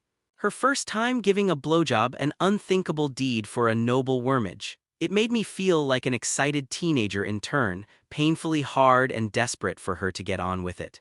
Yet afraid that I was going to bust my load as soon as she did more than a kiss. I held myself back as she grew bolder with her actions, as the tip of her tongue started to explore further and further as it became more than just the tip. But there were limits too. Come on, I groaned, gently stroking her burning cheek. Kiss it, please. Another glare was sent my way but missed its target. Anais huffed, but I felt her lips gently pressing on my tip. Urge wasn't lying, she murmured after licking her lip. You already taste sweet, nothing like the stories I've heard. There is more, I panted. Don't you dare to stop now. She glanced at me surprised, then she looked away. Unfortunately, she saw the mirror while doing so. Oh, and what if I do? That would be teasing, I complained. It's unfair. You mean the thing that you keep doing to me? She smirked as her hands started to stroke me up and down. How is that unfair? Please. Tell me, Irf, she murmured into my shaft. You said that matriarch wants a few of your children, not one, multiple. Yes, I carefully spoke. Her other hand was suspiciously close to my balls, gently caressing them. For a first-timer, she had quite a repertoire under her sash. I swallowed. I would find Urge and spank her ass raw for this. This means she isn't just looking for your knowledge but seed too. Is your seed special, oh my daimon? Damn it, Anais, suck it and find out yourself. Trust me, Urge had told me plenty about that. Anais grinned and took me in her mouth only to immediately pull out and leave me hard and aching in the cold air. I groaned. Will our children be like Yeva, smart but with a dim spark, or do you have some other tricks up your sleeve, something that my grandmother undoubtedly picked up on? I will tell you what I told her, I don't know yet. But I will tell you more. I have more tricks than you could imagine. I might not be familiar with magic, but I am the master of genetics, the craft that deals with seed and offspring. I might not make myself into a wormage, but I can make it so that our children would be just as strong as you are. I rolled my eyes and tried to glare at my excited fox. Where did her previous bashfulness go? And if you stop teasing me and start sucking, I will tell you yet another tiny detail that you probably haven't picked up on. Ah, there it was. The cheeks were bright and red again, but the temptation was too strong. I hissed as her lips slid down on my shaft. MMPH. Go on, oh dear lady of the house, start sucking this merc off properly. Oh, the glare and the blush were outright atomic. That is the payback, dear, tease and be teased so. Are you eager to hear the secret? Anais growled on my shaft but started to move up and down. What a beautiful sight it was. A high and noble lady dressed in luxurious silks of blue and gold, bobbing her head up and down. And she was afraid that I would ever leave her. MMPH. Ah, sorry, I chuckled. You already know that my body is strong and quick as that of a wormage, but I am not, and that strength is not magical. Now, what do you think would happen if you have both? She paused for a mere second and then I got my answer. My hint lit another spark in her desire. This wasn't about making me feel good. Anais loved my answer and she was eager to show just how much she loved it by the only method available to her. I bit my lip as the pressure started to build up again. There is more. MMPH. Thankfully, she didn't stop, but her eyes were on me. My brain is wired differently now. It was getting hard to talk. There are parts that are essential to a navigator en route but were generally useless here. Parts that are designed to do nothing but math. Advanced math, surfaces that curve past 2 or 3 dimensions, numbers that extend beyond. I couldn't finish my thought as I erupted into her mouth. Anais coughed in surprise but kept her lips tight around me as I twitched in my release, making sure not to spill a single drop. I lay there, drained, with a mess for clothes and the fox that was sitting on top of me with her mouth full. Staring into the distance, glass-eyed, she swallowed loudly as her eyes focused on me once again. Anais. Not a word about this. Of course, I am aware of how something like this could affect your reputation. No, If what you said after is true, I will suck you in the middle of the feast without any complaints. Besides, Urge didn't lie, you do taste rather nice, so I can't even call it a chore. The things that you mentioned about children, not a word. Beyond Sadek. Beyond Sadek. Anais sighed. I was afraid to talk about children, you know. You have Urge and Yeva who are eagerly waiting until you are free, yet I was still struck by indecision. Unable to commit fully. This isn't just about their strength, spark alone is an important aspect of being Wormage. If it came to a decision whether to choose you or have Wormage children, It is not a question you need to bother with, Anais. I promise that your children will have spark. And you should have spoken to me about it directly so you wouldn't have to wait until I blurted out the solution in the throes of passion, just as I said before. This isn't about me against you, this is us against a problem, and just like that, it became so much easier to solve. Yes, she smiled brightly at me, that problem is no more. Instead, it has become our most guarded secret ever. Yeva. She had found herself with a rather uncomfortable revelation. Who does she think she is? Just because she was the first to spread her legs for a new master somehow makes her better than us. Yeva cringed and shook her head. These 2 servants were nothing but smiles when she was close, but once she managed to walk further away, their masks were off. Didn't people know that blind people had good hearing, or previously blind?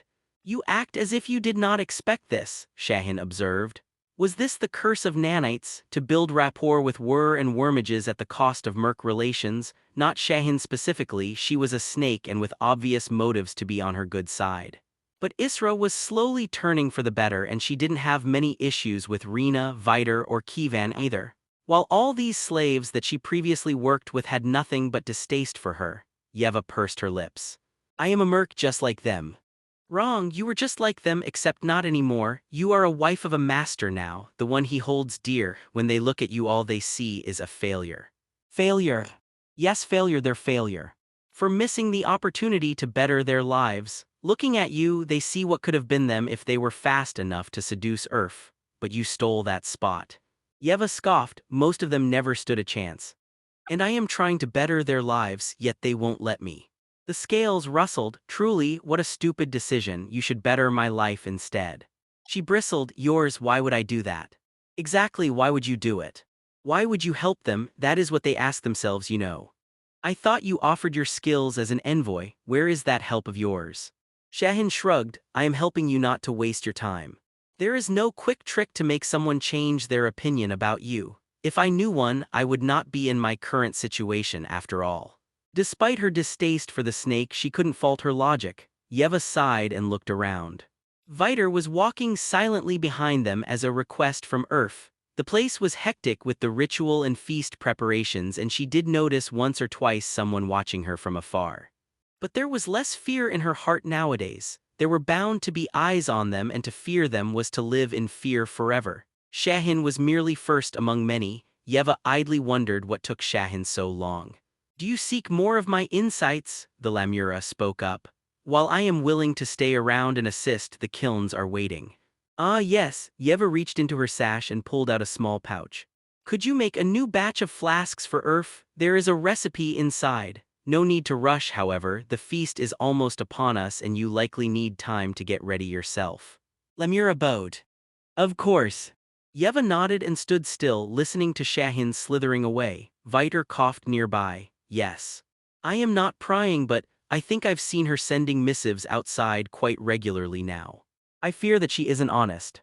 Oh, but she is honest, Yeva murmured. Not to us, but that isn't that big of a problem because we do know where her loyalty lies. I know that Eska will have that recipe before the sun reaches the ground. I also know that they won't be able to reproduce it. What I gave her was just a taste, and a small reminder to her manner that they need us more than we need them. She probably knows this as well, for she isn't stupid. Yet she will act as I expect her to, nevertheless, exactly because she is loyal to her clan. That's too complicated for my taste, Viter shrugged. I just wanted to make sure that you know. Perhaps do something to her messengers. Thank you, Viter, but that would be unnecessary. After all, the secret was knowing when and where to apply the force. Yeva didn't see herself as an expert, but she was willing to put all her effort into practice until she was. She had to learn fast since her teacher still left a bitter taste in her mouth. The first step was to know the enemy, their likes and hates, fears and desires, even tiny little cravings. Shahineska Yusufya. You know where? She placed a satchel into the tiny hands. The urchin nodded and stormed off, tightly clutching the parcel. The streets of Samet had plenty of desperate children. Constant hunger made them willing to work without asking too many questions or getting too curious for their own good. Shahin preferred to employ children. Their ploys were simplistic and could be easily countered. On the other hand, they were quite malleable, like clean wax tablets, untouched by a stylus. And if they posed too much trouble, they could be discarded. They were useful exactly because there were plenty of them. Easy to lose sight of one in the sea of many. Despite her somewhat clandestine task, Shahin did not worry about getting found out. Yeva was not as sneaky as she thought herself to be. The willingness to leave strands of loose knowledge was obvious. They wanted Shahin to spy and relay it all to her clan, and that was frustrating. She knew that this could have posed another opportunity otherwise. By blatantly agreeing to be spied on, they revealed a weakness. They needed Eska to be awed with their discoveries. They needed their entire delegation solidly on their side once the feast started. Her scales scraped on the walkstones. Shahin was an envoy, and she would have been a bad one if she could not tease out the reason. Anais Hillel wanted in. A lady of the Pillar House wanted to join a Merc Sadek. Granted, this was the daimon she was trying to catch, but Emini would not be that understanding. Especially if the refusal to understand might free the daimon from her clutches. Unfortunately for Eska, they did not have enough power here to lay claim to him.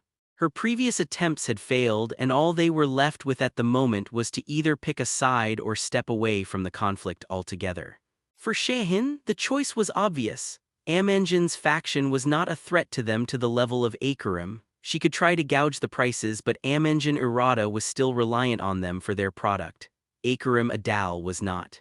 Worst of all, Yeva was already using it as a means of leverage. His merc wife that still held a grudge against her was encouraging Shahin to poke her tongue out and taste the secrets in the air. She was willing to risk that knowledge just to keep Shahin aware of where her path should go, the knowledge that her sisters would gladly kill for, the knowledge that she tried to kill for, and that was what made it so frustrating to her. Shahin knew the plot, she knew the actors, and she could not do anything but play the dice that were given to her. Yeva was young and naive, but she was not a child from the streets. Not anymore. Yeva walked into this game carrying the best dice and pouches full of gold cuts that she was allowed to spend as she saw fit, to play and to learn while playing. And she was growing extremely quickly and picking the lessons up like a thirsty camel drinking water. If Shahin had spotted such talent among her clan, she would have nurtured it just to get an exceptional protege herself. Alas, she was teaching the one beholden to Earth. But Shahin would still play this game with the loaded dice that she was given and the bare scraps in her pouch. And she would milk it for as much as she could before real players walked in. Yeva would grow tremendously in the process, but Shahin would slither away with pockets full of gold. That satchel didn't just have secret mixtures within. Shahin also sent copious notes on the possible reagents and even shards from pottery kilns that she managed to pick up. She had enough control over her tail so that certain pebbles would accidentally wedge themselves between her scales as she moved. In the future, she could even pick up some talents for herself. Urf had a penchant for finding rich oases in the vast sands of the desert. Shahin froze, or maybe he did not find them, that is. Anais was not trying to claim him so desperately just because he was a daimon. She craved something more, something that would benefit her directly, something that could not be shared as easily as knowledge. Shahin made sure to learn about her surroundings as best as she could. A blind merc slave, suited only for the simplest manual labors or music, became an alchemist in a matter of days and kept growing ever since. A taskmaster, content with her status in the manor, developed an aptitude for magic and set her sights on the rank of a wormage. Her eyes narrowed. The lady of the house, young and without any noteworthy achievements under her name, became the youngest student of Vernon Shaw, an event that caused a cascade of celebrations within the Cametal Manor. Urf was not just a force, he was a force multiplier. He might not have spark himself, but he could do something else, something that made him strong, more importantly, something that empowered others around him. Judging by Anaise's desperation, a lot stronger. Shahin licked her lips. If a merc got as strong as a whir and a whir got magic of a wormage, what would it do to a wormage? And was she willing to risk it all and claim at least some of what Anais was so desperately trying to get? Her tongue stilled as her eyes grew wide. He did not, Shahin hissed and sped off into the estate. She sighed. I need to see the seal first.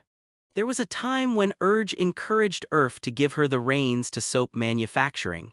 Like all slaves that had the drive and means to reach her level, she wanted to continue stepping forward.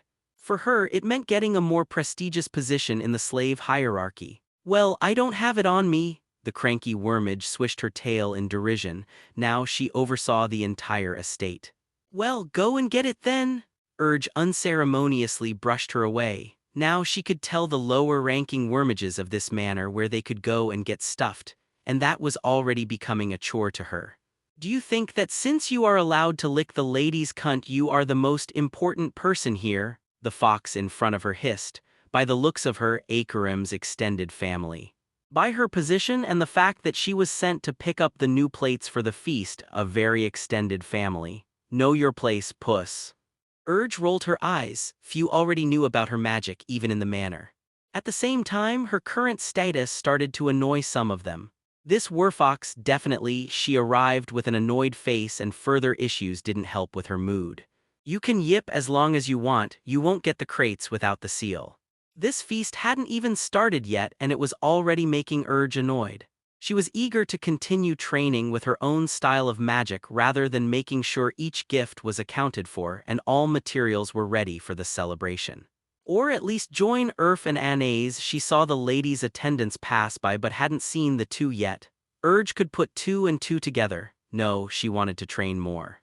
It wasn't as boring as Werbo drills and she could see it in action every time she worked with it. And Urge could vividly remember the look of shock and desire in the eyes of Anais when the wormage saw her use it for the first time. Urge didn't want to be one of many, even if the many were wormages. She didn't want to be 1 in 100 shooting an army-issued Werbo. She couldn't help but pout. A personal flow ore would be nice. A sign of a war mage. One whose control over flow is so strong that she could use actual spells for an extended time in battle. Ignore me, will you? The wormage seethed and extended her arm. A force pushed at her and Urge slammed into a wall with a loud thud, shocked silent at the sheer audacity of the wormage. You will have your seal after I complete my task, puss. I am not walking back empty-handed with a headache just because you tried to flex the meager authority you've been given.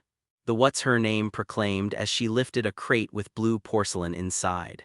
Urge growled and reached out with her flow in turn. Anais forbade using it on her, but she never said not to use it on others. The werfox grunted as Urge's magical hand wrapped around the crate, stopping it mid-flight. The cougar pushed in as much as she knew, causing the wormage to gasp and then scream in distress. What are you?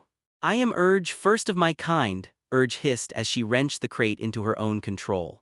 And this is my estate you tread upon, and these crates hold the things that Domina herself considers the secrets of Cametal. Mercy, I didn't know, the wormage pleaded as the sweat beaded on her face. Whatever her magic did, it was quite uncomfortable. Yes, you did not, because it was not for you to know. You were supposed to bring a seal and deliver a crate, not perform a tyrant act. I will bring the seal. Please just stop this. Drop your magic first, Urge spoke and felt the weight shift. She immediately lunged forward to catch the falling crate. I thought you were a whir, the wormage stammered. The cougar carefully put the container down. That was the one problem she was still trying to master. While her magic could disrupt spells, it was still too weak to hold things without proper runes. She could lift small things and trip and drag certain individuals, but holding a moderately heavy load in the air was still beyond her. So you only seek apology because I am a wormage? Urge raised her eyebrow. Do you have any idea what would have happened if I was a were? You might have earned a moment of satisfaction, but I would have found you later. Together with Domina, who would be mighty curious why. Surely she wouldn't, she is too busy. You still question my words? She would, despite the fact that she is busy. Do you wish to find out? I can send a messenger right now informing Domina that someone is trying to take her prized possessions that she is about to present to her most dear and valuable guests. Anything but that. Then scamper off. Come back with a seal and a proper apology and I might reconsider informing Akarim Adal about your action. Get. The werfox bolted and Urge sighed again. Gods above, this was like dealing with rowdy slaves. She closed the door and returned to her previous task of tallying resources. Her meticulous counting was occasionally interrupted by doodles about how her own flow ore would look like. It would be light yellow, just like her hair. XXX. I sneaked through my estate, carefully clutching a pouch in my hands. Anais wanted to keep me close, but the feast preparations pulled her away, giving me a moment to myself. A perfect time to continue tinkering with the lithoscanner, categorize the steel samples, and provide Isra's previous hands-on knowledge with some precise data. Despite its questionable operation, the pattern was starting to become clear. It outright refused to work in the presence of actively magical things. Runes didn't affect it, but and wormages did. More importantly, it also didn't like the alien sapling that I asked to grow for research. Was I really surprised? No. The creatures were ill-renowned for their magical capabilities and books spoke about forest glow that mercs couldn't see, but what made me curious was that every alien life form that I knew about was magical. At the same time, the only Terran species that wielded magic were humans. There were no magic cows, foxes, or snakes. There were no magical apple trees despite common merc beliefs. Nor had I heard about any magical mosquitoes, perhaps for the best. The jury was still out on magical bacteria, but chances were slim. Were human hybrids the only survivors of the magical transformation? Or was this a result of some experiment by a mad scientist? A mad engineer, to be precise. But even then, one doesn't simply start with humans. There should be at least some magical lab mice around if that was the case. Looking at the bright side, it did result in a lot of dead magic zones even in the middle of my estate, perfect to work on the lithoscanner. Until Yeva intercepted me and handed over the good stuff. The lithoscanner would wait until tomorrow. Triple checking that no one was paying attention, I entered my alchemical lab and quickly started to assemble the necessary gear. I didn't need much. A small source of heat, some sand as a medium, and a container to hold it all together. And water, clean, fresh water. I grinned and rubbed my hands in anticipation. I knew that this wasn't critical, but the feast was going to start in a few hours and I needed to be at my best. Even if it meant that I had to postpone other projects that were unlikely to yield any immediate results. The gifts were ready anyway. Tables would be laden with porcelain, glass, and gold, while guests would receive a plethora of trinkets to take home. A multitude of things like rings and tori wrapped in handkerchiefs. All in shades of blue, or arcsite as they called it. From my perspective, these were baubles for children. From Akarim's, these were luxurious gifts that would cast waves across Samet about Kamidal's generosity. It felt like buying gold and gemstones with handfuls of glass beads. The door slammed open. "Urf!" Shahin screamed. "Since when do you have kava?" I screamed in turn and almost dropped the hot sezv out of my hands. Luckily, it was still buried in the hot sand so the simmering coffee didn't spill. Of all the people to surprise me, I did not expect it to be the local Lamia, without her customary veil on her face, too. I haven't seen her face in full ever since that meeting in the sauna. What happened to knocking first? "This is my private lab. Do you wish to be sent back to the kilns, or straight to Akarim Adal?" "You are not working on any secrets, Shahin licked her lips. "I can taste it in the air. How did you manage to get any beans in Samat? I have been searching the markets for days." "Well, it is my secret." I cradled the black liquid in my hands, possessively turning away from the intruder. "Now, shoo. I'm trying to enjoy the moment here." "You cannot do that," Shahin gasped. Do you not have any laws of hospitality where you come from? A guest in our lands would always be welcome to the table and the drinks on it. A guest? You aren't. I am already paying penance for my actions, Shahin gestured at the rows of glassware. Half of these were made by my hands just the way you wanted them. For some, I even had to resort to magic just to melt and shape the glass just right. I teach your wife the skills that I worked hard to acquire through decades of trial and error. The skills that currently help you to reconcile with your family, nor did I complain when you and Israel burnt all the fuel in the estate, even if it meant that I had to search for scraps to keep my nights warm. She slumped in front of me. What more do you want? I huffed. Shahin looked too pitiful. She could be acting, but it was impossible to tell. But she wasn't asking for much either. And we did burn through everything just to keep the blast furnace working for as long as we could. These things weren't exactly designed to shut down on a daily basis. Why didn't you bring some with you if you crave it this much? I grumbled, looking for the second cup. I did, the Lamia sighed, but Eska does not grow kava beans herself, and I did not expect to stay here for this long. If an envoy sets off for such a task, they either come home successful or dead.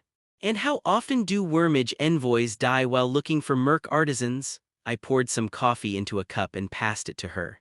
More often than you think, at least. Just as with you, there are often powerful manners that either shelter runaways or were the abductors themselves, and sometimes the death is intentional. She brought the cup to her nose, taking time to savor the aroma. My, this is a rich smell. Whoever bought this has an eye for quality. Like I would need to buy coffee beans, especially since mine were even further modified to enhance the smell and taste. If I were to succumb to my vices and grow a luxury plant, I wouldn't waste my time on some half measures. Intentional. The yellow and black eyes glanced at me. Sometimes the death of a wormage is necessary to rouse sufficient outrage and give more leverage to Eska. I raised my eyebrows. You are telling me this right before the Eska delegation walks into the feast. Should I be worried that there will be bodies lying around by the end of the day? Shahin scoffed lightly. Please do not spoil my drink. Akarim Adal would not budge, we both know that, and I made sure that Amir Shervanya knows it too. She stopped and took her first sip. The house rumbled as her tail shivered, so strong. I took my own, savoring the black warmth as it sped through my body, basking in the soft jolt of vigor that was brought with it. Nanites could keep me awake and highly responsive, but coffee hit my brain just right. Shahin sat here in a daze with a smile on her open face, nursing her cup, despite talking about the price for her life mere seconds ago. Your cavalier attitude about life is rather surprising, I admit. Do all of Eska share such an attitude? After all, I was going to meet this Emir sooner or later, and it was the first time that Shahin was this open about her family. Yusuf is surrounded by sans earth. She took another sip and sighed. We might not have the forest at our borders, but we do not have much of anything else either. Most of our wealth comes from trade and glass, and it is used often to support our harvests. What is the life of one if it ensures the survival of many? Seek other means to wealth that would lessen the importance of glass. Ah yes, the other means. Shahin rolled her eyes. Instead of sailing so far from home, I should have gone to the other means merchant that sells other means scrolls. How silly of me. I shut up. I had an encyclopedia of human knowledge in my mind. They did not. She finished her coffee and put the cup aside. I know what Akarim Adal wants, but tell me, Urf, what do you want from my clan? What future do you see between you and my sisters? Sisters, you don't care about your brothers. For all your smarts, Shahin sighed. And I should not be this backward. Pick up a codex once in a while where authors speak of other lands. Lemuras do not have males. I almost choked on my coffee. You what? Like parthenogenesis? But how? The genetic imprinting alone, mammals can't do that, not artificially, that is. Partheno what? She frowned. What is a mammal? I coughed and cupped the imaginary breasts on my chest. Animals that feed their young with milk, cows, horses, mercs, were wormages. The Lamia crossed her arms, her eyes narrow. Am I an animal then? What about daemonas? Status means nothing to life. We all are animals, small or big, unless there are wormage plants, or worse, fungi. I ignored her accusation as my brain tried to run through all the different possibilities of how something like this was possible. And how deep the genetic modification went. This wasn't just some addition of a new gene or two, this was a restructuring of the process that controlled these genes. Fungi. Mushrooms. If you think male and female is a great variety, they can have more, a lot more. More of that daimon talk, I guess. Read more codices, Lamuras are only female, but we are not the only wormages in Yusuf. Oh, I scratch my head. That does make sense, and it is way easier too. I don't really have any plans for Eska. While I do detest the slavery system that is rampant in Emini and everywhere else most likely, I understand that I can't demand them to just stop. Even forcing them wouldn't work well. Emini would likely starve and collapse if the process is too quick. I need to provide other means first. Shahin slithered closer, like your pottery. I have noticed that Kevin barely needs any help with his craft. Pottery, soaps, glass, what I make is not as important. What matters is how it is made and who makes it. Look at the servants that help you at the kilns. Are they menial slaves that could be easily replaced? Or are they artisans that perform a skilled task and should be well compensated for it?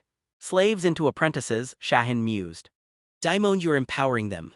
I shrugged, unfazed by the title. Absolutely, I do not need to keep others below me just to be on top. I am the navigator, my life's calling is to steer and guide. And how much would it cost, Shahin whispered. To hire you. I am already teaching you the secrets of glass. Not me, Eska, how much would it cost for you to give us other means, not Akarim Adal or the rest of Kemetal? You. Adar Kemetal Daner. Did you hear her scream? Amalric harshly whispered to his brother. I am telling you, we need to do something about this. Adar said nothing as he watched Salamat Kemetal hastily retreat from Anaz's estate. Bested by urge, apparently. He knew the slave in question. The word had been around this manor ever since Matriarch proclaimed his mother as Domina. Unfortunately, he didn't know much else. She was one of many word that they had, and her kind was extremely common across Emini. Workat tribes lived somewhere to the east past the Babur Mountains and would often ambush and attack Emini arms. Emini would answer in turn. Adar had been on multiple campaigns that crossed the forest and struck at their campgrounds. Each one brought plenty of fresh slaves for Emini. Each one had hundreds that looked like her. The past was past, and there was no need to waste the present on it. He didn't know how strong she was before, but she wasn't this strong. Spark within Salamat was dim, but she could move flow as all wormages could, and that ability had granted her a certain pride in herself. To see her running in disgrace meant that Urge managed to decisively prove her strength. Mother is calling her a wormage, but I know this is nothing but a ruse. A word that dared to raise a hand at a wormage deserves to be punished. Adar rolled his eyes and slapped his brother across the face. Enough of your prattle. If a wormage allowed herself to be bested by a wur, it is the folly of that wormage. Tell me this instead, how much do you know of this urge? Amalric shook his head and spit the blood out. She is a wur, and a dim one at that, a pair of ears and a jest for Spark, doesn't even have a tail. Adar harumphed. I have eyes too, brother, so you didn't see her using this strength. Was she hiding her skills? Or is this some sudden growth? He scratched his stubble, deep in thought. Anais would have explained it all, but she was surprisingly tight-lipped as of late, and he was still curious. It was too bad that the blind girl was beginning to notice his presence. Adar had to keep a longer and longer distance from the estate. This is all caused by that alchemist. A few words, maybe a love potion, and even our mother listens to him. Ha, a merc alchemist crafting love potions. Tell me another tale, brother, but you are correct that this alchemist is in the center of everything. Adar thought for a moment, then nodded. I want to meet Salamat after the feast, she could tell us much. Emenjan Kamital Irada. The first feeling that something was going terribly wrong hit her just as she entered the dining hall. Was I wrong about our agreement, mother? It took all of her willpower to keep her voice calm in front of Matriarch. There were others around. Did Akarim empty the Kamital coffers just to have a single feast? So much gold wasted for a lady that is not even trying to claim a decent husband. Our house will be a laughingstock for centuries. Watch your tongue, daughter, Nanya Ida adjusted her arcsite caftan, for it sounds as if you are trying to accuse me of betraying my own family. What we agreed to still holds true. I did not assist Akarim with gold nor with power, nor did I instruct others to do so. From my reports, Anaz's entrance feast was funded by Akarim alone. Imogen bit her lip. While she did arrive well-dressed for the occasion, Akarim was flaunting way too much wealth. The speaker of Kamital saw the concerned gazes of other dominas. This was going to put a lot of strain on other Kamital manners just to keep up. She glanced at her mother. Unfortunately, Akarim was smart despite her age. The matriarch's kaftan was obviously a gift just for this occasion. Anais Hillel was the central figure of this feast, but she should never outshine her matriarch. How deep in debt do you think she went just to procure this much arcsite, and who would be willing to give her so much? Imogen looked across the room. The entrance feast had all the standard showcases of wealth. Gold, gems, and plates laden with exotic food, wine, and spices. But it was the hegemony of a single color that put the opulence to another level. Akarim even decided to add arcsite to clay plates. "I do not think she has purchased any," matriarch murmured. "Her manor doesn't trade with arcsite merchants coming from afar, yours do. Think for yourself how long it would have taken her to procure this much. And how likely would it be that you never heard even a rumor about it?" Imogen felt the cold sweat on her back. "You think that she found an arcsite mine?" This was impossible. She was paying close attention to what lands her sister was trying to buy, and she made sure that Akarim wouldn't get any, either by pressuring the sellers or buying the lands herself. No, not a mine. Something like that would have attracted a lot more attention. I am quite sure that all this was made within the boundaries of her manor. A fake, then, no wormage could replicate the tears of the sky. Some have tried, but their attempts always withered and lost color quickly. To think that a sparkless merc, Imogen glanced at matriarch. "I fear for our house, mother. If this forgery is going to annoy the goddess, it will not be just Akarim that will suffer her wrath. She could pull down all of Kamital with her. Just give me the word and I will solve this issue." Nanja Kamital Ida lay in a litter, silently observing the beginning of the feast where Anais was greeting her family. The speaker and matriarch of Kamital would be the last to greet and be greeted. "Why does Sophia Chassia desire him?" "What do you mean?" "You heard me, daughter. Your concerns are heard, but I know what drives them. So tell me, why does she desire him?" Imogen scoffed. "Desire? What is there to desire? Akarim didn't raise her daughter right, or Anais wouldn't sacrifice her children for some golden-feathered peacock. By the three horns, mother, it doesn't even have spark. This is like marrying a horse because it keeps winning races." Nanja glared at her. "I know what it looks like, but I also noticed that you have avoided my question." "Why?" "Vernon Shaw did manage to annoy her with his help, or so they say. If someone used a slave to strike at me, I could see myself retaliating on that slave in turn. Or through that slave, Imogen pursed her lips. "We are talking about a potential blasphemy in our house. Flow takes years to learn and master. It won't divulge its secrets without effort, yet Akarim grew too powerful too fast. As if aided by something unnatural, something foul." Nanya shook her head. If Censor had a speck of suspicion about blasphemy, she would have claimed him a long time ago, directly from Akarim, and my daughter wouldn't do anything but accept. Worse, Sophia could simply claim such blasphemy as you just did. That would give her enough leverage to take him, yet she did not. I have no idea what had stopped her from doing so, but I do know the price she is willing to offer. Matriarch waved at the center of the hall. "You weren't the only one she tried to bargain with." Akarim got a divine ritual that coincided with Anais's entrance feast. "Then there is your offer. Tell me, child, what did she offer you?" Imogen palmed her warm belly. She already felt the pangs of need within. "You are already aware of her offer, a powerful child, something more substantial than a mere merc with some knowledge. Secrets come and go, but the blood thickens with time.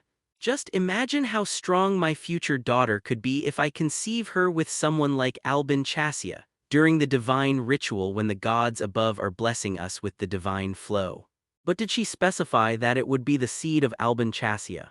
"You aren't the first that has tried to claim him, and he is notorious for his refusals despite what his sister might say. You think that the censor herself would lie on her promises?" Sophia Chassia did say that she is uniquely able to guarantee the outcome. Nanya Ida glared at her. "I think that censor doesn't need to lie at all. In fact, she might have fulfilled her end of the bargain already." "What do you mean?" Matriarch sighed. "You already have a guarantee that your next child will be a powerful one. And not just yours, half of Samet is currently fucking the other half. just on the slim chance that they might carry a child while the divine castle is in the sky. Would you dare to argue with the censor that she is not uniquely able to ask this boon from the goddess? But that makes it more important that we complete the bargain. You Amanjan Nanja Ida narrowed her eyes, not we. This was a bargain between your manor and hers, not between our houses. I didn't agree to abstain just because you asked me to. The orange tail waved at the entire room. This is no longer a small dispute where your status as firstborn daughter is enough. If you think that Kaimidal should take your path, prove it to your fellow dominas and prove it to me. Amanjan scoffed and waved at her slaves to carry her litter forward. XXX. Here she comes, Anais whispered beside me. I looked over to the approaching werfox and nodded slightly to Anais. The entrance feast was a mixture of a birthday celebration, a debutante ball for one person, and political grandstanding. Anais, with her entourage, sat at the center of the room and welcomed her extended family, one domina at a time. Greetings were exchanged, gifts were given, and token affirmations about mutual relationships were relayed. Akarim confessed earlier that most ladies of the house had much smaller events. Many manors would usually send a delegate to relay their well wishes and call it a day. Fortunately or unfortunately, the divine ritual brought all Kaimidal dominas into the city, and then rumors of the daimon and the newfound magical prowess of Akarim ensured that most of them would come here in person. There was also tension between the Akarim and Amanjan manors. All these dominas had at least some ability to recognize the growing power imbalance, and they were here to smell the waters. Like a school of sharks waiting for fresh blood. There was a lot of pressure on Anais, but she did her best throughout the event. Her smile switched from benevolent to grateful when it was necessary, the beads of sweat were wiped away with magic when no one was looking, and her growing frustration and exhaustion were well hidden. I made sure to sit on her tail just in case. We were all here, playing our own subtle roles to maintain the narrative. Yeva was conversing with Shahin about some glass-related topics. Urge would occasionally perform wormage activities like levitating food from nearby tables or passing servants.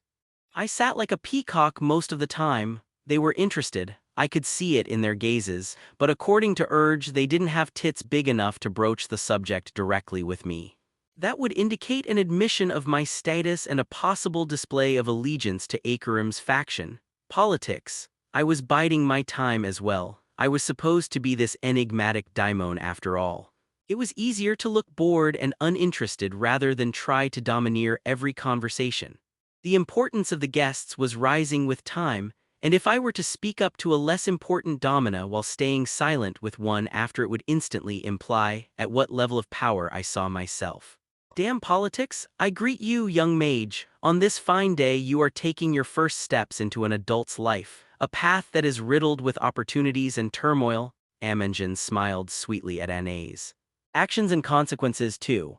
Anais nodded in turn. Thank you, my dear aunt. The road ahead of me is indeed long, but I find myself blessed with trusty guides all around me. Ah yes, guides, Amanjan clapped her hands. Servants started to move behind her and I sat up straighter, readying myself. I know that your mother loves you dearly, the speaker of Kaimidal mused as 4 pairs of burly hands dragged 2 chests up front. Too dearly, just by looking at this room I can see that you are the gem in Akarim Adal's eyes. She sighed, but such love comes at a cost. I fear to imagine what cost my younger sister incurred just to make this day memorable for you. Please take this paltry gift as a token of assurance. Kaimidal doesn't leave its manners destitute. I certainly did not anticipate this level of opulence, but I am sure that my other sisters and aunts will extend a helping hand as well. Perhaps the manner of your future husband. With this much wealth, you are bound to catch the sight of many young wormages.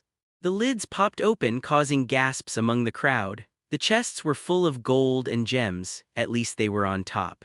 Anais smiled through her gritted teeth. The initial gasps were followed by murmurs. Amanjan made sure to use the luxury she could not outright deny. Now everyone around us was seeing the cost it would hypothetically incur on the entire house rather than our level of prosperity. Nor could Anais directly talk about me. Implications were fine, but Nanya Ida set her foot down on public proclamations, something that Amanjan Irada was quick to notice. I appreciate your concern, Aunt. I do, but there is no need to worry, our coffers are as full as ever. But your gift is more than generous, please allow me to repay in kind. She made a gesture and 2 servants walked in carrying 2 bolts of silk, silencing the murmuring crowd. They were longer and wider than any bolt one could find in the bazaar, the result of new looms. But color trumped size, one was blue as midnight sky while the other shined as pure gold. Well, not exactly gold, it merely looked like gold. The spider silk was stronger and more durable. Cheaper to make too, all I had to do was water the bioprinter and wait until it could convert enough sunshine into thread. Nonsense, child! Imogen had a great deal of control over her face. I can hear the worry in your voice, you don't need to hide it, we are among the family. If it is not the gold you've spent then we can assist with the favor your mother had incurred. And what makes you think that any of this was bought? I barged into the conversation with the grace of an elephant. Imogen hissed, who do you think you are to speak when betters are talking? I shrugged nonchalantly. You know exactly who I am. The reason Akarim Adal's coffers are full and there are no favors that she accrued is because all these gifts weren't bought. They were made right here in this manner. You dare to blaspheme that you can make arcsite. You mean the blue stuff all around? I grinned. I do, you can bring your truth ball if you want to make sure I will stand by my statement. Besides, I am the alchemist of Kemetal. Making these things is what alchemists do.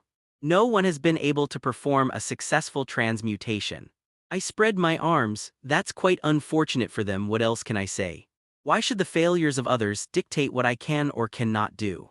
Imogen glared at me only to glance at Anais. Are you going to let him talk over you? You just stepped into adulthood and you are just as quick to give it away. To let others speak for you. Anais smiled, isn't that how it is done?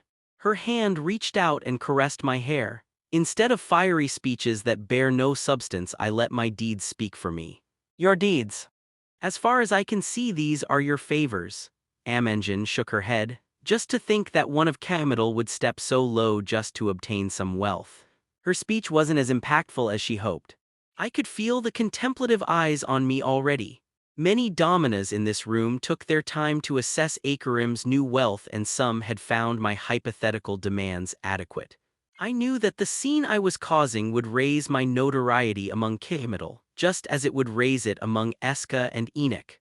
Both Shahin and Tarhana were listening to my outburst. While Anais's father was somewhat in the know and was personally assured by Akarim quietly laying nearby, the Lamia was watching in rapt attention, soaking in everything that I managed to divulge. All favors that I've asked from Akarim were paid a long time ago. All this, I spread my hands around, I gave to her without asking for anything in return just because I felt like it. Just because I felt like her manner deserves greatness. Don't make me change my mind about Kemetal as a whole. Or what? Imogen rose from her litter. You dare to threaten our entire house. In the corner of my eye, I could see Matriarch stirring up as well. But I wasn't done threatening, I smiled as I stood up myself. Oh no, I dare to do something worse, I can leave you alone. The speaker glanced at me frowning, that was expected. Of all people in this room, only Akarim and my Sadak had any idea of what I was trying to convey. For the rest, I would need to use my fingers to explain. I clasped my hands behind my back, trying to remember the short lecture Albin once gave me about daimonas. It has been about a season since I walked into Akarim's manor for the first time. I began as I started to slowly pace in front of Imogen. Despite such a short time, I managed to develop plenty of discoveries. Soaps, pretty dyes in glass, and a plethora of others which are still considered manorial secrets. I didn't discover any of these. Shahin glanced at me sharply, while Imogen opened her mouth to speak. I was born knowing these. My statement shut her up as her eyes started to widen. I wasn't sure if someone was sneakily checking on my speech with an orb of truth, but my statement had been technically correct. A few weeks ago, Urf died in that shuttle, Urf the Surf. A few weeks ago, Urf was born in that shuttle, Urf the Navigator, and just like the fabled daimonas, he was born with knowledge beyond his age. A coincidence most likely, but I let her and all other Kemetal ladies around us draw their own conclusions, just as I once let Shahin do the same, speaking about snakes. Shahin Eska Yusuf Ya, I turned around. Do you remember what I did when you decided to attack me and mine? She had enough confidence to roll her eyes at me. You threatened my entire clan's well-being. I shook my head. Akarim Adal threatened your clan, not me. All I had to do was simply do nothing and keep walking through my path in life. That alone was enough to give Akarim Adal advantage and leverage. I turned back to Amenjen. I didn't start dabbling with glass because I had a grudge against Eska. I did it because I was in need of glass. I needed a special type of glass that Eska didn't provide and were too far for me to teach. So I gave the knowledge to Akarim. She got new income and potential leverage on a powerful clan from afar while I got my glass.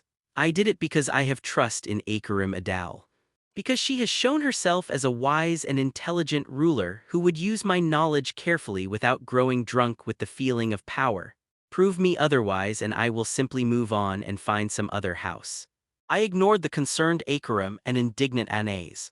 I know that Kaimidal doesn't need me. You are a powerful house and you will not collapse just because I chose to part ways. But I don't need you either. The union is not based on necessity but mutual benefit. Amenjen scoffed. I knew you were fey-touched when you thought yourself on par with me, but you dare to consider yourself on par with all of Kaimidal. Just because you managed to lead my younger sister astray by dangling some crumbs of knowledge in front of her? Your arrogance is boundless. Continue to speak like that and you might even forfeit your life. I smiled and took a bow in the direction of Nanya Ida. Esteemed matriarch, allow me to ask you for a favor. The shift in my tone was obvious to everyone. With just a single motion I let everyone know that it is not the Kaimidal I had an issue with but Amenjen Irada herself. Matriarch shook her head. This was supposed to be a day of joy, yet all I hear are threats being thrown in both directions. You have a lot of gall to ask for a boon in this situation. Not a boon but a test of my honesty, matriarch. My hand reached out and touched Anais's shoulder. Forgive me, but I could not sit still while your daughter tried to disparage someone dear to me. Anais pinked slightly. Urge grinned and Yeva rolled her eyes so hard I could hear it behind the blindfold. Akarim exhaled in relief. She was holding her breath for quite some time, it seemed. You wish to be judged by the orb of truth? Why? Because your daughter won't believe a word that will come out of my mouth. And I assure you that no one in this room, myself included, has any desire to see me prove my words. Nanya Kaimidal Ida watched me silently for some time amidst the susurration of the curious and anxious crowd all around us. Then she took a glance at both her daughters. Akarim nodded to her. Very well, matriarch aloud, but know that if I see a wisp of a lie I will respond appropriately. And I do know how. I bowed again in quiet acceptance and waited until she brought up the orb for everyone to see. I know many things. I started another tale, too numerous to count. So numerous that if I tried to share them all with Akarim Adal I would be speaking for 1,001 nights. But I will not. Because most of that knowledge will be useless, just like the knowledge of how to bake bread is useless to a person who doesn't know how to mill the flour. Everything comes in order. But everything goes to Akarim. I shrugged. All of Kaimidal uses the numbers that I gave you by now, and the bookkeeping system. Some knowledge is too wasteful to keep it secret. The gain is too small unless the entire system benefits. And why did you use divine runes for your numbers then? Amenjen suddenly demanded. I gave her a side glance. I did not. Either it is a mere coincidence, or it is the runes that borrowed the shapes instead. Nanja glared at the innocent number 1 that floated above the orb and declared my answer as truthful. That might be your own belief. I nodded. That it is, and there is no way to prove or disprove it at the moment. But I digress. There is a vast library of knowledge in my mind and I am eager to spread it. A golden cut is worthless if all it does is sit in your coffers until you are dead. I will continue to spread this knowledge, be it under the roof of Kaimidal or some other house. I glanced at Shahin, perhaps even Eska. Shahin bowed in turn. This was the purpose of my visit from the beginning. Be assured that Eska would welcome you with the warmth of our fires. I nodded. I am not arrogant, I am prudent. I prefer to have the freedom to work, create, and build a better future rather than waste my time physically explaining to every wormage that I can and I will defend myself. I am more than willing to delegate such tasks to someone else even if it means that they would earn most of the profit. I stood silently for a second and then nodded to myself. I have the knowledge to build and to create. I have the knowledge to kill too. I lifted my eyes and looked straight at Nanya Ida, the orange-haired matriarch of a pillar house, one of the 7 most powerful ladies in the entire Emini. I've heard that wormages on the brink of death usually find the power within themselves to cast spells beyond their limits. I have something similar. All you're going to cast without spark is a fart. A smelly one if you are dying, Amanjan scoffed. I could see her annoyance at being sidelined, but she didn't dare to constantly interrupt her mother. I couldn't stop myself from grinning. She was so close and didn't even know it. Sure, let's call it a fart, I snickered, but my mirth disappeared just as quickly. But it would be a fart that would kill the entire city of Samat, Merc, Wormage, everyone. I am not avoiding violence because I consider myself weak, O matriarch of Kemetal. I avoid violence because I fear misjudging my strength and killing too many. I spoke quietly and without bothering to raise my voice. Anais was right, there was no turning back after that meeting with matriarch, so I did act like it. Akarim Kemetal Adal. Enough! Akarem strode across the room, her caftan flourishing as she walked, showing off the exuberant materials and exquisite masterwork. Anais, hold your retinue. I know this is your first day and you are eager to show your real strength, but this is our family. She turned around and gave a nod to her older sister and a bow to her mother. I will make sure to properly punish my daughter afterwards. She has much to learn with how guests ought to be treated. Imogen hid her scowl as she glared down at Akarim. In the meantime, Anais placed her hand on Urf and led him back to their couches. Murmured exhales passed across present dominas and Akarim let a tiny smile grace her lips. They had planned this exchange and the trap sprang around the speaker of Kemetal without her even realizing it. Oh, how lucky was she that Urf didn't just have daimonic knowledge but was also wise about it.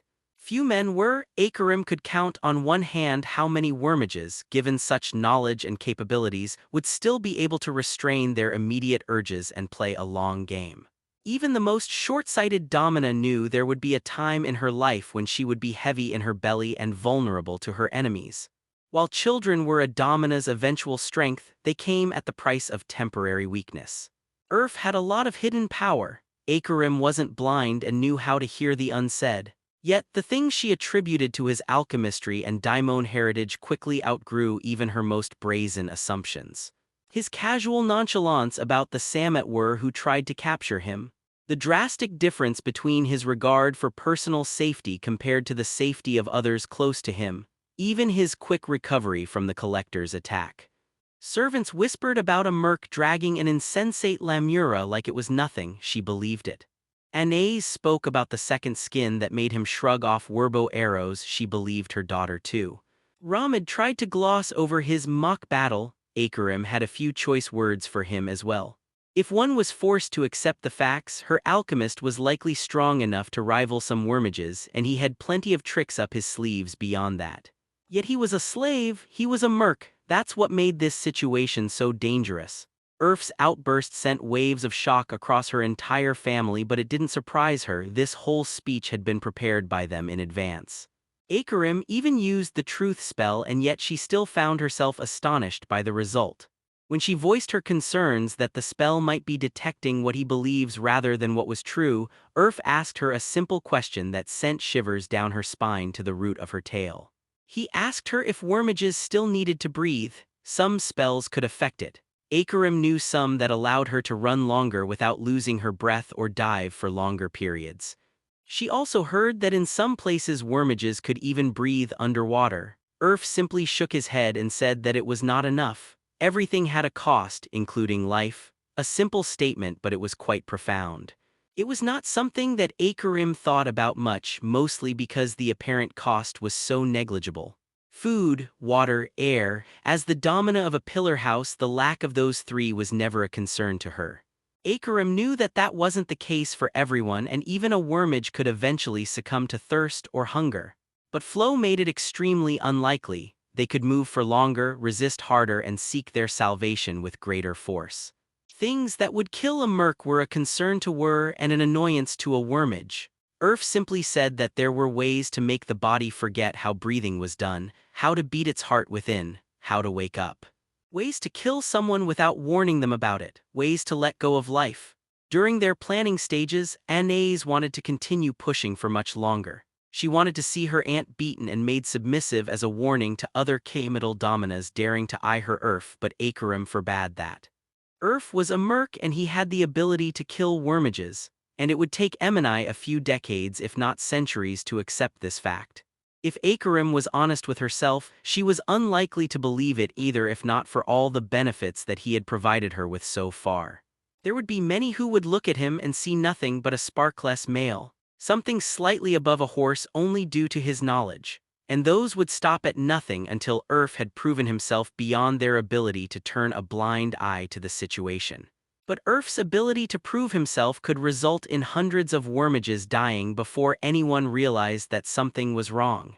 "Make sure that you do," the speaker gritted out the expected response through clenched teeth. Urf had done well at impressing her family, including matriarch, but it was her entrance that solidified their gains and forced the end of this issue.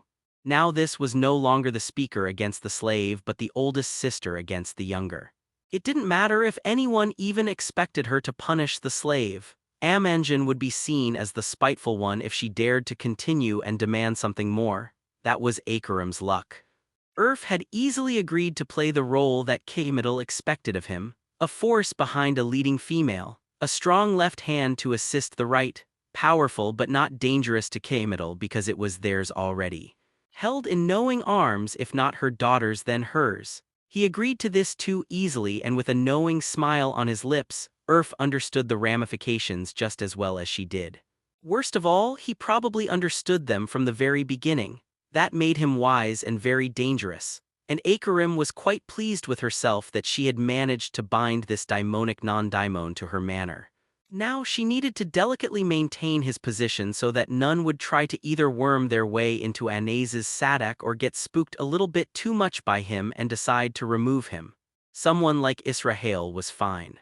She was much more likely to eat out of Urf's hand than to try and manipulate him over to Enoch. Most of her house was safe for now as well.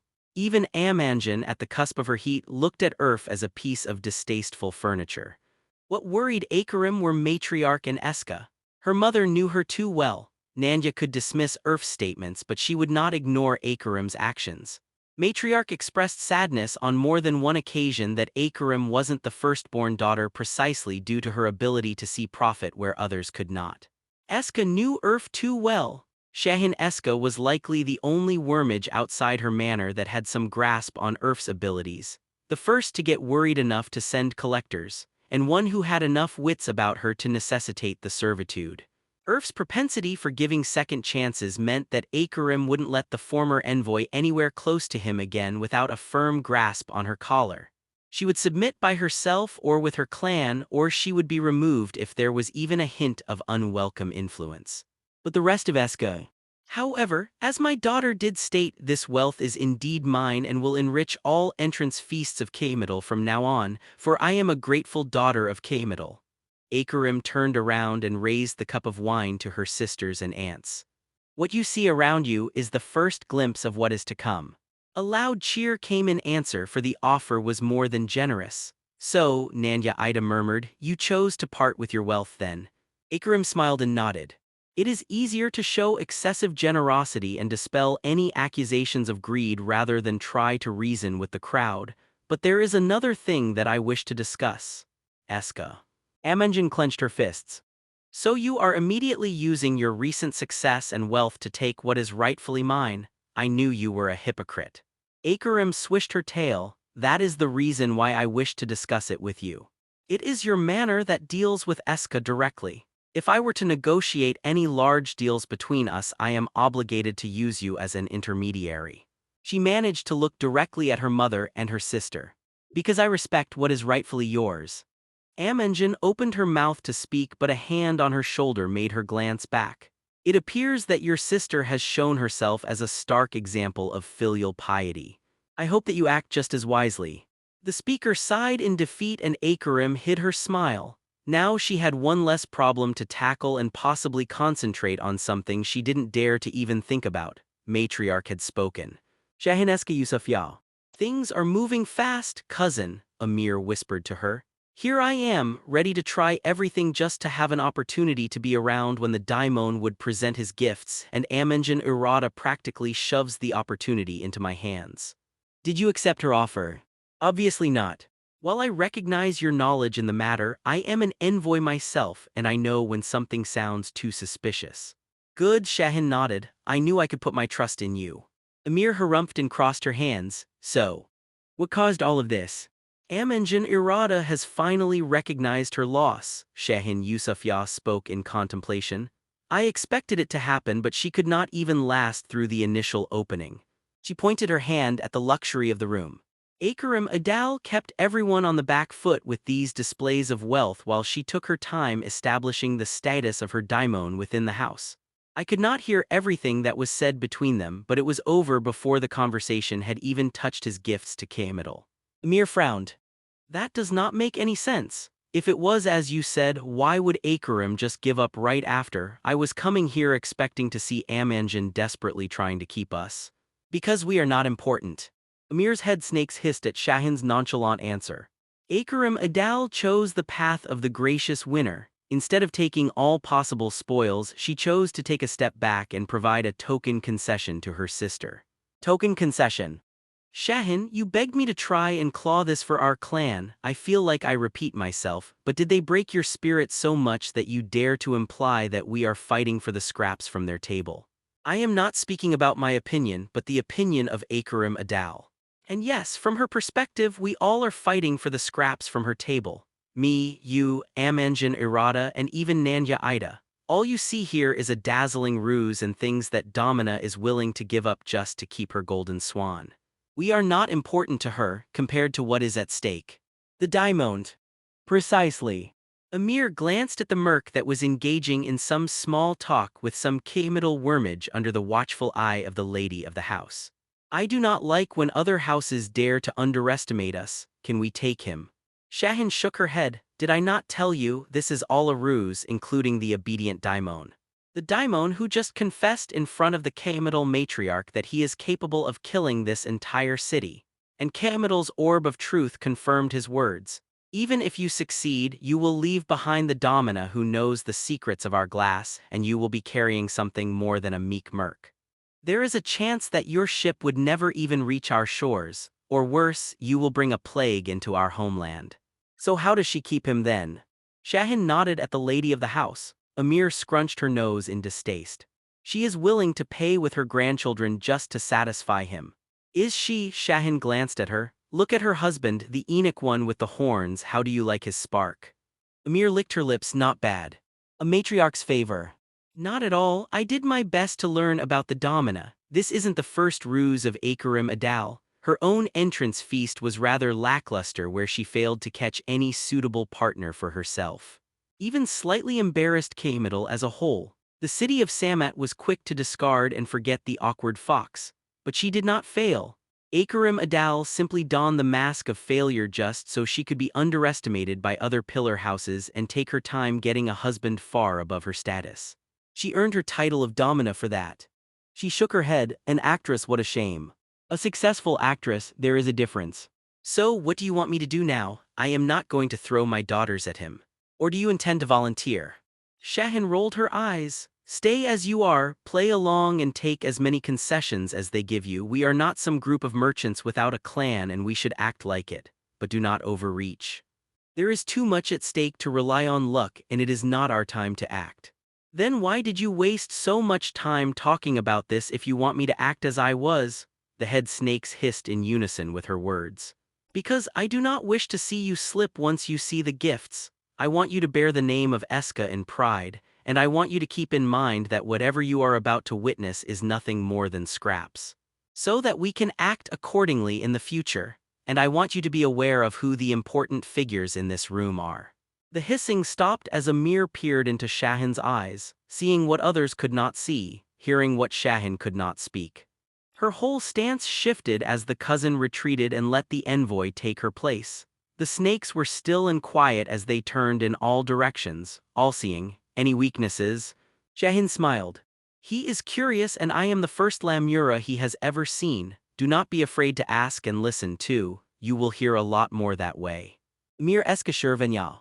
She inhaled the smoke to calm herself and let her head snakes blow it in his direction. When I heard that the Kamital speaker herself wished to bring peace back between our houses, I did not expect to see 3 trinkets. 3, not 1. She would kill Shahin later. I hope they won't disappoint us, child, Amenjan Irada said from a nearby couch, surrounded by her closest friends and relatives. I had said many good things to our dear friends from the south.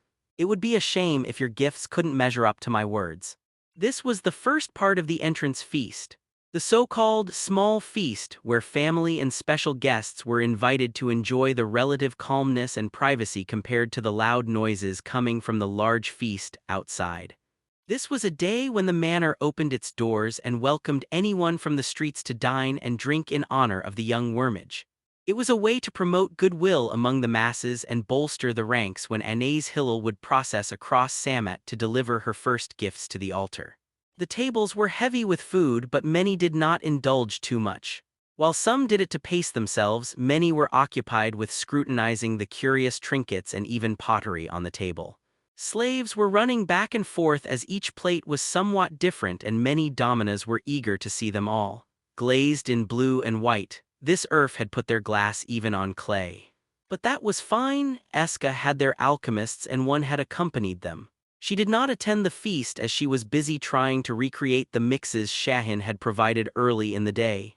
Most dominas who were present were in groups. Urf was reciting on one of the couches near Anais Hillel and the rest of her retinue, while Amir managed to get a couch relatively close to them due to Shahin being present. It was interesting to see that the speaker of Kamital occupied one group of couches while Akarim Adal lay close to matriarch herself. Interesting and telling. There are 3 trinkets because there are 3 things in navigation that I consider very important: vision, direction, and location. You think wormages can't find their way? Someone immediately called back at him. As Urf started to slowly explain these inventions, Amir sat back and started to investigate the set of 3 trinkets that were brought to her table. Kamital dominas did not push back too hard against the gifts, but just like her, they were trying not to sell themselves short and get excited about something that could still be a sham. The looking glass immediately brought attention among many, no matter how much they tried to hide it. A tube with a set of glass forms that made everything that was far close. Amir saw Shahin nod and nodded in turn. The claims were outrageous, but the result was undeniable, both in trade and war. Her cousin glanced at her as she played with a particular pouch, and Amir felt herself smiling. Once the alchemist found the correct mixture, Eska would not be far behind. When Tarhana Wafik returned from his voyage, my domina knew about his arrival even before the ship made landfall, Urf spoke as he rolled the tube around. Landfall? What a peculiar word. She knew because there were servants on the shore peering into the sea and warning her about arriving ships. They did it because the speed of knowledge is crucial. We are in a house of trade. I imagine all of you can see the benefits of knowing that a particular ship is coming before anyone on the markets does.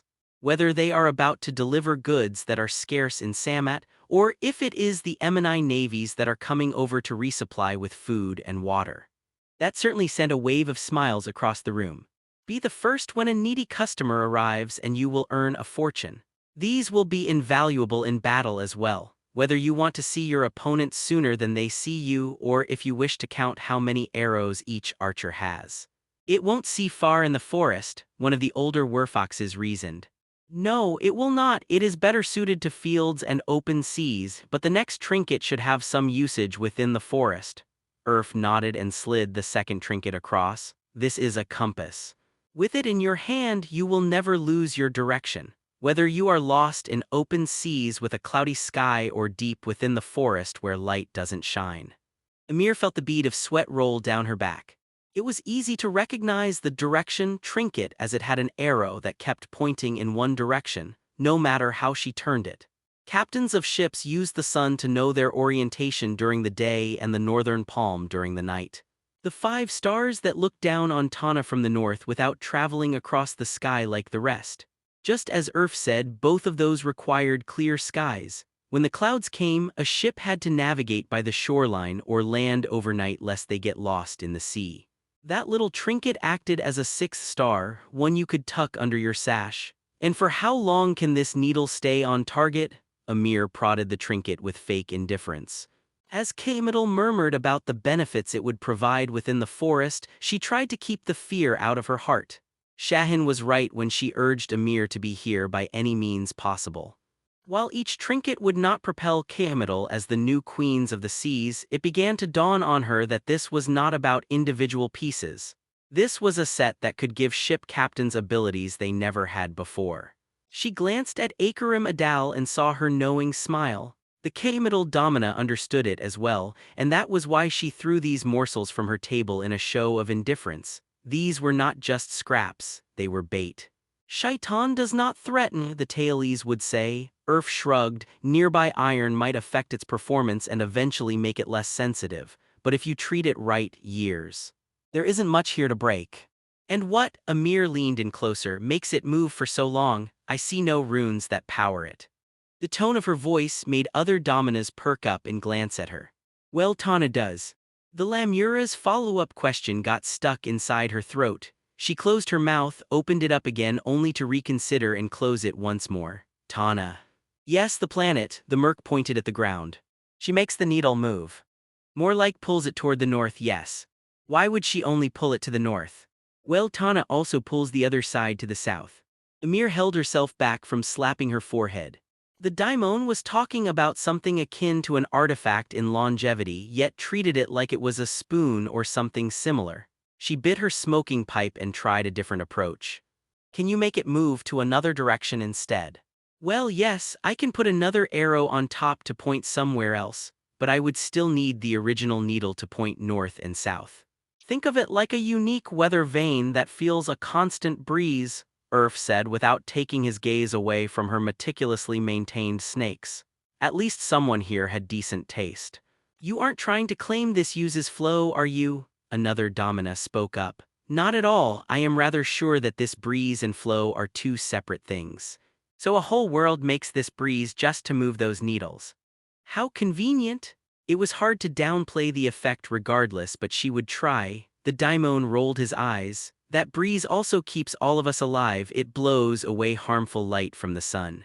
Take it away and everything would slowly start to die. Mercs would be first, then were, and eventually wormages. Give it enough time and the air would be blown away too. A breeze that blows away light.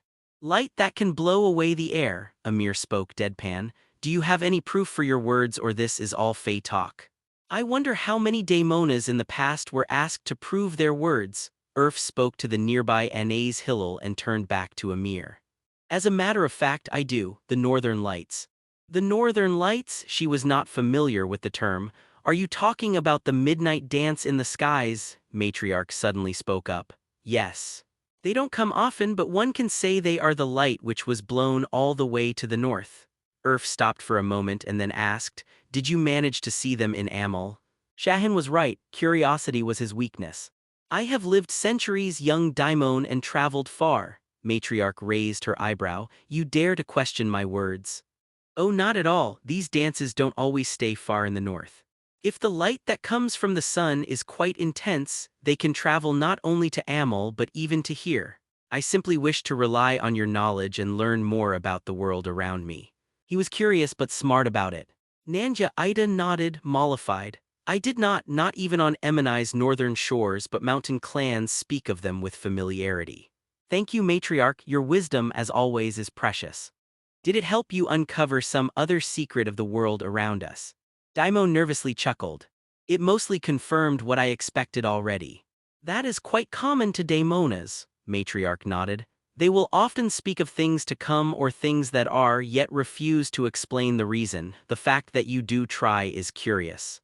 What can you tell me about the last gift? Amir leaned in, listening. Of all three, that one was the most obscure. The sextant. Urf picked up the instrument and pointed to where they needed to look. When you adjust it, the small mirror turns. When you look at a certain object, let's say the horizon, and adjust the mirror to look at something else like the sun, it gives you the precise angle between these two objects. Not only can you find out how high the sun is in the sky, but you can use it to find angular distances between shoreline landmarks or even stars, allowing you to read the sky and learn where you are. Even if there is nothing else but sea around you, or sand.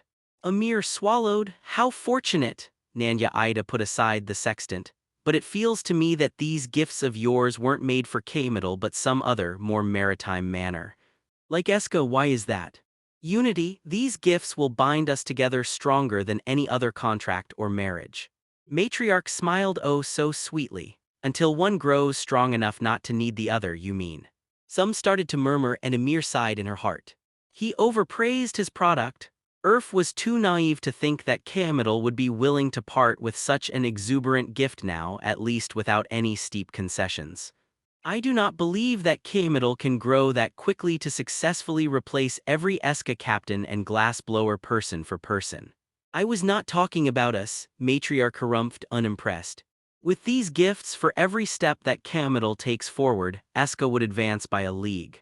If I tell you that you are a league away from a certain river, would you be able to learn where precisely you are? No.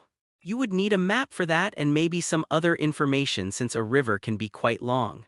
These tools can tell you a lot, but they will need a star map that can translate the distances between the stars to the location of where you are. A thick almanac full with tables of stellar distances and the key to unlocking the knowledge. His grin turned vicious. But stars do not idle, they travel through the skies and shift ever so slightly year after year. Their paths can be calculated, but if you were to write down every single distance for years to come, you would need a library larger than this city to hold it all in one place.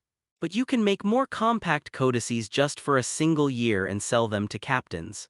Year after year, one captain, one codex. The process is tedious yet requires extreme precision or the entire table would be off.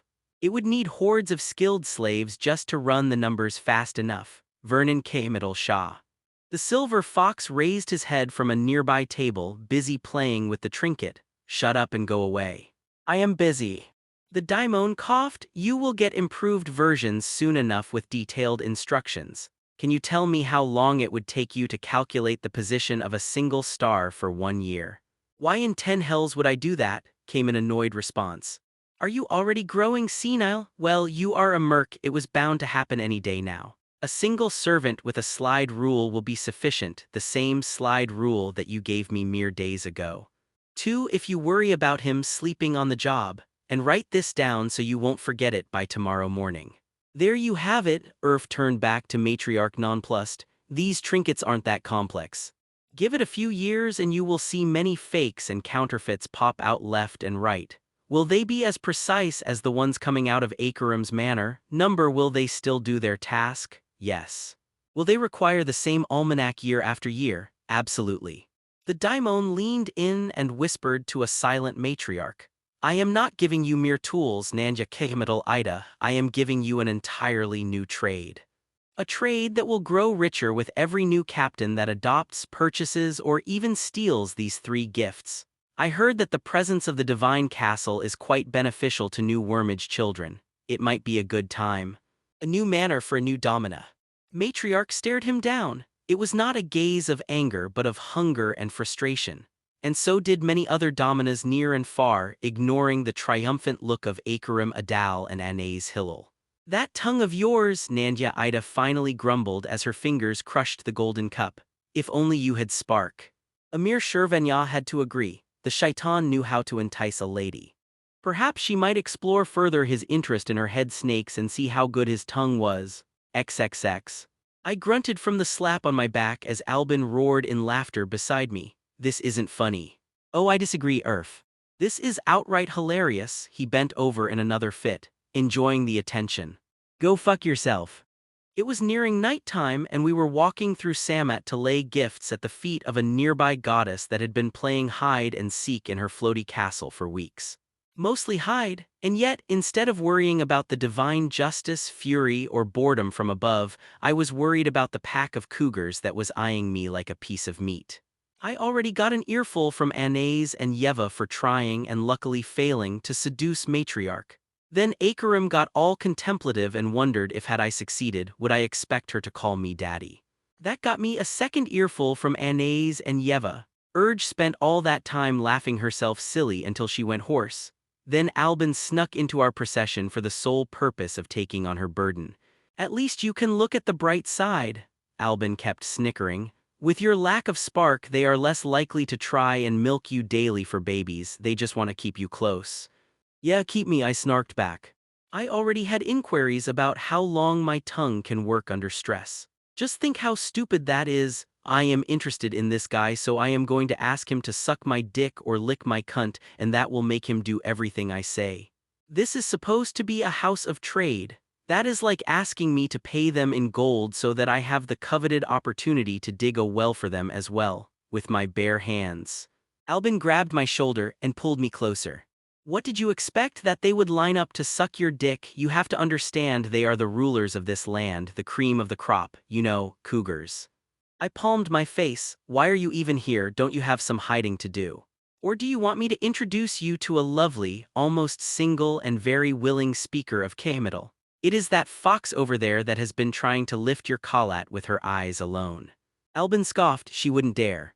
And I wasn't hiding, I was keeping my sister busy. You should be thanking me for taking that worry off your shoulders so you could concentrate on Kamital alone. I thought for a second. Know what, you are right, thank you. Your sacrifice wasn't in vain.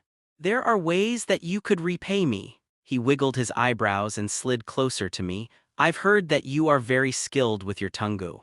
I elbowed him in the kidneys, which only made him laugh once again.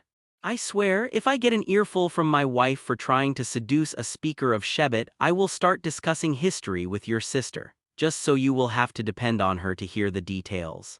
Ouch, he grasped his chest. I didn't know you were such a wicked man. What can I do to avoid this cruel fate? I sighed and looked at the large square opening up in front of us.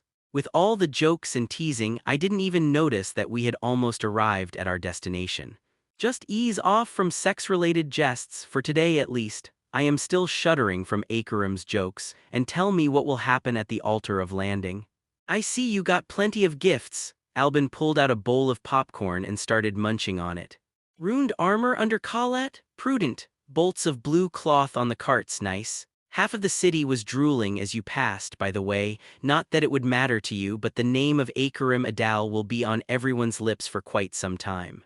Did you bring dyes as I instructed? Yeah, I waved at one of the carts that just passed us on its way to the altar square, and then my heart skipped a beat. Wait, you know I have runes under my collet? His tail poked me in the chest. I am a mage of a decent kind, if I might add. Runes use our power, of course I can feel your runes. How are you planning on powering them, by the way? I am not. I was thinking that if a wormage decides to attack me, they would likely power them simply due to proximity. Anais said that this could work. Oh, it will, but it would also make the quality of your armor shift and change without your knowledge. Make sure not to rely on it. I nodded in agreement and silently promised myself to shed all runed scales once all this was done. I wasn't relying on runes from the beginning, but it appeared that they were more of a liability than I imagined them to be. Why dyes? Emini gods are so sophisticated that they abhor lackluster arts, so Emini decided to gift things that weren't marred by the hand of a crook, unless the artist was really talented. Albin winked at me. Then they would take the artist, so the gifts will enter the altar. Albin continued as if nothing happened. Then they go poof and... Poof! Magic earth! He nodded at the bright flash of light that once was the cart and threw another handful of popcorn into his mouth. Keep up with the times. Ah yes, how silly of me. So after the magical poof. After all carts go poof, the altar caretakers recite a speech, welcoming the new wormage into adulthood and thanking her for her humble gifts. And then we all turn around and head to our homes. Occasionally, gods will poof a gift back. Then there will be a lot of drinking and another set of celebrations. Your manor goes almost bankrupt from the wine and honey that the rest of the city will undoubtedly drink from your cellars, and then we head to our homes. Just like that. Well, no, he kept crunching. We will be hungover too. Another flash of light illuminated the altar, bright and yellow. It grew and grew until all I could see was light as the people around me screamed in surprise. When I blinked, I found myself in a large, vaulted room. There were no windows but plenty of candles floating in the air and casting eerie light everywhere with their blue flames. The walls weren't just glowing with runes, they were audibly humming with inner power. The room wasn't empty. In the center of the room, between two blue-skinned, three-horned giants and flying scrolls that would occasionally unravel, deposit runic scribbles directly into the air and flutter away, floated a carpet. A magical flying carpet. A fucking flying carpet. On it sat the third being. Layers of luxurious cloth could hide the shape but not the size, while the thick veil around a wide-brimmed, slightly conical hat hid the face away from onlookers. It hid the face but not the glow of its eyes, and they were looking at me. As the crowd around me rubbed their eyes, I nudged my tour guide. "Albin, what happens after this poof?" Well, he put aside his bowl. "After this poof, we do a little bit of kneeling." The guards slammed their weapons into the ground. An unholy union between a war scythe and a war shovel. Kneel in the presence of the divine Hurisk of Emini. Catriona Emini Ethil. So this is the source. Yes and no, look closer, mother. While he casts ripples all around him, they aren't his. Then where is it coming from? I do not know. Whatever it might be, it is faint and elusive, like the gaze of a stalking predator hidden in the undergrowth, patient and calculating. Nevertheless, he brings calamity into the river of fate. He needs to be removed. His removal would render us blind to the predator's gaze. If such a predator exists in the first place, I do not wish to risk it. Fine, place him in one of the negation vaults. It would limit his interference while allowing us to study and explore this unique ability of his in greater detail. Mother, I am aware of how you spend your time, but your sister told me that he is sharing our knowledge. You can observe the Merc once he is in the castle. You know the fate of Emini, they are bound to discover that knowledge by themselves. Within the next 1,000 years, yes. They will grow into it once they are ready, so that Emini will remain stable. And a stable country is a prosperous one, and I will not have some Merc trample through my domain thinking that he knows better. You are still young, but I have seen plenty of Hurisks who were eager to show off only to watch their lands crash and burn. He is aware. So he does it intentionally. You are convincing me more and more that he needs to be removed. Look into his future. He is a Merc, his fate is too faint for me to see, despite all the ripples, especially due to the ripples. Don't look at him. Look at the others around, or better yet, look at your daughter. I. Forget about the vault, I will kill him myself. Or you can leave him to me, I have found him first and I plan to keep that claim. You can see the fate paths, his future actions are of a reactive kind. Why are you so eager to have him roam? This is more than your usual desire to observe. Oh, I'm not just curious, I am very curious. This is not one of the daimonas, this is not a Hurisk walking the land, nor is he a child of one by a Merc mother. He might be the child of Emria herself. Have you drank too much wine today? A Merc as a child of the Earth Mother. Are you insane? But it all fits. Spark is a gift of the Sky Father to his bride, while we are the children of their union, he is hers. I have scried the place where he was born. The Merc you see did not emerge from the womb of a Merc mother, he walked out from the womb made of earth, metal, and stone. The flow whispered back a word to me, different than Tana, it spoke of Terra. He calls himself a human, not Merc. I asked him once what that word meant, he said soil, dirt. He calls his kind a lump of clay, mother, a fitting name for a child of Emria. Look at the waves he casts across the river of fate and tell me he is not a portent for the things to come. A warning from the goddess below. This warning interferes with my land. Are you trying to suggest that I've displeased the goddess? This warning predicted shrinking borders after a single glance on the map. After complaining that I gave him a land map and not one of ours, mind you. He spoke of our lands that strained to feed the arms as it was something expected. Moreover, he spoke of cycles, the circles of life of a country as it grows, matures, and dies, and then he said that the cycle can be broken, changed, forged into a chain. And you believed him. Look at the mother of the child. He promised her wealth beyond imagination. Akarim Adal is shrewd for a wormage and is ambitious enough to imagine much. Look into her future and tell me if he lied to her. Look and ask yourself, can some daimon achieve that? He is enriching your land, mother, your houses. He would make one house eclipse all others and destabilize the country once again. Have you forgotten the hubris of the House of War? You can split it just as you broke up that house. This is not an immediate issue, leave him to me. Let me oversee his path as you enjoy his current and future gifts while dealing with matters that are important and pressing. Did Magistra make any announcements? No, but families are stirring. What about your sister? Didn't you let her come here so she could grow? I will let her grow. Not around wormages that fear her status and vie for her benevolence, but against something she cannot control. I do not wish to see my sister grow up like a flower under a glass globe, unused to the realities of life. Let her make mistakes now while it is safe to do so, rather than later when consequences could be dire. What does he seek? Power, knowledge. A tree. A tree. Indeed, isn't it curious, he is looking for a tree in the forest. A connection to the cancer sprouts. I don't think so. What he seeks is sparkless, the forest and its sprouts glow. I also saw him inspect one of the forest trees, taste it even. His actions didn't speak of familiarity but curiosity. Sparkless, does he know about the scar? That is what I intend to find out, mother. Find you can keep him for a while. But not for long, half a century, no more, and I will keep looking into the river of fate, make sure I do not see anything that would force my hand to act sooner. Thank you, Kate. Anais Capital Hillel. Her ears were deaf from the loud beating of the heart, but she kept her gaze on the magical pavement of the divine castle. The rock was warm and soft to the touch. Anais didn't care that her fingers were touching something that most wormages would never see in their entire lives. She also didn't dare to raise her head. The goddess was in front of them. Even as she kept herself prostrated in a reverent bow, Anais could feel the flow gushing across the room. A violent sea, not a calm river. Worst of all, she could feel where all that flow was moving. Toward the brightest spark among many, Anais couldn't discern all who were there. She could hear Urge and Yeva breathing quietly nearby, and she could tell her mother by spark. The other sparks weren't familiar enough to identify.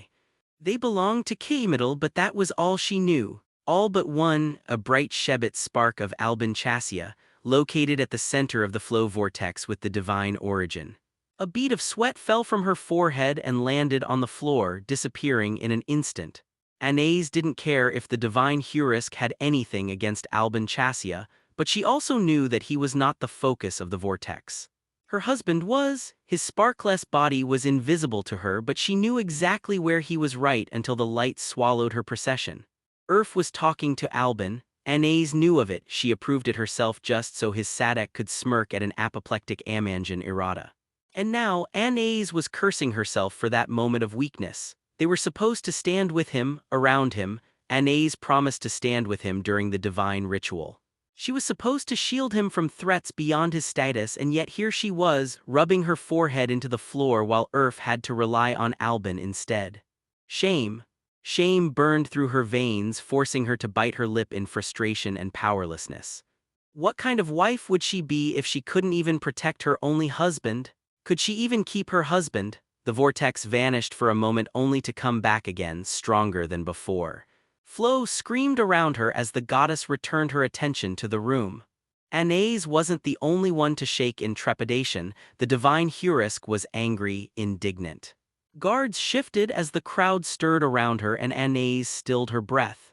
In the scant few days before her entrance feast, she dared to reminisce on tales about the heroes of the past. The proud women who stood tall even in front of the gods and in turn were well rewarded for their bravery and virtue. Every girl looked up to them, every girl wanted to be like them. Anais was no exception. And now, when fate put her on the scales of judgment, she had found herself wanting. When she looked into her heart, there was no inner steel of the brave Diana Rawan. Her thoughts scattered and hid in the corners of her soul, unlike the ingenious ideas and tricks of Mancia the wise. A drop of blood fell from her lips. There was only Anais the meek. She searched for virtue, but when life asked, all she had found was fear. Flow ebbed away as the thrum of indignation dissipated, almost as if mollified, or as a sea that was getting ready for the storm ahead. "Lift your head, young wormage on the cusp of her life." A voice rang across the room. It was feminine but surprisingly deep and soft, like a rumble of a mountain, so that was how divines sounded like. Anais licked her bitten lip and glanced up, quickly healing the broken skin in the process. There was no question in her mind that the command was said to her and her alone. Not only was she the youngest wormage in the procession, but Anais had also been leading the procession up to the landing altar, up until they were summoned to the divine castle. Now she was the first before goddess. Anais tried to look as hard as she could, but spark in front of her made it impossible to concentrate on anything else. She knew there was an impressive tail just by her posture, and she could almost see the outline of the three horns hidden by the veil around her headdress. The veil that couldn't mask the blue glow coming from her eyes and mouth. She couldn't see her skin, but the two guards beside her weren't covered as much. They had enormous tails with crescent fins and three horns on their heads.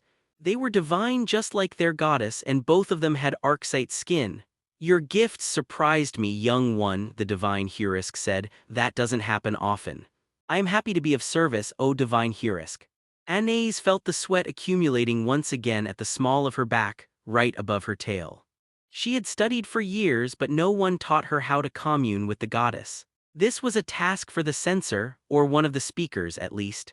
"While all my houses are filial to me, it is rare that one would give so much and so suddenly. The fate had smiled upon us, O divine Hurisk." The fate, have you ever wondered what fate looks like, young wormage? Anais swallowed. "No, goddess. Some see it as a fickle bird that flies whenever it wants. Today it could shed some feathers made of gold, tomorrow it could drop a glowing ember over your house. Do you know how I see it?" "I wouldn't dare to presume," Anais said while trying her hardest not to glance at Urf. "I see it as a mountain with me on the top," the goddess proclaimed. "Everything I do is a rock that I cast down. Sometimes it is a pebble, sometimes it is a boulder larger than this city. But it is not the size that matters. What is important is the path that said rock takes. A boulder could lodge itself right on the top, while a tiny pebble could start an avalanche across the mountain, crushing the intricate pattern that I've built with previous rocks. It takes power and ability just to see the mountain shifting under you. It takes skill and practice to know what each rock would do before you cast it, to build a mountain rather than scatter stones around, to be the Hurisk. The lands of Emini, that was my gift to you, the mountain that I've built for your ancestors so they would have a safe creche for their children.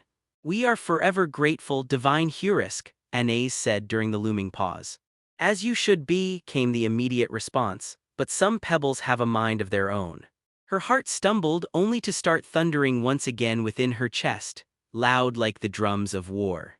They jump and hop blind to the shifting ground underneath them, eager to claim a spot they see as theirs only to curse fate as they stumble into an abyss. "Tell me, what should I do with these rocks? Should I cast them as I did all others, or should I throw them away so they won't disrupt the order?"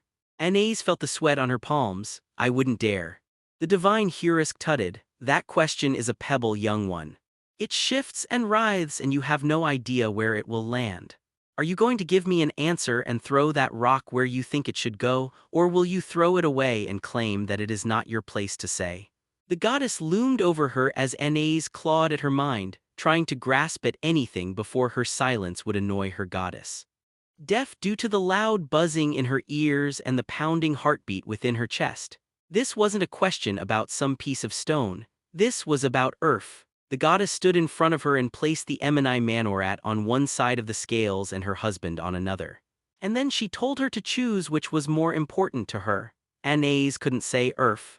Emini was more than a name, just as the goddess said, it was a place of safety that gave safety to her house for more than 1,000 years.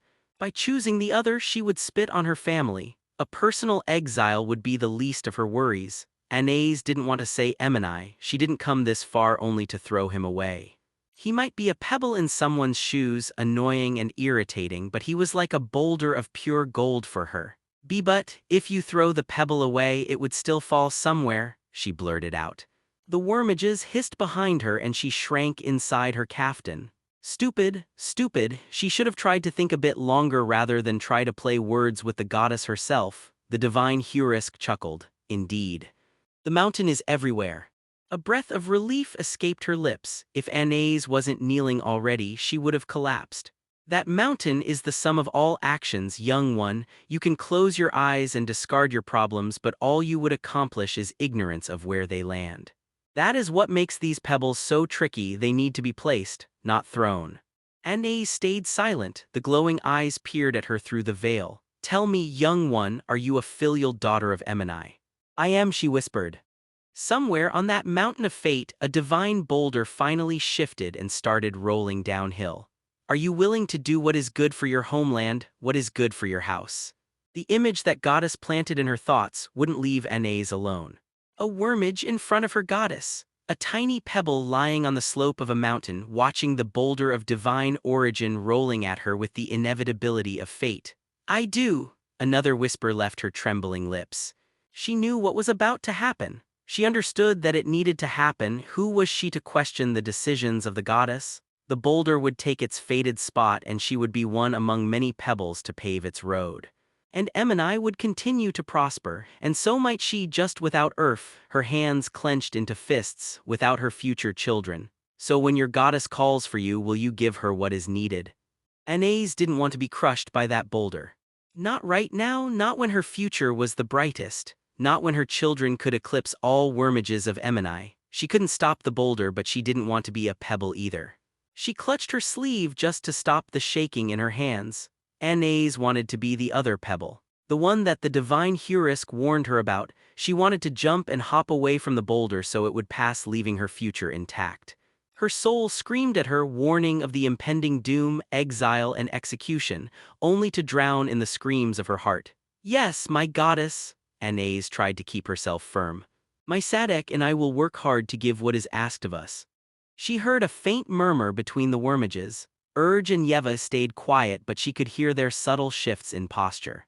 Anais tried to ignore all of that. This wasn't their battle, and it was too late to change her mind. No matter how terrified she was, the glowing eyes crinkled behind the veil. Your Sadek? Yes, my goddess. My two wives? Anais turned around and gestured at Urge and Yeva, ignoring the scandalized looks on other wormages, and my husband, who is kneeling beside the speaker of Shebet. Her matriarch stirred, rising. Anais Hillel. Silence. The divine heuristic instantly suppressed the entire room without raising her voice. It appears that your family doesn't approve of your choices. I have made my choice. So you've cast your pebble. It's for the best of my house. Flo rushed through the room and swirled around her. You seek his child. Yes, divine heuristic. Anais looked away. Lying was futile in front of the goddess. But not right now. No, the stars aren't right. How peculiar. The divine heuristic chuckled and glanced past her where Earth stood, only to shake her head afterwards. You have made me curious, young one. Your gifts, your company, your choices. The censor will contact you at a later date to inform your manner of your duties. Fear not, you will be rewarded in turn, for I am a benevolent ruler. Anais hurriedly bowed once again. Thank you, my goddess. The clothes rustled and the large blue palm caressed her cheek.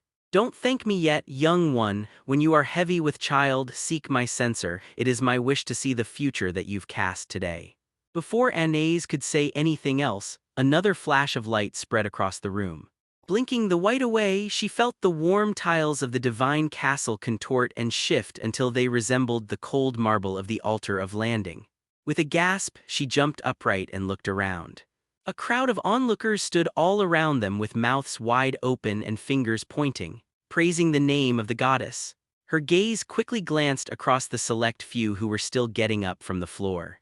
Anais glanced at her mother, sighing in relief, then at Urge and Yeva to hear an impressed whistle and see a grateful smile.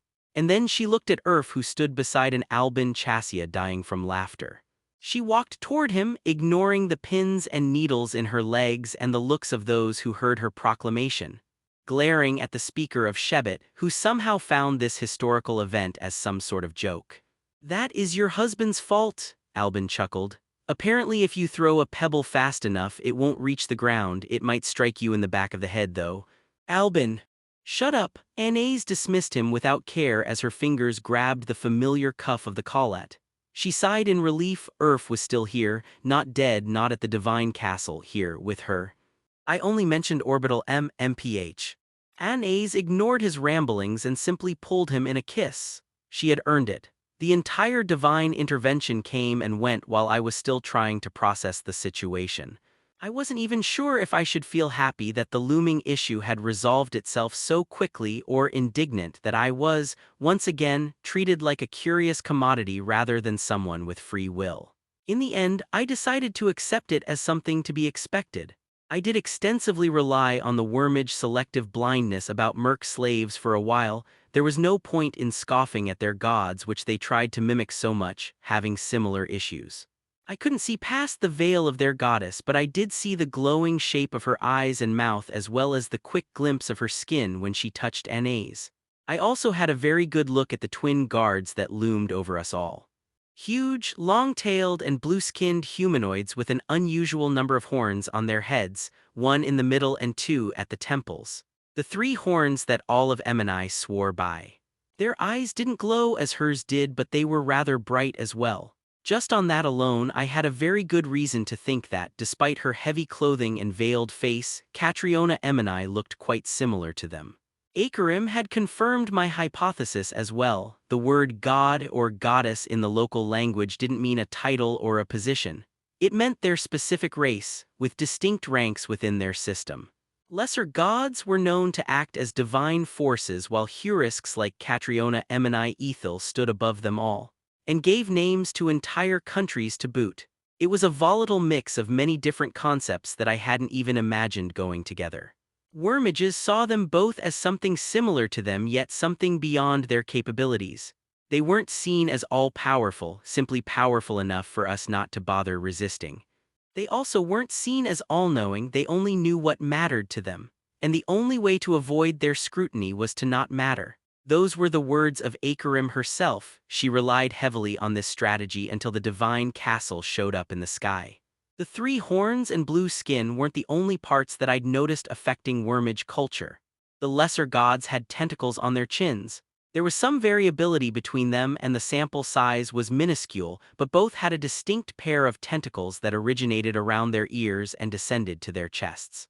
And each was covered in jewelry and gems, just like wormages braided their hair, and these were the obvious examples. Who knew how many other things were caused directly or indirectly by them? The sand playgrounds, for example, that every wormage was obsessing over. I didn't see much of their tail movements, but I could see them literally drawing runes in the sand for the easily impressed audience, or possibly more than impressed. Sophia Chassia's divine tail made a little bit more sense to me now as well. I wouldn't be surprised if there were gods of Emini somewhere in Shebet's ancestry. She certainly inherited the arrogance worthy of gods themselves. Still, heuristics, an unusual word for their language, yet it was familiar to my ears. And the ears of Vernon Shaw after I'd met him. The old guy had heart attacks anytime I tried to mention heuristics during the lectures. But these types of curiosities wouldn't be answered for quite some time. I had nowhere near enough influence and leverage to even dream about asking questions from gods. Moreover, the castle simply vanished a few days after Anais's interrogation, gone to pursue its divine tasks somewhere else without even bothering to wait until the end of the divine ritual celebrations. All that only highlighted the growing tumor of a problem that I was completely unprepared for. I was trying to avoid Amanjan wrenching me from Akarim. With the help of Akarim and Alban, I tried to ensure that the divine will would look the other way and won't demand me or my family as sacrificial servants for their castle, never to be seen again by the people of the land. I was completely blindsided by Anais getting famous in the process. Her previous status was high among wormage strata, but she had been somewhat of a nobody among the Emini elite. Her house was the weakest of the 7 pillars. Her manor's influence over Emini was almost non-existent. Akarim heavily relied on her financial shrewdness and the general wealth of her house to stay afloat in the turbulent waters of intermanorial relations. Her manor was young money among the established whales of power, a rash upstart that dared to dream herself as an equal. Obviously, nothing of that sort was said out loud. As per a divine decree, there was no strife among the pillars. And other pillars did rely on Camidal's wealth from time to time, but the distaste lingered. I didn't care about it much. Those were Akarim's problems, not mine. I ended up using it to further my plans to some extent without even realizing. Eager to show herself as an equal, Akarim was extremely receptive to my inventions. My soaps, dyes, and glass turned her trading manor, which was stealing the wealth of others by the means of speculation, into a manufacturing one that worked hard to bring the life of luxury to those that mattered most. It was impossible to know how my life would have turned out if I ended up at some other manor. Now, however, Anais wasn't just the firstborn daughter of a trading manor. She was a wormage that was touched by goddess herself.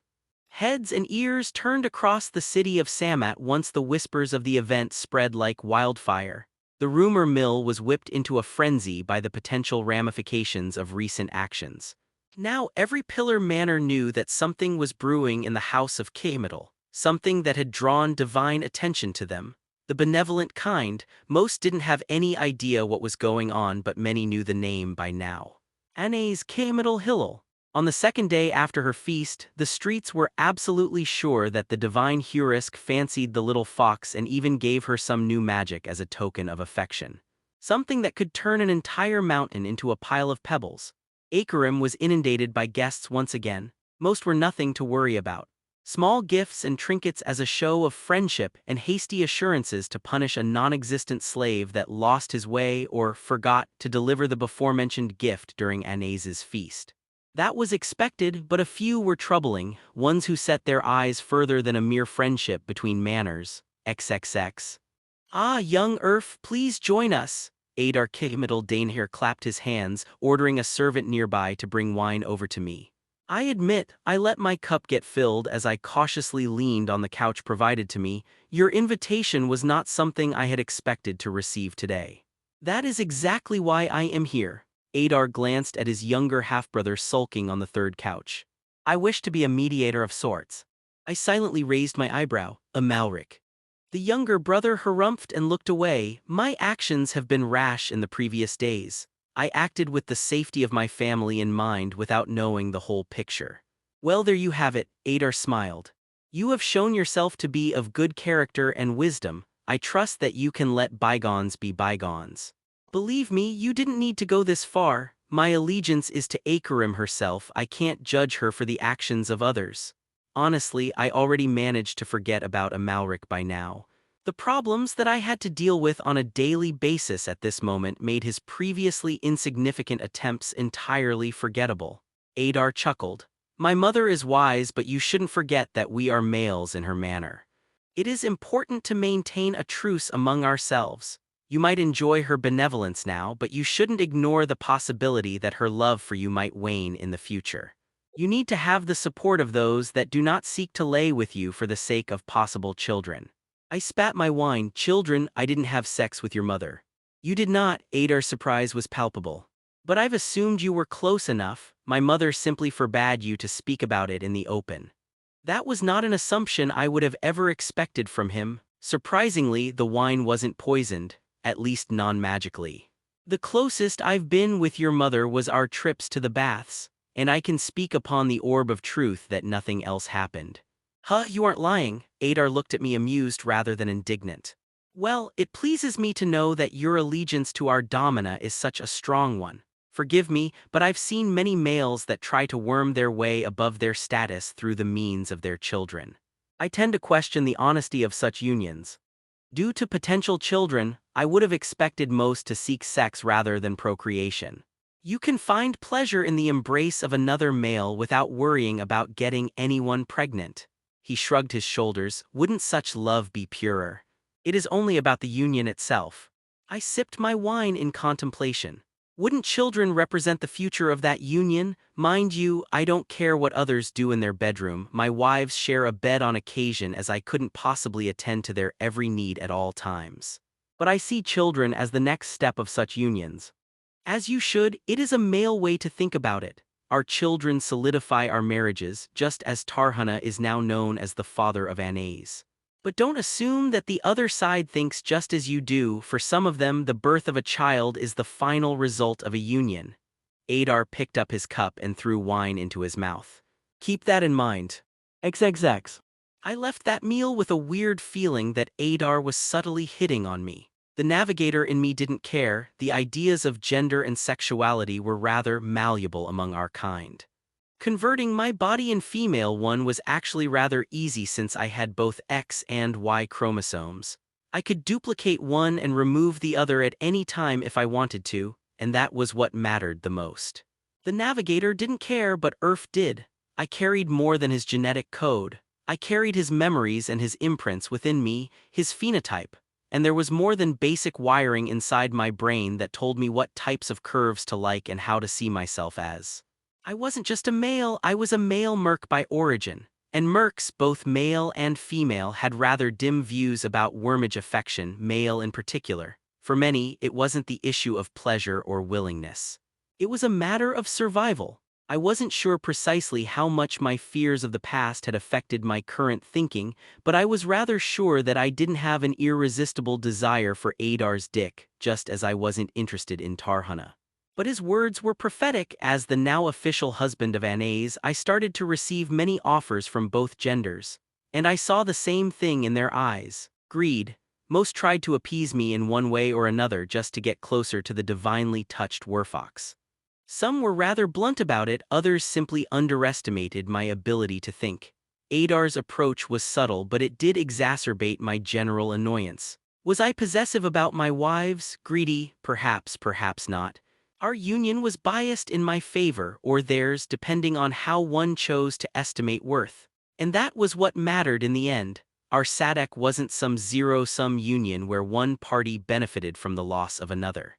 All four of us benefited in some way, and while I had found Sadakat to be outdated by my worldview, I ended up growing used to having one. Any way I looked at it, they were mine as I was theirs. And I wouldn't allow any greedy interlopers to lay claim on something that we were building together.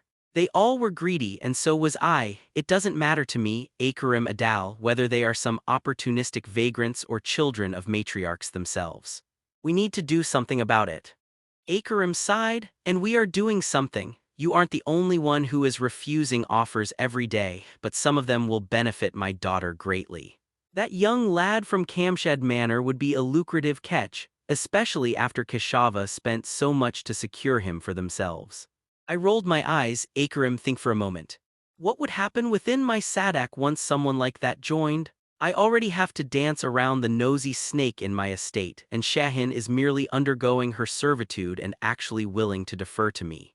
Then Anais would need to learn how to control her secondary husbands. It is a good skill to have. I was under the impression that this Sadak was final and complete. There would be only one wormage, and it would be your daughter. And I've warned you multiple times that there will be offers in the future. Offers to join your Sadak, not just have your children. And that is exactly what this Sadak was formed against, to resist such offers. I am sorry, Akarim, but I am not willing to offer my wives just to score another political ally. They aren't tools to me. Her tail slapped the couch. Watch your tongue. Do you think that it is my wish? They aren't demanding, they are offering, and not just some run of the pack but the prized pup of the Kamshad matriarch. Can you even imagine the scale of this? Manors spend decades building up enough goodwill for something like that to occur. They plan and plot as soon as a gifted child is born just to ensure they will end up claiming the future husband. Do you have enough people and power to scoff in their face at such an offer? That is why I was buttering up your house, Akarim, was I not? You were, and you already enjoy the influence of my manor. You do not have the force of my entire house behind you, or have you forgotten my mother's offer that you already scoffed at? She might change her mind, but you know the price that she would ask. Domina drummed her fingers and looked away.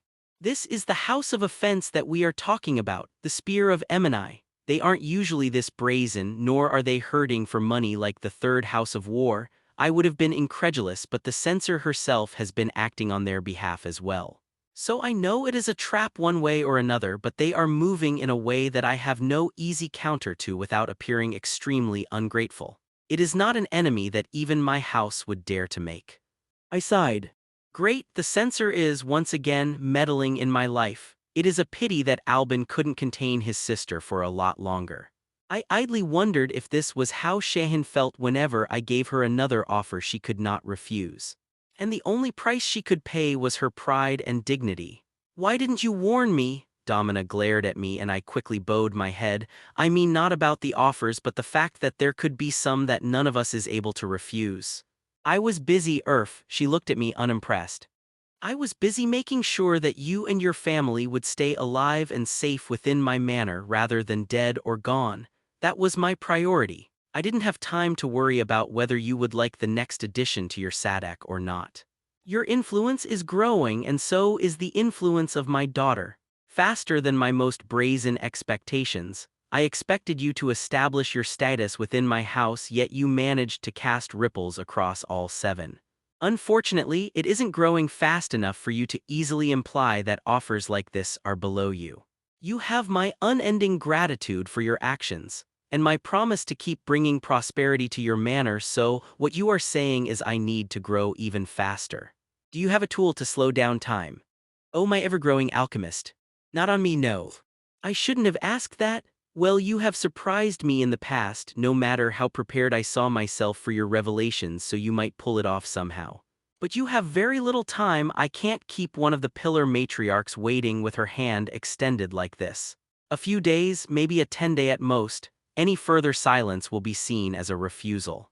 Talk to your wives and my daughter and come see me tomorrow. Know that I hope to hear good news from you, but I would like to avoid any potential bad will between my house and theirs. I sighed and palmed my face. You know, I am not sure what is worse, to wait for the inevitable, knowing that you've done everything in your power with the rest being beyond your control, or having to choose between two equally unpleasant options while desperately searching for the third. Welcome to the politics between pillar houses, Earth.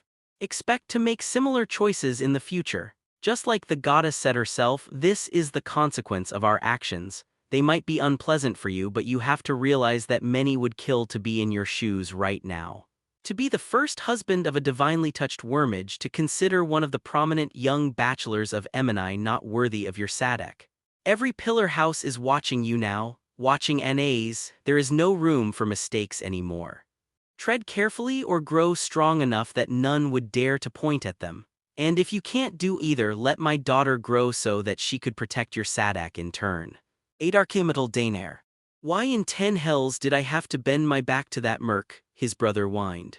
Because that merc has the attention of the goddess herself. She met Anais because of him. If you worry about our manor as you tend to proclaim, you need to shut up and acknowledge your losses before it is too late. Adar shook his head. I spent my last few years in the forest, and I've seen enough idiots who not only lost their lives but doomed their fists just because they were too proud to step back. But you heard him yourself, he had no intention to bring this up ever again. That is what he said, yes. Just be thankful that I did it for you. Trust me, if Anais or even our mother would have seen it necessary, they wouldn't have been satisfied with your pathetic attempt at an excuse. Yes, yes, dear brother, you are so wise and smart. Now tell me the real reason for this charade. What did that wormage tell you that you were cooing around him like a cock? It is irrelevant now, the rumors are wrong. What rumor? About our sister in the mountain. Adar scratched his chin in thought. No, there is a rumor among the Kigmiddle right now that Daimon's seed improves magic. Don't make a face like that, Amalric, you aren't a child. Anyway, that rumor is wrong. Not that I really wish to know, but... It's our mother, Adar murmured as he looked out the window, deep in thought. The Daimon didn't lay with her, and I believe him. Yet our mother's growth is as surprising as the growth of Anais. I hear that the divine numbers came from him as well. Perhaps I should see if he is looking for a student rather than a lover.